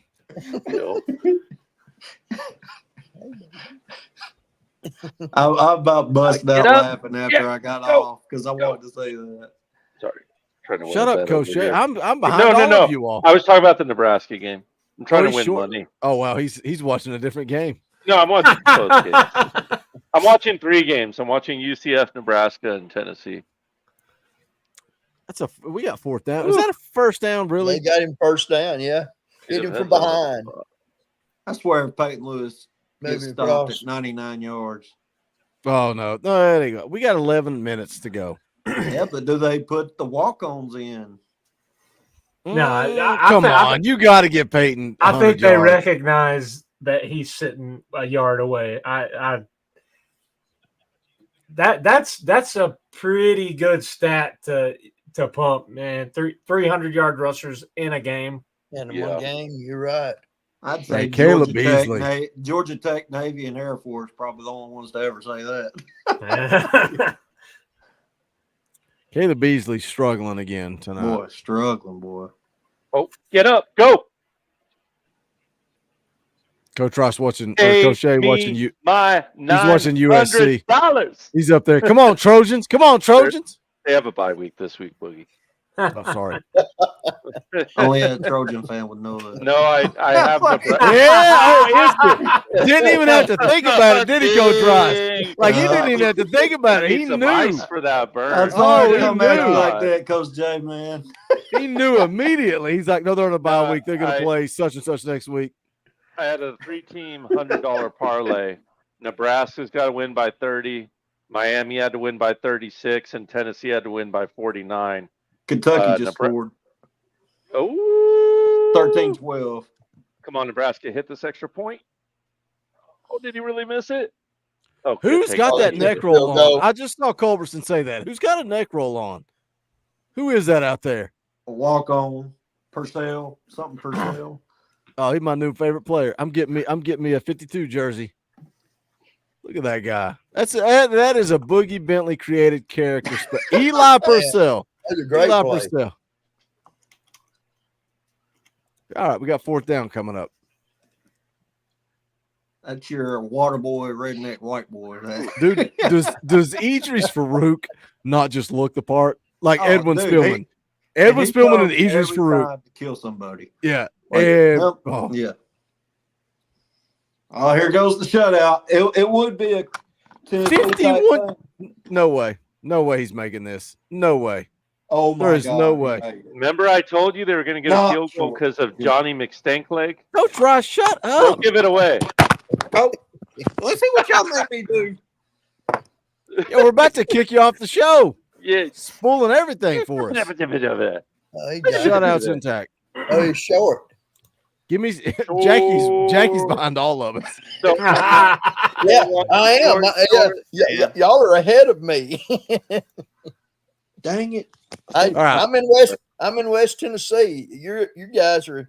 Where are Coach, you? Coach Rice is in West Tennessee. Oh, is he? Yeah. That's right. He's in Huntington, isn't he? That's not how the internet works. That's not how the internet. Oh wait, it's not. TV works. Dauber's still trying to figure it out here in East Tennessee. He's finally look at him. Hey, this is the cleanest Dauber's ever looked. Look at that. So hey, update on everything. The line that I had using that the router and modem were on was bad. He said, I'm surprised you were getting anything on that. So oh wow. And whose fault was that? Not theirs. mine. No, theirs. Theirs. Yeah. And you're paying top dollar. Yeah, you're paying top dollar for elite internet, and they're the ones that are screwing you over. Isn't it funny how that works? Yeah. So and we'd had them out twice previously, and I don't know. I don't know if it just went bad, because sometimes it was fine, but we should be all good now. Squared away. The worst issue I had with Spectrum is when it was the same type of deals. I was having internet issues, so I called them out, and they said, well, you've been a customer with us for so long that your plan is for our fastest internet option, but that's such an old option that it's the slowest option. So you need to get upgraded to this new fastest option. I'm like, so I'm paying you top dollar, and you didn't think to upgrade my plan, and you're going to blame me for this because I've been a loyal customer? I hate Spectrum. I only use them because it's the only choice I got. Yeah. That's who I have. Second that. Yep. I hate it. Do you like them, Jackie? I hate them. Well, they're the only ones that serves our area right now. Yeah, same here. Same for me. Yeah. Same for me. And they overcharge, like they throw charges in your bill. Like, yeah, if you don't pay attention to your bill, you'll find a new charge every other month. Yeah, absolutely. I think I'm good and crisp and clean and as fast as Peyton Lewis right now. It's the best your internet's ever looked. I'll be honest. Like you're dialed in tonight. Finally. Isn't it frustrating though? It's like you feel like it's your 63 effort. You feel like it's your fault, and at the same time, you're trying to fix it every single week. And it's like, dude, I like I've said, I've apologized to you multiple times. I told you, stop apologizing to me. It's not your fault. I know, but I do feel like I'm letting, detracting from what we have here. And is Navian? So is Khalifa Keith. So Peyton Lewis ain't in there. I told y'all. I swear, dude, give him a yard. What are we doing? Is Navy in there? Navy's in. Yeah, Patrick Wilk and Navy Schuler. No, I thought it was Khalifa Keith. Oh no, they switched. Patrick Wilk in now. I thought Keith got that first carry. Maybe I'm wrong. Nugs 2. Starlink is the way to go. See, I don't even know what Starlink is. I thought, isn't that like phone that you can carry around? Look how short Navy Schuler is. Dang. Can you imagine his dad in this offense? One more yard, man. Somebody needs to go tell Coach Heupel. I'm just gonna lie. I'm gonna lie. I'm gonna lie in the day after video and say that he got 100 yards. I'm just gonna lie. Give him one of somebody else's yards. Yeah. Give him one of Keith, Nelson's man, Khalifa Keith's yard. I'll take a yard away from Navy Schuler right there. Look at Schuler out there, number 21. How good does that look? I know, right? It's awesome. Yeah, tell me about it. Okay. How great would he have been in this offense? Man, he would have been electric. Man, you're not lying. Somehow I forget about him. Like when I think about Tennessee quarterbacks, I always you go Peyton.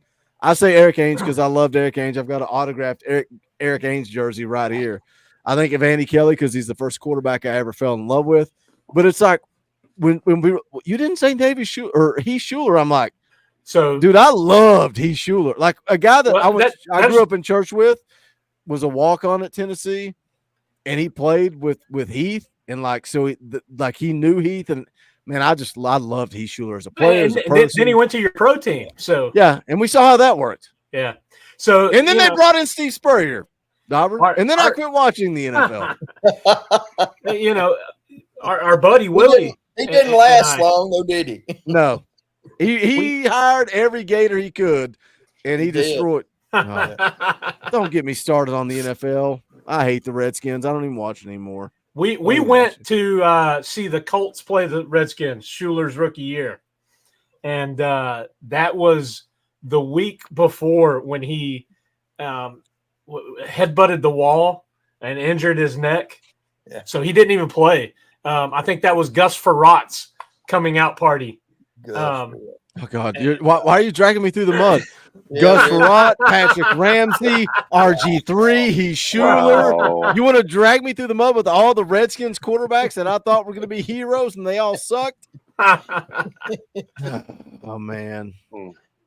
That's why I quit watching the NFL when they told me, hey, you've been supporting the Redskins since you were 10 years old? Flush all that down the toilet. We need you to be the Washington football team and the Washington this and the Washington that. I gave up on the NFL. Don't give a shit for 5. The Kent State kicker is better than Coach Rice at kicking. That's facts. I don't think anybody would argue with that.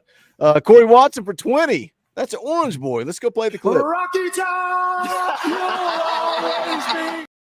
Corey Watson said, I loved Ainge. So did I, man. Ainge and Schaefer as freshmen. There was a lot of hype going into that season. And Fulmer kind of rotating those guys. But, man, I love me some Eric Ainge. So, yeah, my mother. My guy. Oh, Casey Clausen, great quarterback. Great. I love me some Casey Clausen, too. Yeah. My mother-in-law bought me this autographed Ainge jersey. So, she's no longer here, and it's always going to be on my wall. Iceman was really my first when I actually started understanding the game. Oh, because you're so young. So he was really the first guy that I really started actually being able to follow. Pretty. I'll give you a little funny story from my time in school at UT. I had golf class with Casey Clausen, Scott Wells. To be as athletic as you have to be to play quarterback in D1 football, Casey Clausen is not going to be picking up the clubs and playing any. Now Scott Wells could absolutely mash a driver. I believe that. Golf is the hardest sport on this earth. Yeah. Well, Dauber cheats at golf, so let's leave that out of it. Hey. It's been a while since we played. I've not played with you since I got my new clubs, buddy. Oh, you don't cheat anymore? No, I don't have to cheat. What kind of clubs you have? I got some new pings. Do you? Yeah. Dauber's the new light Mike.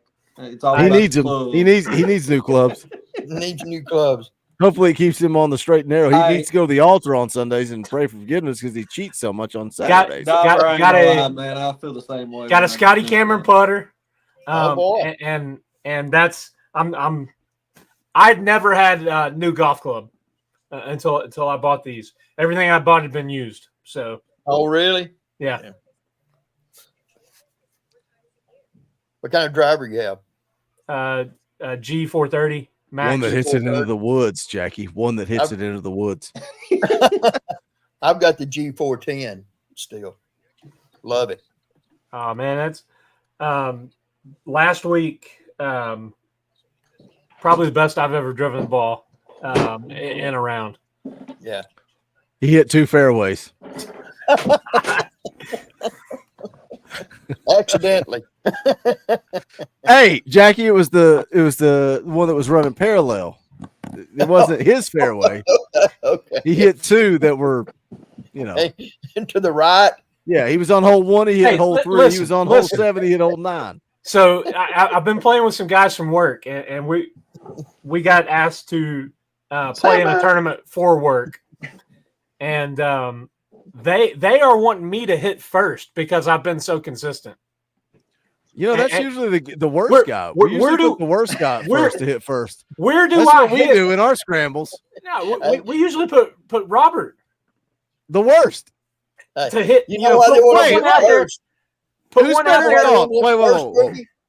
I know why they want to hit first. Who's better at golf, Dauber? Me or Robert? You. Who's better at golf, Dauber? You or Robert? Me. Who's better at golf, Dauber? Willie. Robert or Willie? Okay. So tell me when I'm telling lies. No, yeah, absolutely.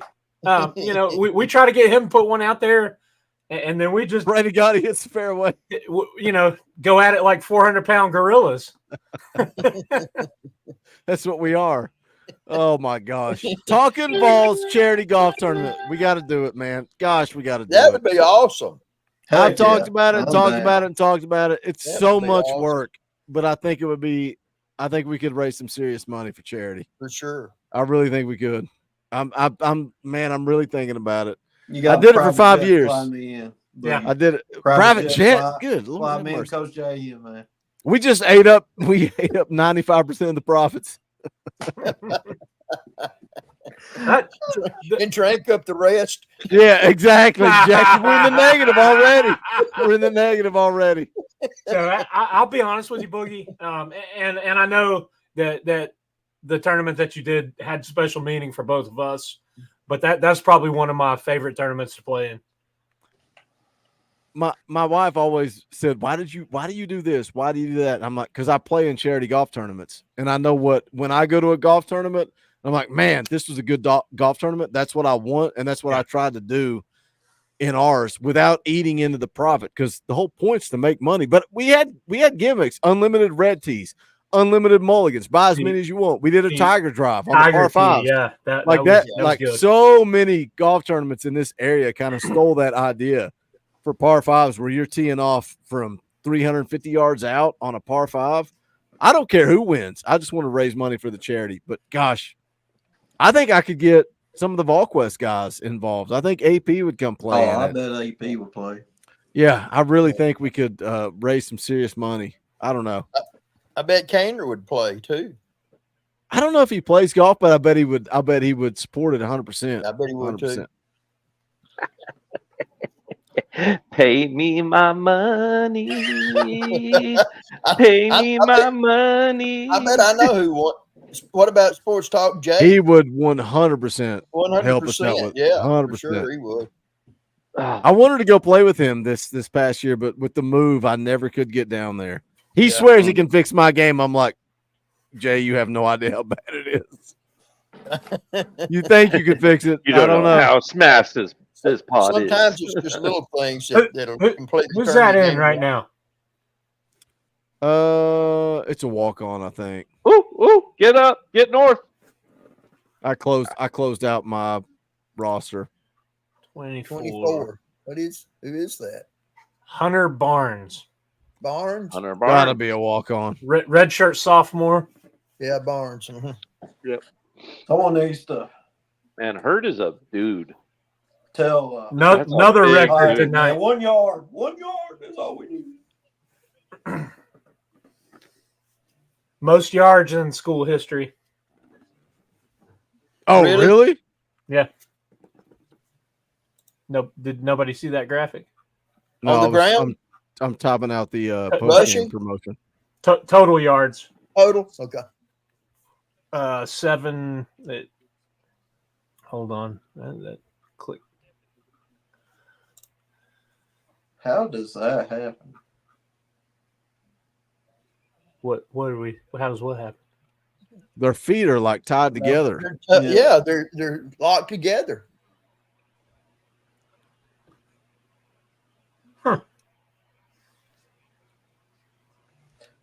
This So that was this quarterback that's in right now is from Henry County. I've never seen anything like that before. If we got any people from Paris, Tennessee in the chat, that quarterback, Paris, y'all representing. That 24 is running freaking hard, man. Yeah, he is too. Look at him. Are you from Paris, Coach Drice? No, I'm from Humboldt. Humboldt. Humboldt. Oh man, you're just up the road from me. Where are you from, Jack? Selmer. Oh, that's where my dad works. He works at Hospital Wing. He Really? Yeah. Really? Yeah, he's the flight supervisor. Yeah. Well, he flies out of Selmer. Yeah, he's stationed there at Selmer Airport. Yeah. Yeah, he's the supervisor down there. Okay. He's actually managing the Selmer branch and the Brownsville branch right now. Okay. Yeah. Man, that's awesome. So you coach Humboldt High School? No, that's just that's my hometown. That's where I'm from. Where are you coaching? Not anywhere this year. Okay. Just personal reasons. Okay. I will definitely be getting back into it though. Probably next year or the next, depending on what opportunities are given. Yeah, I've been there. Yeah, there you go. I've been there, man. I've had to take a year away before, man.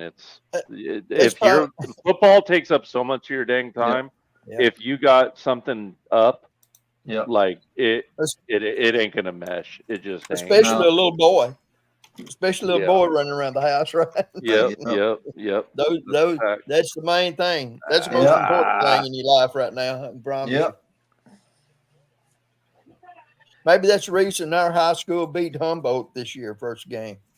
Yeah, McNairy County. Yeah, I saw that. They haven't won a game since. Yeah. Humboldt hasn't been the. I hate to brag, but Humboldt ain't been the same since I left the school. Yeah, I know. Tell him, Coach Rice. Tell him, Coach Rice. Yeah. Sorry. I'm like on the cusp of having a pretty big night right now. So I'm a little into it. Sorry. You talking about like KJ Jefferson? Oh. UCF. That's you right. Like $1,000 night or Man, more. Coach Jay ain't even watching the Vols right now. He's like, how can I make all the money? Yeah. Yeah, I'm talking like $1,000 night. That's about where I'm talking. Yeah. So let's see this UCF one. Are y'all targeting watching call at the end any of the Kentucky-Georgia game right now? I'm not. I don't know why. Yeah. Miss J just walked by and go, where's the fancy dinner at? How much did you Oh man, she got me.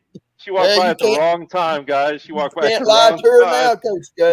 No, I'm done. I'm toast. She's getting a fillet tonight. It was $1,000 night.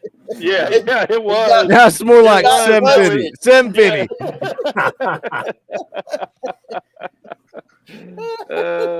Mercy. Unsettled. Gonna have to go out and get some surf and turf. Yeah. Oh my gosh, that sounds good. So see Retro's comment there. I don't know why Kentucky's throwing the ball when we can't stop the run. Oh yeah. What's going on in that game? Anybody want to tell them we hit Boogie? How many 100-yard rushers did we have? 3, because I'm gonna lie. We hit 3. So I got that one, the 1 to win 9 on the Nebraska, Miami, Tennessee, but I've got Indiana, who's housing UCLA, in a 3-team parlay to South Florida, who ended up taking care of business, to UCF on 50 to win 600 also. So all right, quick shout out to Knoxville Predator catcher for knocking off Georgia in our dynasty. Yeah. Oh, there you go. We lost a dynasty member, the guy that played with Clemson. He quit. Oh, that sucks. About time. Oh, God. Well, but never got Why'd the he quit? games in. Oh, he never got the game. He got maybe that's why he quit, because he got simmed a lot. Yeah. Maybe I broke his spirit because I beat him in week 2 with App State on the road. Yeah, that might have been the case. Wink, wink, nod, nod. Yeah, because I was telling Boogie, like with my son, Coach Rice. Yeah. Because he's the rookie at the airport, right? So he's 4 days on night shift and 4 days off. Oh, so it's like when he's on, it's like he's got to catch it to where he can get one on the front end, or 4 days on, 3 days off. So it's like he's really got to catch it, right? Oh, dang. He works nights all the time. Yeah, he God, I can't think of the name. What's it called? Where that you drive the ramp up and it connects with the plane and you walk across it. He's doing that. Oh, okay. At the airport. Yeah. And what'd you say his title was? Some type of I can't remember now. To be honest, I wish I knew. I remember you told me a couple weeks ago. Yeah, no, I know. It's one of those things where you space every now and again. Does he work at LAX? No, he lives in Denver. So he was Denver. So Yeah. he was him and my daughter were pretty much raised by me and Miss J. Yeah. But his birth mom lives in Colorado, and when he got out of school, he was kind of like, well, my half brother and sister have got 3 more years left in high school. I kind of want to go out there and spend a little time with them. So yeah. And working at United, he could go wherever he wants. Yeah. Pickups. But I fly for free, so that's nice. Oh, that's awesome. Yeah, I'll take it. Yeah, fly your tail out here to East Tennessee and quit making excuses for the Alabama game. The one thing that sucks about that on the fly for free, like I can do that on discount easy too, but when you fly for free, you fly standby. Yeah. And so getting to Knoxville is a bit of a pain just for this one reason, because there's no direct flight from Knoxville to any of the 3 LA airports, but you have to 2-step it, and that last plane flight from like Atlanta or whatever is always like a tiny plane, so it's hard to fly standby. You almost have to fly out of your way to a separate, little further big airport, like maybe O'Hara or something like that. Yeah, and then drive in. I got to dial that in a little bit. Now that he's been there a little while, I kind of got to have him map it out for me a little better. But 71-0, guys. We could have won this game by whatever we wanted to. Oh yeah, if we kept starters and shoot, we put up 37 in the first quarter. Are y'all disappointed that we only scored 6 points in the second half? I'm a little disappointed by that. I am a little bit. Yeah, me too. Oh, fumble! What the? How far? What? It's the UCF game. Remember, I need UCF to cover. They're up by 1. The game's over. They just got to win. They just got to win. They're an underdog. But if TCU gets a field goal, 19 seconds left in that one. Ball game. Everybody do me a favor. Go to Twitter right now. I just put it out that we were going to do a little mini post-game show. Go blast that out, retweet it, put it on Facebook, Instagram, wherever you get social with your media. We're going to reset. We're going to regroup, and we're going to do a little mini post-game show. Jackie, I'm going to let you bounce. You were an honorary member of the Talkin VAWLS family tonight. Jackie. It was good, man. We enjoyed it. Yeah. So appreciate you letting me get on. Always a good time, man. You have a good night. Jackie, we're going to have to meet up sometime. Yeah, for sure. Yeah, West Tennessee guys. Hang out sometime. We get out and go get a something to eat or something. Yeah. Sure we will. Yeah. Hey, Coach Rice will pay for it, Jackie. Coach Rice will pay for it. So y'all go out and have a good time. I'll take care of it. Don't do that. Hey. All right, Jackie. Have a good night, brother. We are going to reset this thing. I'm going to play the intro music for the 4th time tonight because that's what we're doing around here. We are 4 streams, 1 stream, 4 shows, 1 stream. Let's reset.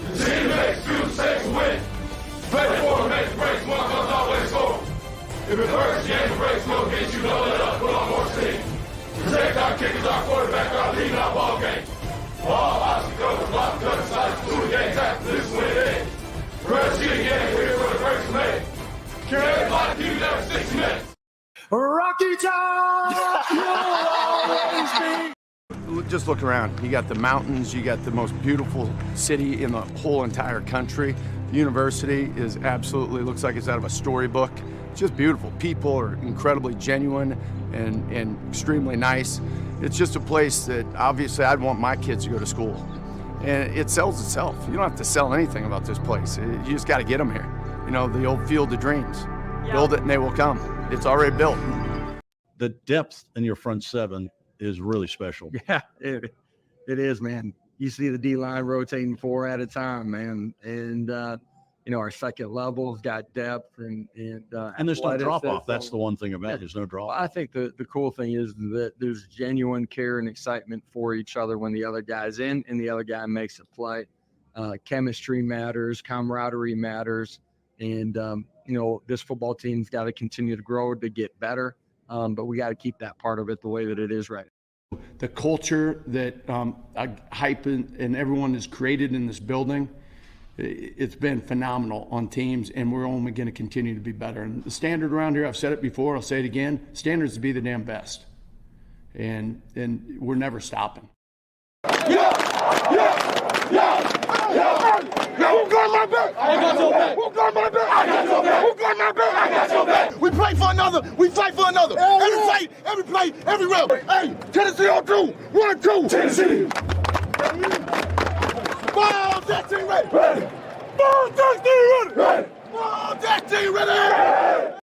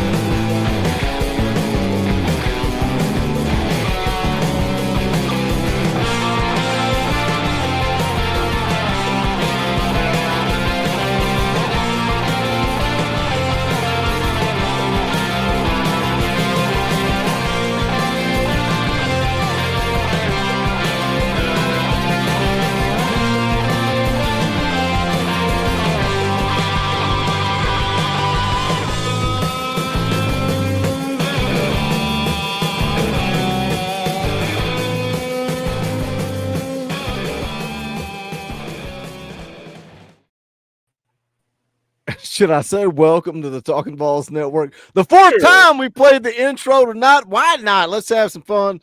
We're going to get in where you fit in. A little mini post-game show. Me, Coach Jay, Coach Rice Dauber in the house. We're going to break it down. We're going to talk about it. We'll see how long.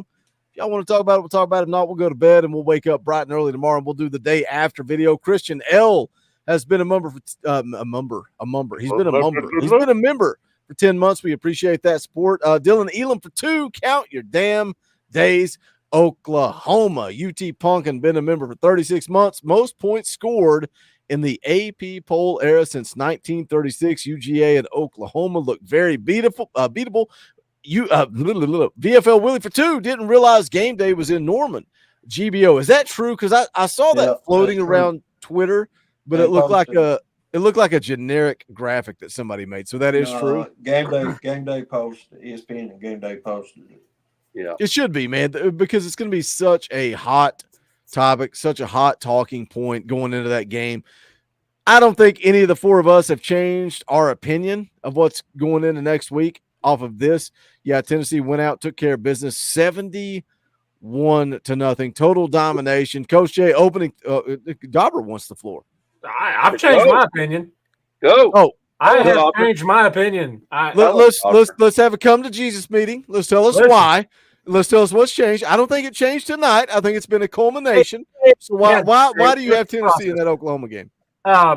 What this team has shown me and this defense, I knew this team was going to score points. This offense was going to be a lot better and more. The offense is going to be opened up. You've got a quarterback in Nico who, like Coach Jay said, is going to spread the ball around. And then when we ran through, the offensive roster, the defensive roster, you've got so many guys on this team. Had some questions preseason going into it, and my biggest question and my biggest thought going into that Oklahoma game is it's on the road. I don't think Oklahoma is where they were pumped up to preseason.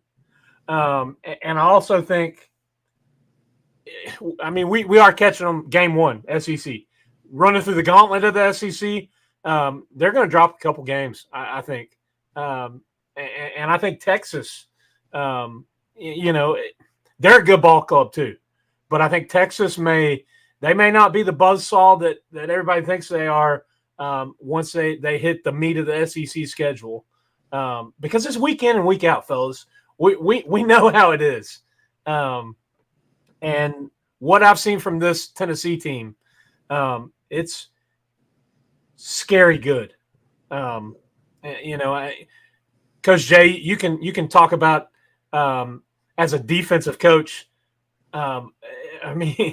You look at this offense and it's stuff of nightmares for a defensive coach. And then, offensively, Coach Rice, it's the skill positions and the athleticism and the depth now.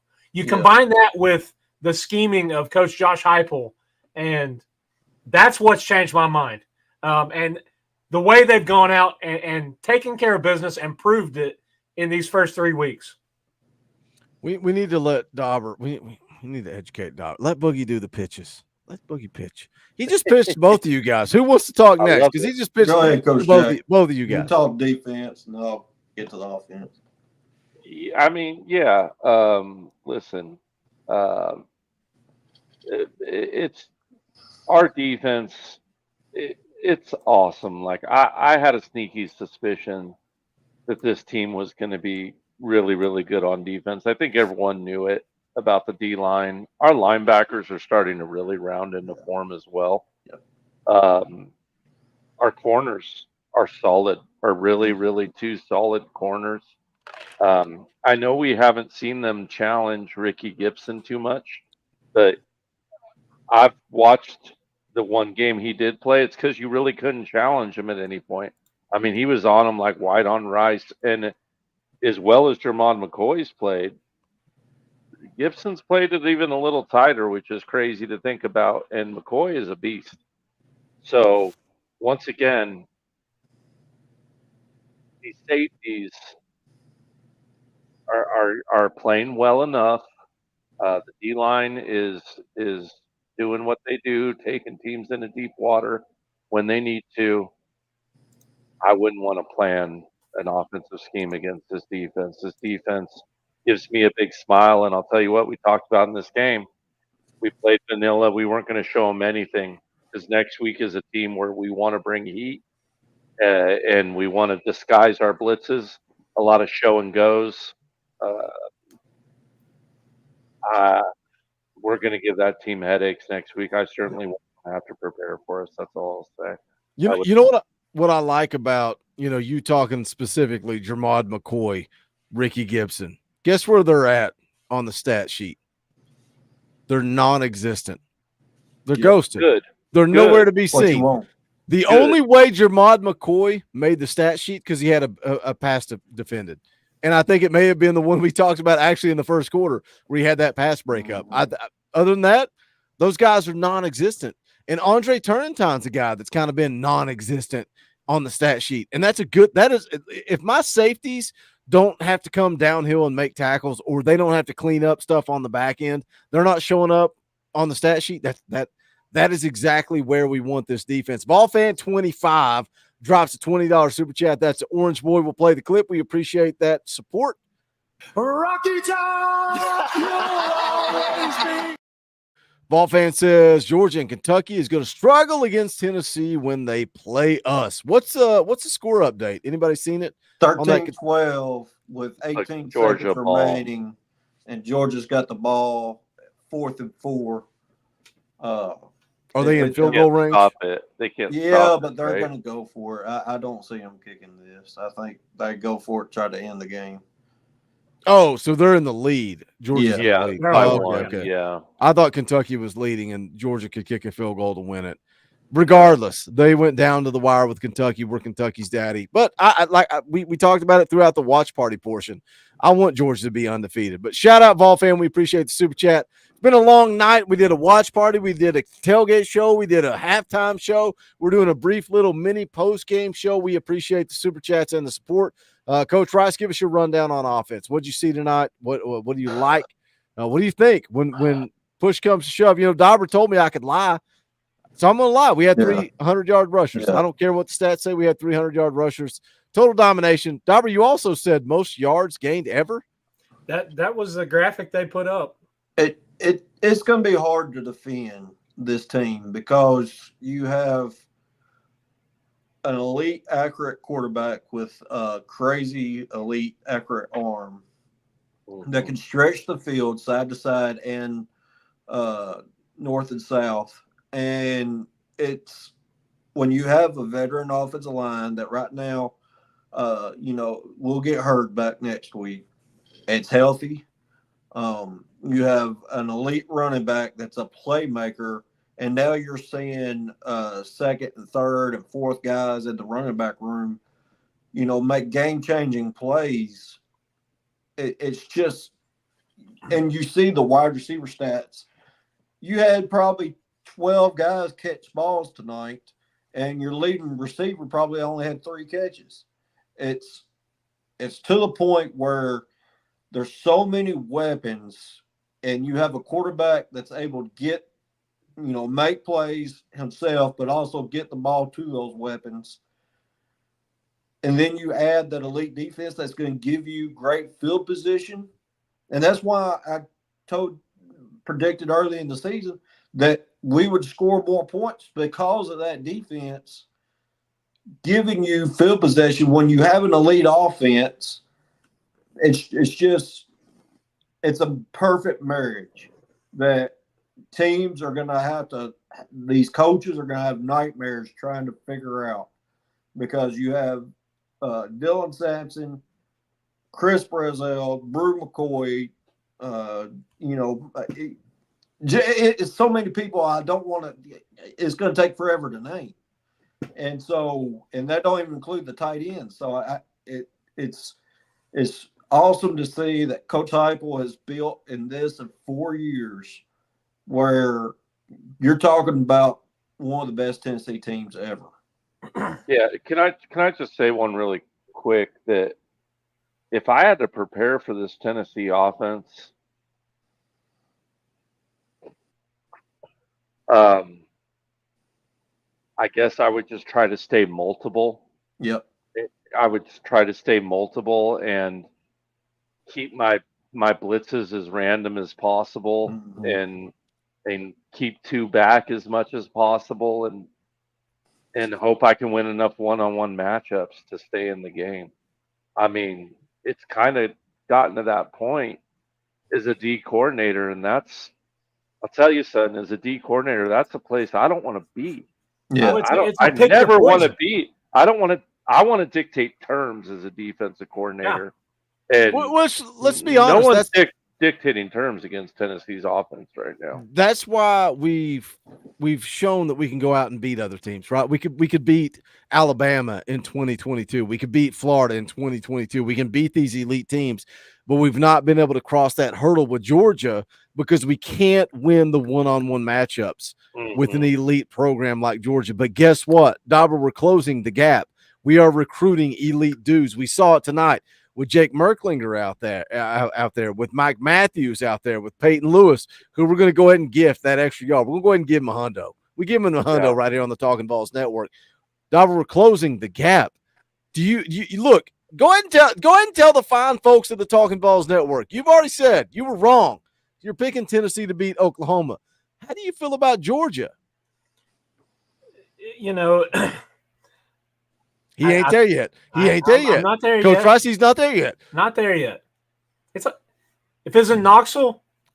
Oh, you said Georgia. Yeah, the Georgia game. Yeah. Georgia game. Oh, now Coach Rice backing down. That's just me and Coach Jay up here. No, we ready to go to war with you guys on the bottom. Listen, we go into that game undefeated. I am rolling with us. Yeah. Same. You know, change my mind.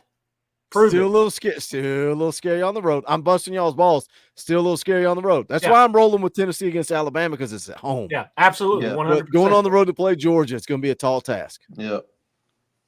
It's just going to be – you got to see how the rest of the season plays out, obviously, because Georgia's late in the season. There's a lot of variables that can happen between now and then. On both sides. On both sides. Yep. Both sides. And so that's why depth is so important now. Where in years past we didn't have the depth that Georgia had. If they had guys go down, they're not missing a step. Well, you see that at almost every position. I'd say out of all of our position groups, 90% of our position groups have SEC elite top tier depth. And it's now where you're saying, all right, we can go win one-on-ones against Georgia. We can go head-to-head, and then late in games, we're not gassed. We're able to stick with them the whole 60 minutes, you know. So, I mean, it's just awesome to see as a Tennessee fan and to know that because the defense travels. Coach Jay says it all the time. That's something you're not going to miss out on. Yes, offense can have a cold night, even with an elite offense. I mean, it just happens. So, I mean, guys, we're in this till the very end, till that January day or early February where it's late playoffs and we're looking at that national championship trophy. And that's the beautiful thing, right? You don't have to go out and beat Alabama and Georgia. I think you can lose to both of those teams, still make the college football playoff, still get hot. You can beat anybody in the country. Yeah. You ain't got to run the table anymore. This ain't the BCS era where you got to run the table and get into that top game. It's just not. It's not. Christopher Carter, been a member for 24 months. Sit tight, Coach Jay. We appreciate you, Christopher. If you're not a member, think about hitting that join button. You can do it for just $1.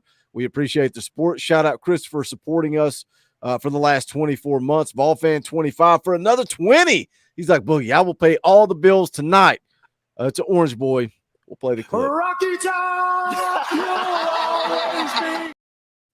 Ball fan 25 says, one more thing. GBO, Tennessee 45, Oklahoma 14. Real quick. Score predictions. Early score predictions for Tennessee, Oklahoma. I'm taking Tennessee by two touchdowns at least. Coach Jay? What did me and Coach Rice said? We said, I think I said 42 to like 23 or something like that. Yeah, I think you said something like that. Yeah, I'm going to go 42-17. I'm going to redact a couple points. I think we get to their quarterback. But listen, I said this. I'm not going to shy away from this, guys. Like, before this season started, how many times, Boogie, did I say it? Nico will be judged not on Chattanooga, not on NC State, certainly not on Kent State. He's going to be judged on what he does on the grass against SEC opponents. That starts next week. So as much as I am elated with how we're doing, next Saturday's test day. That's test number one in Coach Jay's eyes. I think we're ready for it. I think we're in good shape, but make no mistake about it. These are the games that we are going to judge Nico in, Josh Heupel, and the rest of the Tennessee Volunteers. Coach Rice, give me your right now score prediction. This is all going to change. We're going to make our official predictions on Wednesday night. Coach Jay will make his official prediction on. Are we doing that Friday morning or Saturday morning? We did it backwards. Wednesday after. Yeah, Saturday morning. I'm confused. Saturday morning. Because everything that we do is backwards. So we're going to record it on Wednesday, but it'll drop on Saturday. Give us your too early prediction, Coach Rice, right now. Tennessee, Oklahoma. 52-24. So listen. I'm taking Dauber's catchphrase. We just need a shirt that just says "listen" with an exclamation point. Listen, Linda. Listen. You're not listening, Linda. Let's go back to NC State. Let's go back to NC State when certain people were telling us it's going to be closer than we expect, when certain people were telling us it's going to be close, it's going to be close. Early. I said it early. Man, look at him. He's telling me when he's early. It would be backing close. down now. He's like, it was close early. I changed my mind. Look, certain people were concerned about NC State. Everybody was concerned about Oklahoma. And now here we sit a week out. Oklahoma week starts now. And everybody's saying blowout. Coach Jay's saying it. Coach Rice is saying it. I'm saying 2 touchdowns at least. Dauber, early prediction. What's the score? 38-17. 2-score game. That's a 2-score game. So a game that we like. The ESPN FPI heavily favored Oklahoma. Vegas heavily favored Oklahoma. Now here we sit 3 weeks in. We're a week out from this football game. ESPN FPI is at like 66% Tennessee. Vegas is like a touchdown to Tennessee. The three of us are saying that's a 2-score game. Go ahead, Coach Rice. I think NC State had me and Coach Jay thought it'd be a little more closer in that game than the Oklahoma game. I did. Yeah, Don't tell me sometimes y'all wrong. Sometimes y'all wrong. Because of defense? Sometimes y'all wrong. Sometimes just say that. Say sometimes Boogie's right. That's how bad of a matchup that I thought Oklahoma was for Tennessee. Yeah, and it's even worse now with all their injury problems on the offensive line. It's a matchup thing. Even if you start looking at some of Oklahoma's strengths, like they got good running backs, but we stopped the run. They've got big, strong linebackers, but we do well at exposing big, strong linebackers and putting them in space. They got no offensive line right now. We put pressure on a quarterback really well. Jackson Arnold doesn't do well under pressure. It just, from a matchup standpoint, I feel like it's a bad matchup against Oklahoma. But you know what? It's a big game for them. It's a home game. Teams have been known to stand on their head, and we could see that come Saturday. No doubt about it. I like where we're sitting, and I feel comfortable in it, which is why I made the prediction I did. And I think Coach Rice kind of in the same place, maybe, on that matchup issue. Can I get you to admit that I was right about NC State? You were right about NC State. There you go. Oh, thank you. There you go. You were right. You guys. Hey, I tell Miss J she's right about everything every day, so I can admit I'm wrong. The most praise I ever got from Coach J was playing EA Sports College Football one time. And he said, Boogie, everybody gives you a hard time. You say you don't know football, but I see the way you disguise coverage and you mix things up. Yep. Boogie knows more than y'all think. Yep. And I went to bed and I told Mrs. Boogie, he's a clown. It was a good night. I said, Coach J's a clown. I don't know anything about football, but I know how to play. I know how to play some video games. Coach Rice, I know how to play some video games. I'm pretty dang good at video games. Yeah. I don't know what my record is against the Chat. I could go look and tell y'all. It's 21-6. It's 21-6 against the Chat. I'll see y'all Tuesday night for a whole another round of victories. Charles Bodman drops a 50. That is very generous. We'll play the clip. Money isn't everything. It's the only thing. And everyone Everyone has a price for the $1 Million Man.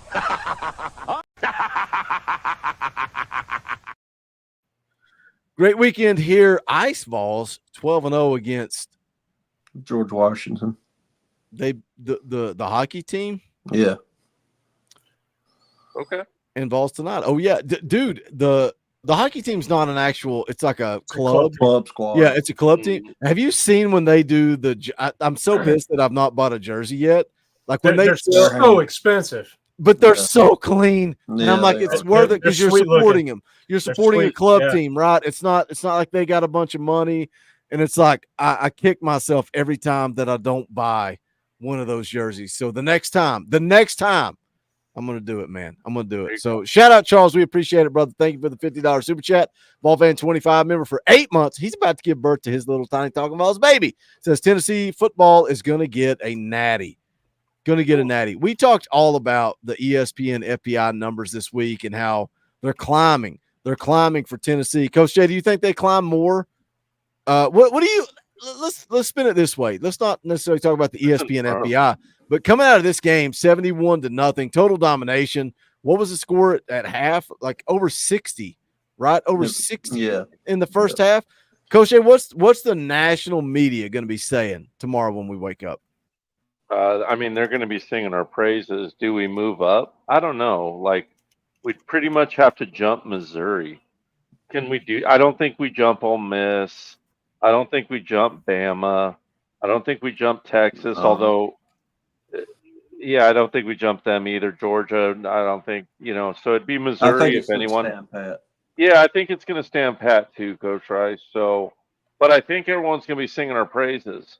And I think a lot of people are going to be picking us to beat Oklahoma. And it's going to be incumbent on the team, not us fans, to take that seriously and not start believing your own bullpucky, if you will. Have this team respond today, right? Everybody's saying, "Oh, y'all are." What do they say? Rat poison. They say we're rat poison. The Talkin VAWLS Network's rat poison. They're all listening. This team went out and did what they were supposed to do tonight. I'll say this: in the tenure of Josh Heupel on Rocky Top, how many times has a Josh Heupel coach team come unprepared for a game? Not many. 3 times. Austin P game, South Carolina, and Missouri. I would agree. That's but you. Sports Talk Jay says 2 times. Sports Talk Jay says 2 times. He says wait, South Carolina was a cheating scandal, Boogie. You can't tell me that he is not going to have this team ready next week. Y'all can go over to Sports Talk Jay and watch 72 videos about Connor Stallions. Shout out Sports Talk Jay. I love the guy. Their AD resigned. They're supposed to be there's some deep stuff going on. Sports Talk Jay's video on that got like 50,000 views. I'm like, he's so much better at YouTube than I am. Like throwing the grenade like I do at you Tuesday night, Boogie. Yeah, you do. You such a prick. Like we do 2 different things, and that's great. Like I tell Sports Talk Jay all the time, man, lean into it. I've said it before. He needs to quit doing post-game shows and start doing college football live streams because he would get way more viewers because he's so good at covering overall college football. But he deserves all the success in the world. Love Sports Talk Jay. And not only that, he would knock that before Rice talks. And not only that, he knocked that punk Bama fan Matt B. Great off the top of that world, which I would personally love. So many people have told me he is he's high another on Matt B. Great, and he should. It's the same type. It's the same type content. I don't want to be that guy. I don't want to talk about. I want to talk about Tennessee football. That's all I want to talk about, and that's why, like, God bless Sports Talk Jay. Like, I hope he makes $1 million doing it. Let me catch up on Super Chats, then we'll throw it to Coach Rice. Joe Certain Heisman Trophy winners in the house. Member for 35 months. That's a long time, Joel. Happy Big Orange Saturday for my honeymoon in Mexico. Can't wait to laugh at my dad next week as Oklahoma loses. GBO. Joel, I don't know what time it is in Mexico, but if I was on my honeymoon, I would not be looking at 4 dudes talk about Tennessee football. Joel, turn off the phone. turn off the phone, turn around, and go pour yourself another drink and go have yourself a good night. Love you, Joel. Appreciate, man. That's an OG. He's been around here forever. We love you, Joel. Volfan25 drops another 5 just for the heck of it. Says, here's a super chat for no reason. We appreciate that. Caleb Eddie, member for 23 months, says, go Big Orange. 23 months is a lot. We appreciate you, brother. Volfan25 drops another 5 with nothing to say. Just another tip in the tip jar. We appreciate it. Timothy McGee for 5. Yes, Sampson and company is better than last year, even our 5th team. I think he means 5th team. Yeah. Yes, he drops another 2 and says 5th string is what I meant, Boogie. Shout out, Timothy. We appreciate you. J-Dog Spice McGee. What a name. J-Dog Spice McGee becomes a member of the channel. We appreciate that. If you're not a member, hit that join button. You can do it real quick. We appreciate the support. It's why we get to do what we do. If we didn't have those memberships, we would not be doing this. So shout out J-Dog Spice McGee for the support. Josh Bailey, been a member for 23 months. Beautiful final score. The Revenge Tour lives on. Give me some Missouri. Give me some South Carolina in the college football playoff. Adam Lee for 2 says WGWTFA. Coach Rice, what that means? Coach Rice, don't say it. You don't know? Coach Rice, don't say it. It means we're going to beat their fluffing. No, I mean, I knew, but Coach Rice always scared. I said, Boogie's already got on to me once for cussing. So we try to keep it PG-13. The funniest thing ever, though, was when you cussed on that stream. 2 seconds later, I said, we got 2 Georgia fans blowing each other in the chat. And they're like, hold on, Boogie, what are you talking about? Sorry, I did it again. I said it again. That was a quote. That was a quote. There's nothing offensive about a quote. I was quoting what some jerk said. That jerk was me. Michelle's in the house. She's a lurker. Nothing to say, just a tip in the tip jar. That's 20 spot. That's Orange Boy. We'll play the clip. Rocky Top. And then quickly, Will Murley's been a member for 34 months. We appreciate you. I didn't think you guys would show up for a post-game show. We got 500 people watching. I feel like we can't shut it down. We got to keep going.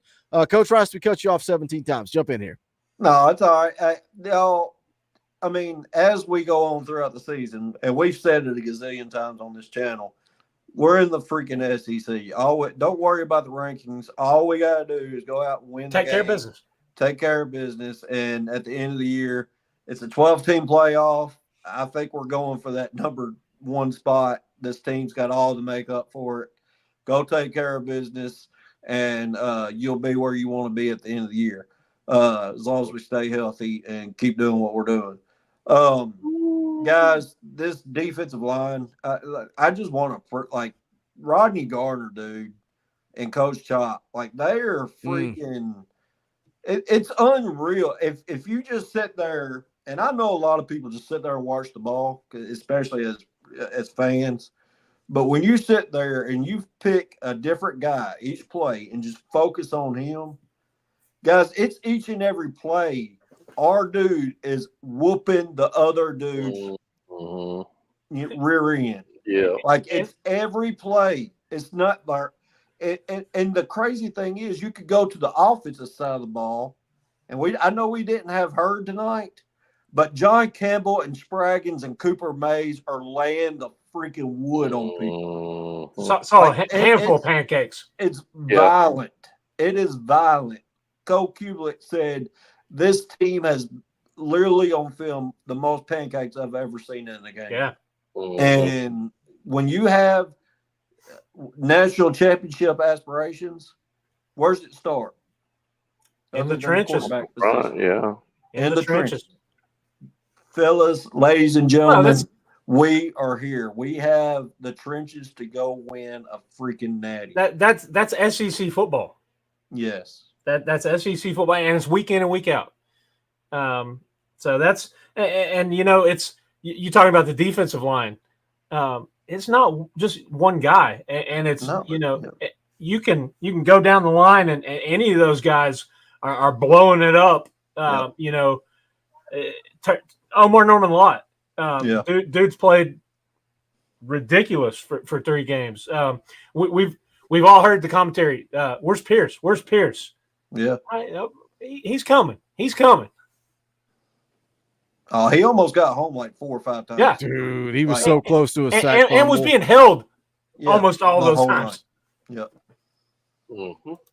Yeah, Shout Pierce out is Tip doing Jackson. his job. Appreciate you, brother. Go ahead, Yeah, Coach Shay. Pierce is doing his job. Just let him keep doing it. Yeah. That's all you got to do at the end of the Well, day. it's Yeah.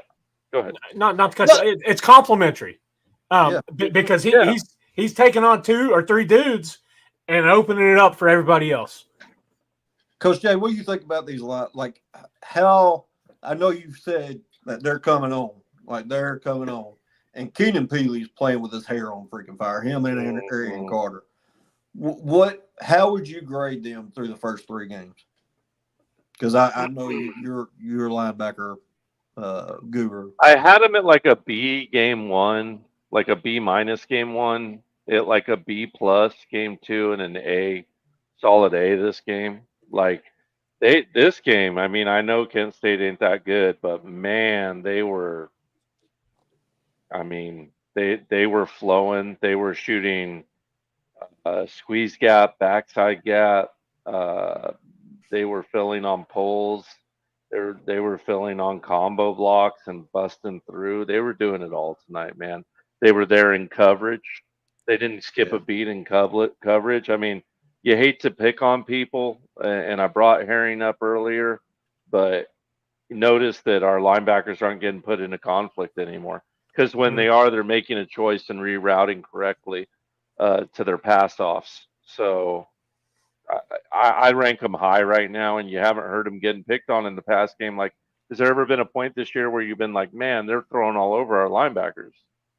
They ain't got the time. No, they ain't got the time, and if they do, they're right there. There's been 1 or 2 plays where there's been a big hit after they've caught the ball across the middle. There was a play today early in the game where he dropped the ball and there was tight coverage, but had he pulled it in, Aaron Carter would have just taken his dang head off. I commented on it at the time. So they're really coming on, and by the way, they're getting rest too, because you got T-Lander coming in and spelling them. So and Smith. Yeah, Smith and Spillman. He is a good linebacker. That not enough people. Cole Kubelik, whoever, one of you guys mentioned him. I love him. He's so good. And if you ever like watch his Twitter feed on Sunday, like he rewatches the games and he goes step by step for SEC. And Jalen Smith is the guy that he mentioned last week. For Idris Farouk is the guy that he mentioned last week. So man, he's got his way he runs when he's out there. He's going to kill somebody. And as a late in the game, when he gets the opportunity to play, that just shows you the culture and the mindset that these guys are. They're literally playing for their brothers. Like there's no doubt. That's all they're playing for. That and the power team. I get it. The defensive line makes everybody better. It makes your linebackers better. It makes your secondary better. But guess what? Our linebackers are better. And guess what else? Our secondary is better. And I think it's upgraded. And some of us sat here all off season, and we came on here all the time making videos and doing live streams and said, hey, y'all want to complain about the secondary and how bad they are? We flushed them down the toilet, and we went to the portal, and we brought in guys that were better. And we're seeing that. Like, again, everybody pats themselves on the back, and I sit here and I kiss Coach Jay's ass. I'm sorry it's late. It's late. Jamad McCoy, one of my favorite breakdowns we've ever done. Because I told Coach Jay, I said, I don't care if we make a penny off of this. Let's break down his college film, because I want to learn myself, and I want our audience to learn what Jamad McCoy did at Oregon State. And he was so high on this kid. And then we saw it tonight, the pass breakup. Like, yes, this defensive line is getting home. Yes, these linebackers are making plays, but if they don't, our secondary is where they're supposed to be. Our secondary is coming downhill. Our secondary is laying the lumber. They're making hits. Coach Rice, why are you grinning? Like, I'm just thinking, I didn't want to stop your thing. I'm just sitting here thinking, guys, the only person on the second level and third level we're losing is Keenan Peely. And we got Jeremiah T-Lander. Oh, my gosh. Like, we're not losing anybody.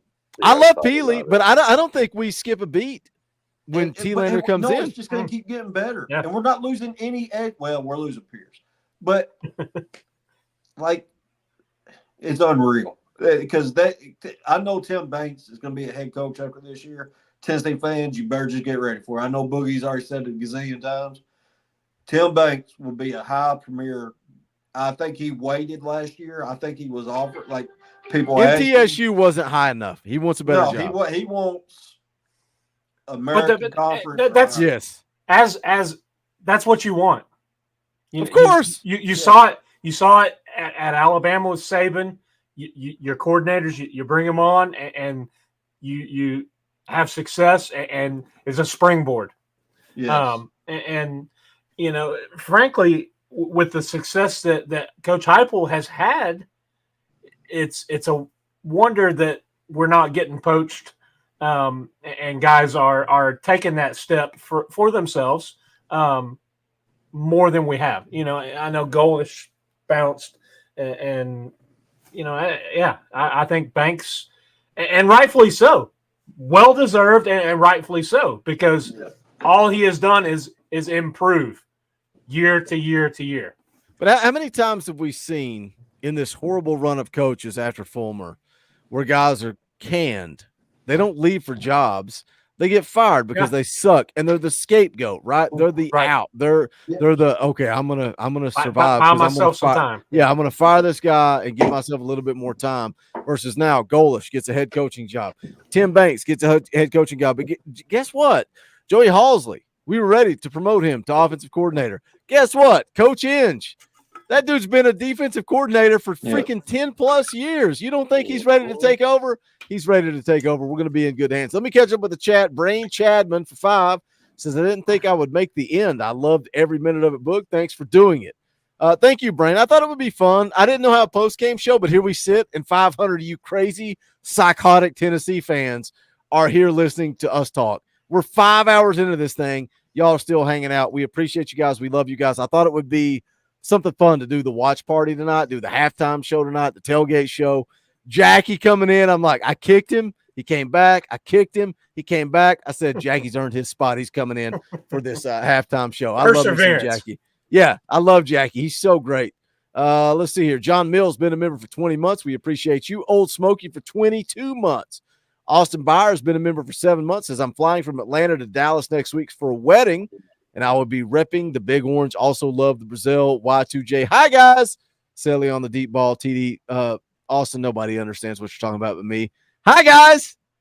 Hi. Nobody gets it but me. But I love it, Austin. I love it. Love me some Y2J. Caleb, for 5, was the targeting a close call, or am I too biased? He led with the crown of his helmet. Are we all in agreement? But by the rule. By the rule. Yep. He'll be back next week. That's all that matters. Yeah, that was in the first half. Second half, yeah. Yeah. First half, he'll be back next week. John Mills for 2. Thomas got screwed, was not targeting. I think by definition it was. Yeah, he led with the crown of his helmet. It is what it is. It was a good football play. I said it live. I'll say it again. Good football play. F5 Garage. Jordan, he was like, Jacoby Thomas was like, all right, guys, y'all just go finish it. Y'all go do your thing. He wasn't down. Yeah. He's like, that's team culture. That is team culture. You got a team that's not culture, where it's just me. He's over there pouting and all that. Go watch a Florida player get ejected.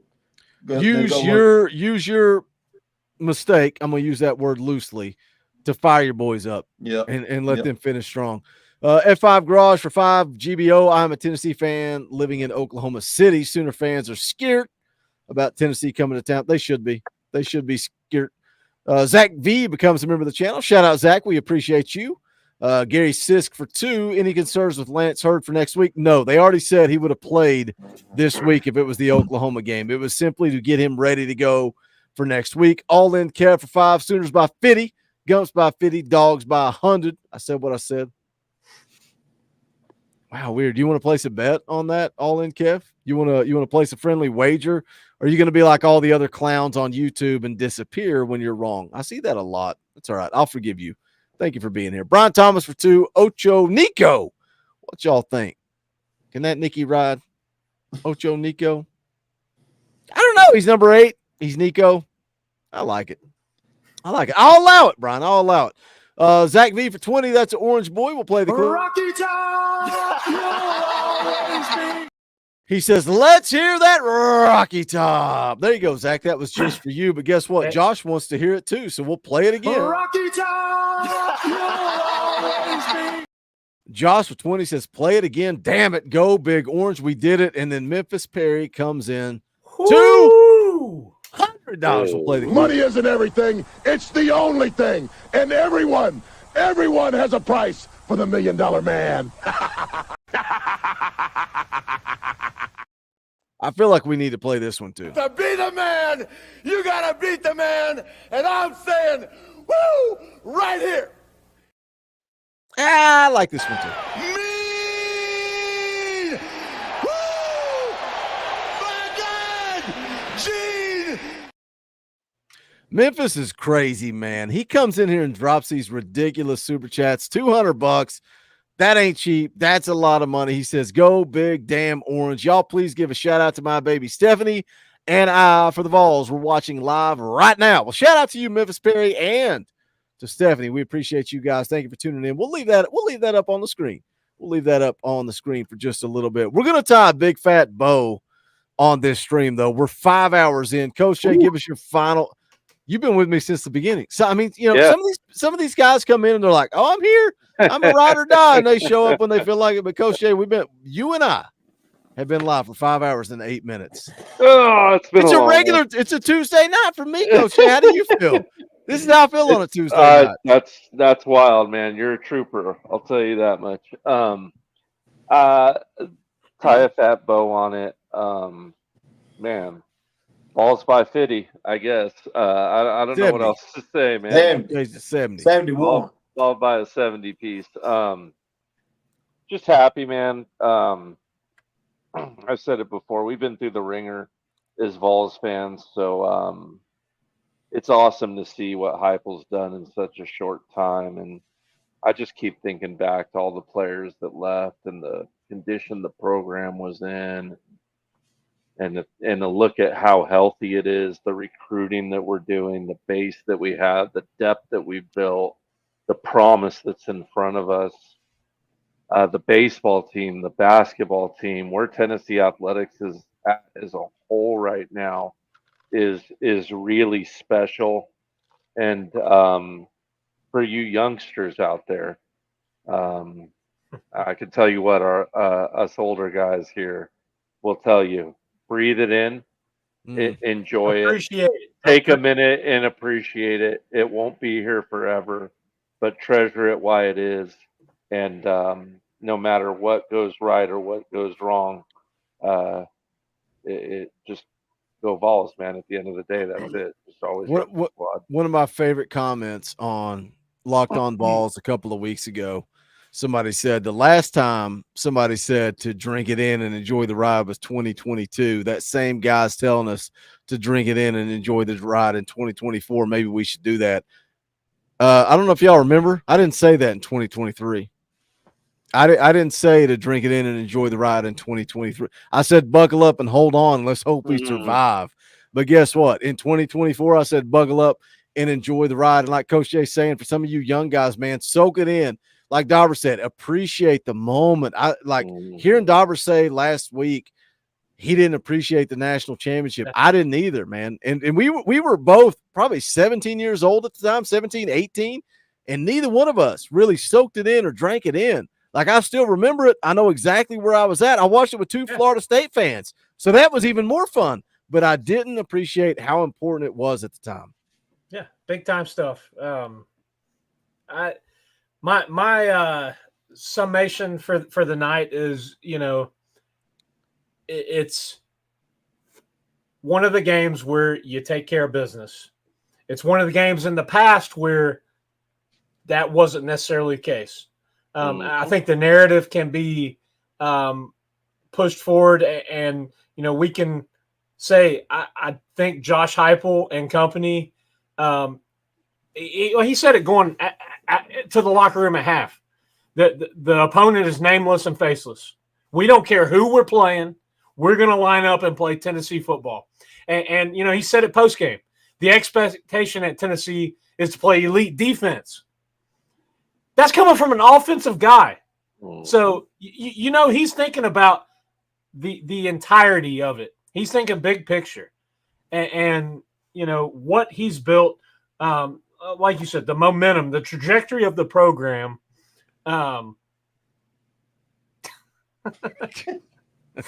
Hey, listen, I'm appreciating it. The chat's undefeated. The chat's I am undefeated. appreciating it. I'm drinking it in, Boogie. Drink it in. No, it's tying a bow on it. We took care of business. You know, your starters came in, played clean and crisp, put the points up, and you got your young guys in. You're building that depth, adding to it for the future. I'm looking forward to seeing what Coach Rice. The floor is yours. I was trying to read some super chats. Let me cut Coach Go Rice. ahead. Go ahead. Yeah, for 2. I meant that Vols win. GBO. Appreciate you, brother. Timothy McGee for 5. I think the call was right, but the wide receivers should have a penalty called for 2 for lowering their head. You got 2 guys trying to get low, but I mean, Thomas is just a dog. He's a physical safety. That's why I love him. Shout out Will Brooks. We love you too. Louisiana ball for 2. It's officially Oklahoma hate week. I can't wait to make the day after video where I talk about Oklahoma for 7 minutes. Josh Bailey for 10. I'm superstitious and barely ever put Tennessee on my parlays. I did today though, and it paid off. So I got to spread the love the channel and GBO. Well, we appreciate you, Josh. I'm a little disappointed that Bob didn't hit his because he was going to drop a hundo. We appreciate you, Josh, and shout out Bob for losing a hundo. Coach Rice, tie a bow on this dang thing. Yeah. Send it out the door, brother. I'm looking forward to seeing what Brent Venables has to say on Monday because he knows what's coming to Norman, Oklahoma next week. He knows the freight train or the hype train that's coming to Norman, Oklahoma, and what Heupel's got in store for his alma mater. So I'm also curious to see what those Schooner boys were talking about going into next week as well. But hey, guys, as a person that was only 6 years old when we won the national championship, Little baby. I remember it like the back of my hand, but I was too young to know the difference between appreciation and not appreciation. I've gone times where I will be honest, I've cried over Tennessee games.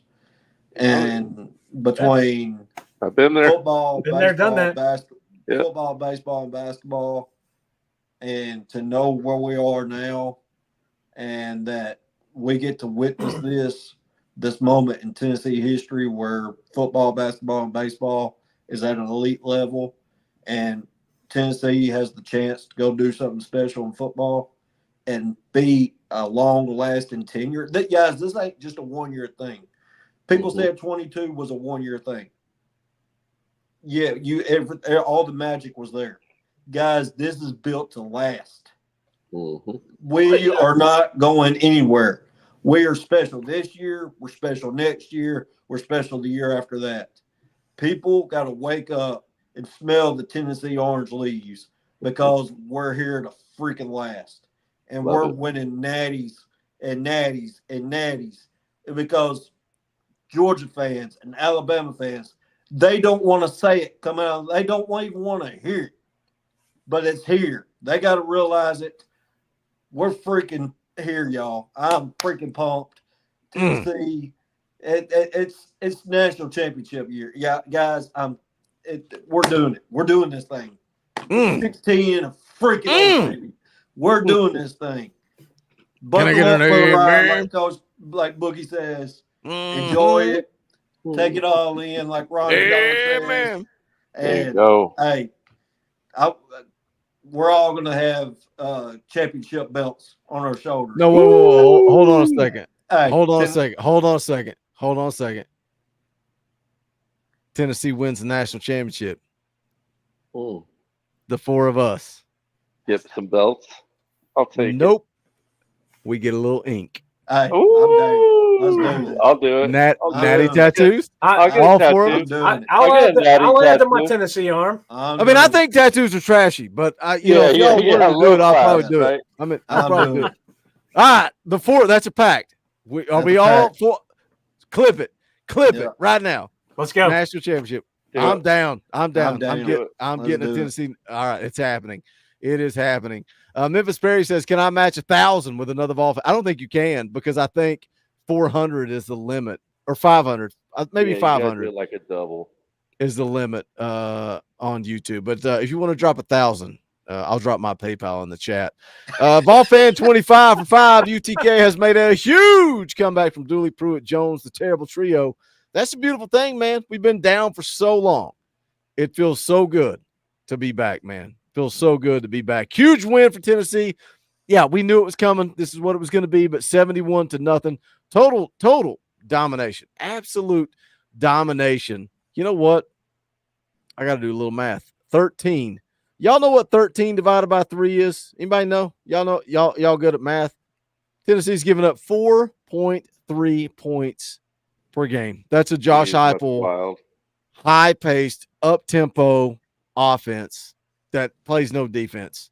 What's the average offensive points for 3? It was already at 60. It's got to be number 1 in the country. It's got to be like 62-ish, 63-ish probably right now.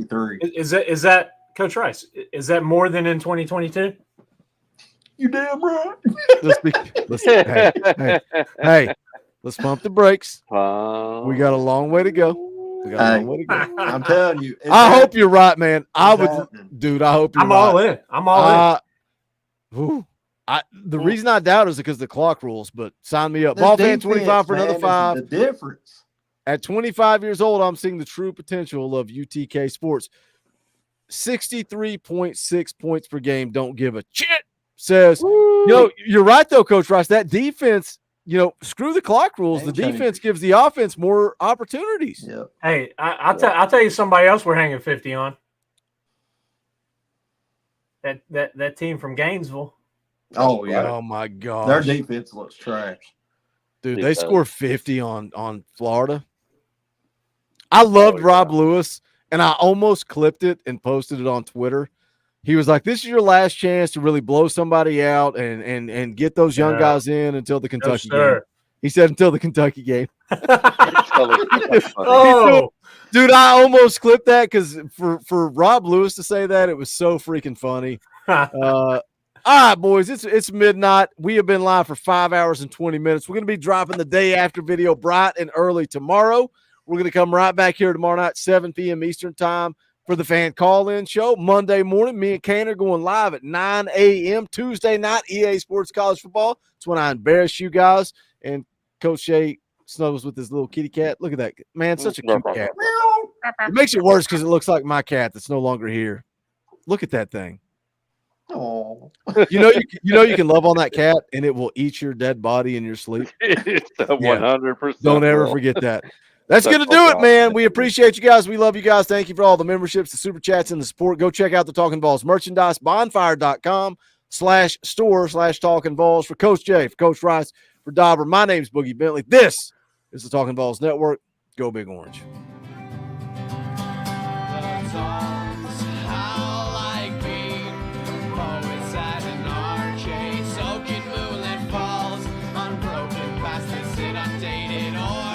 That we charge.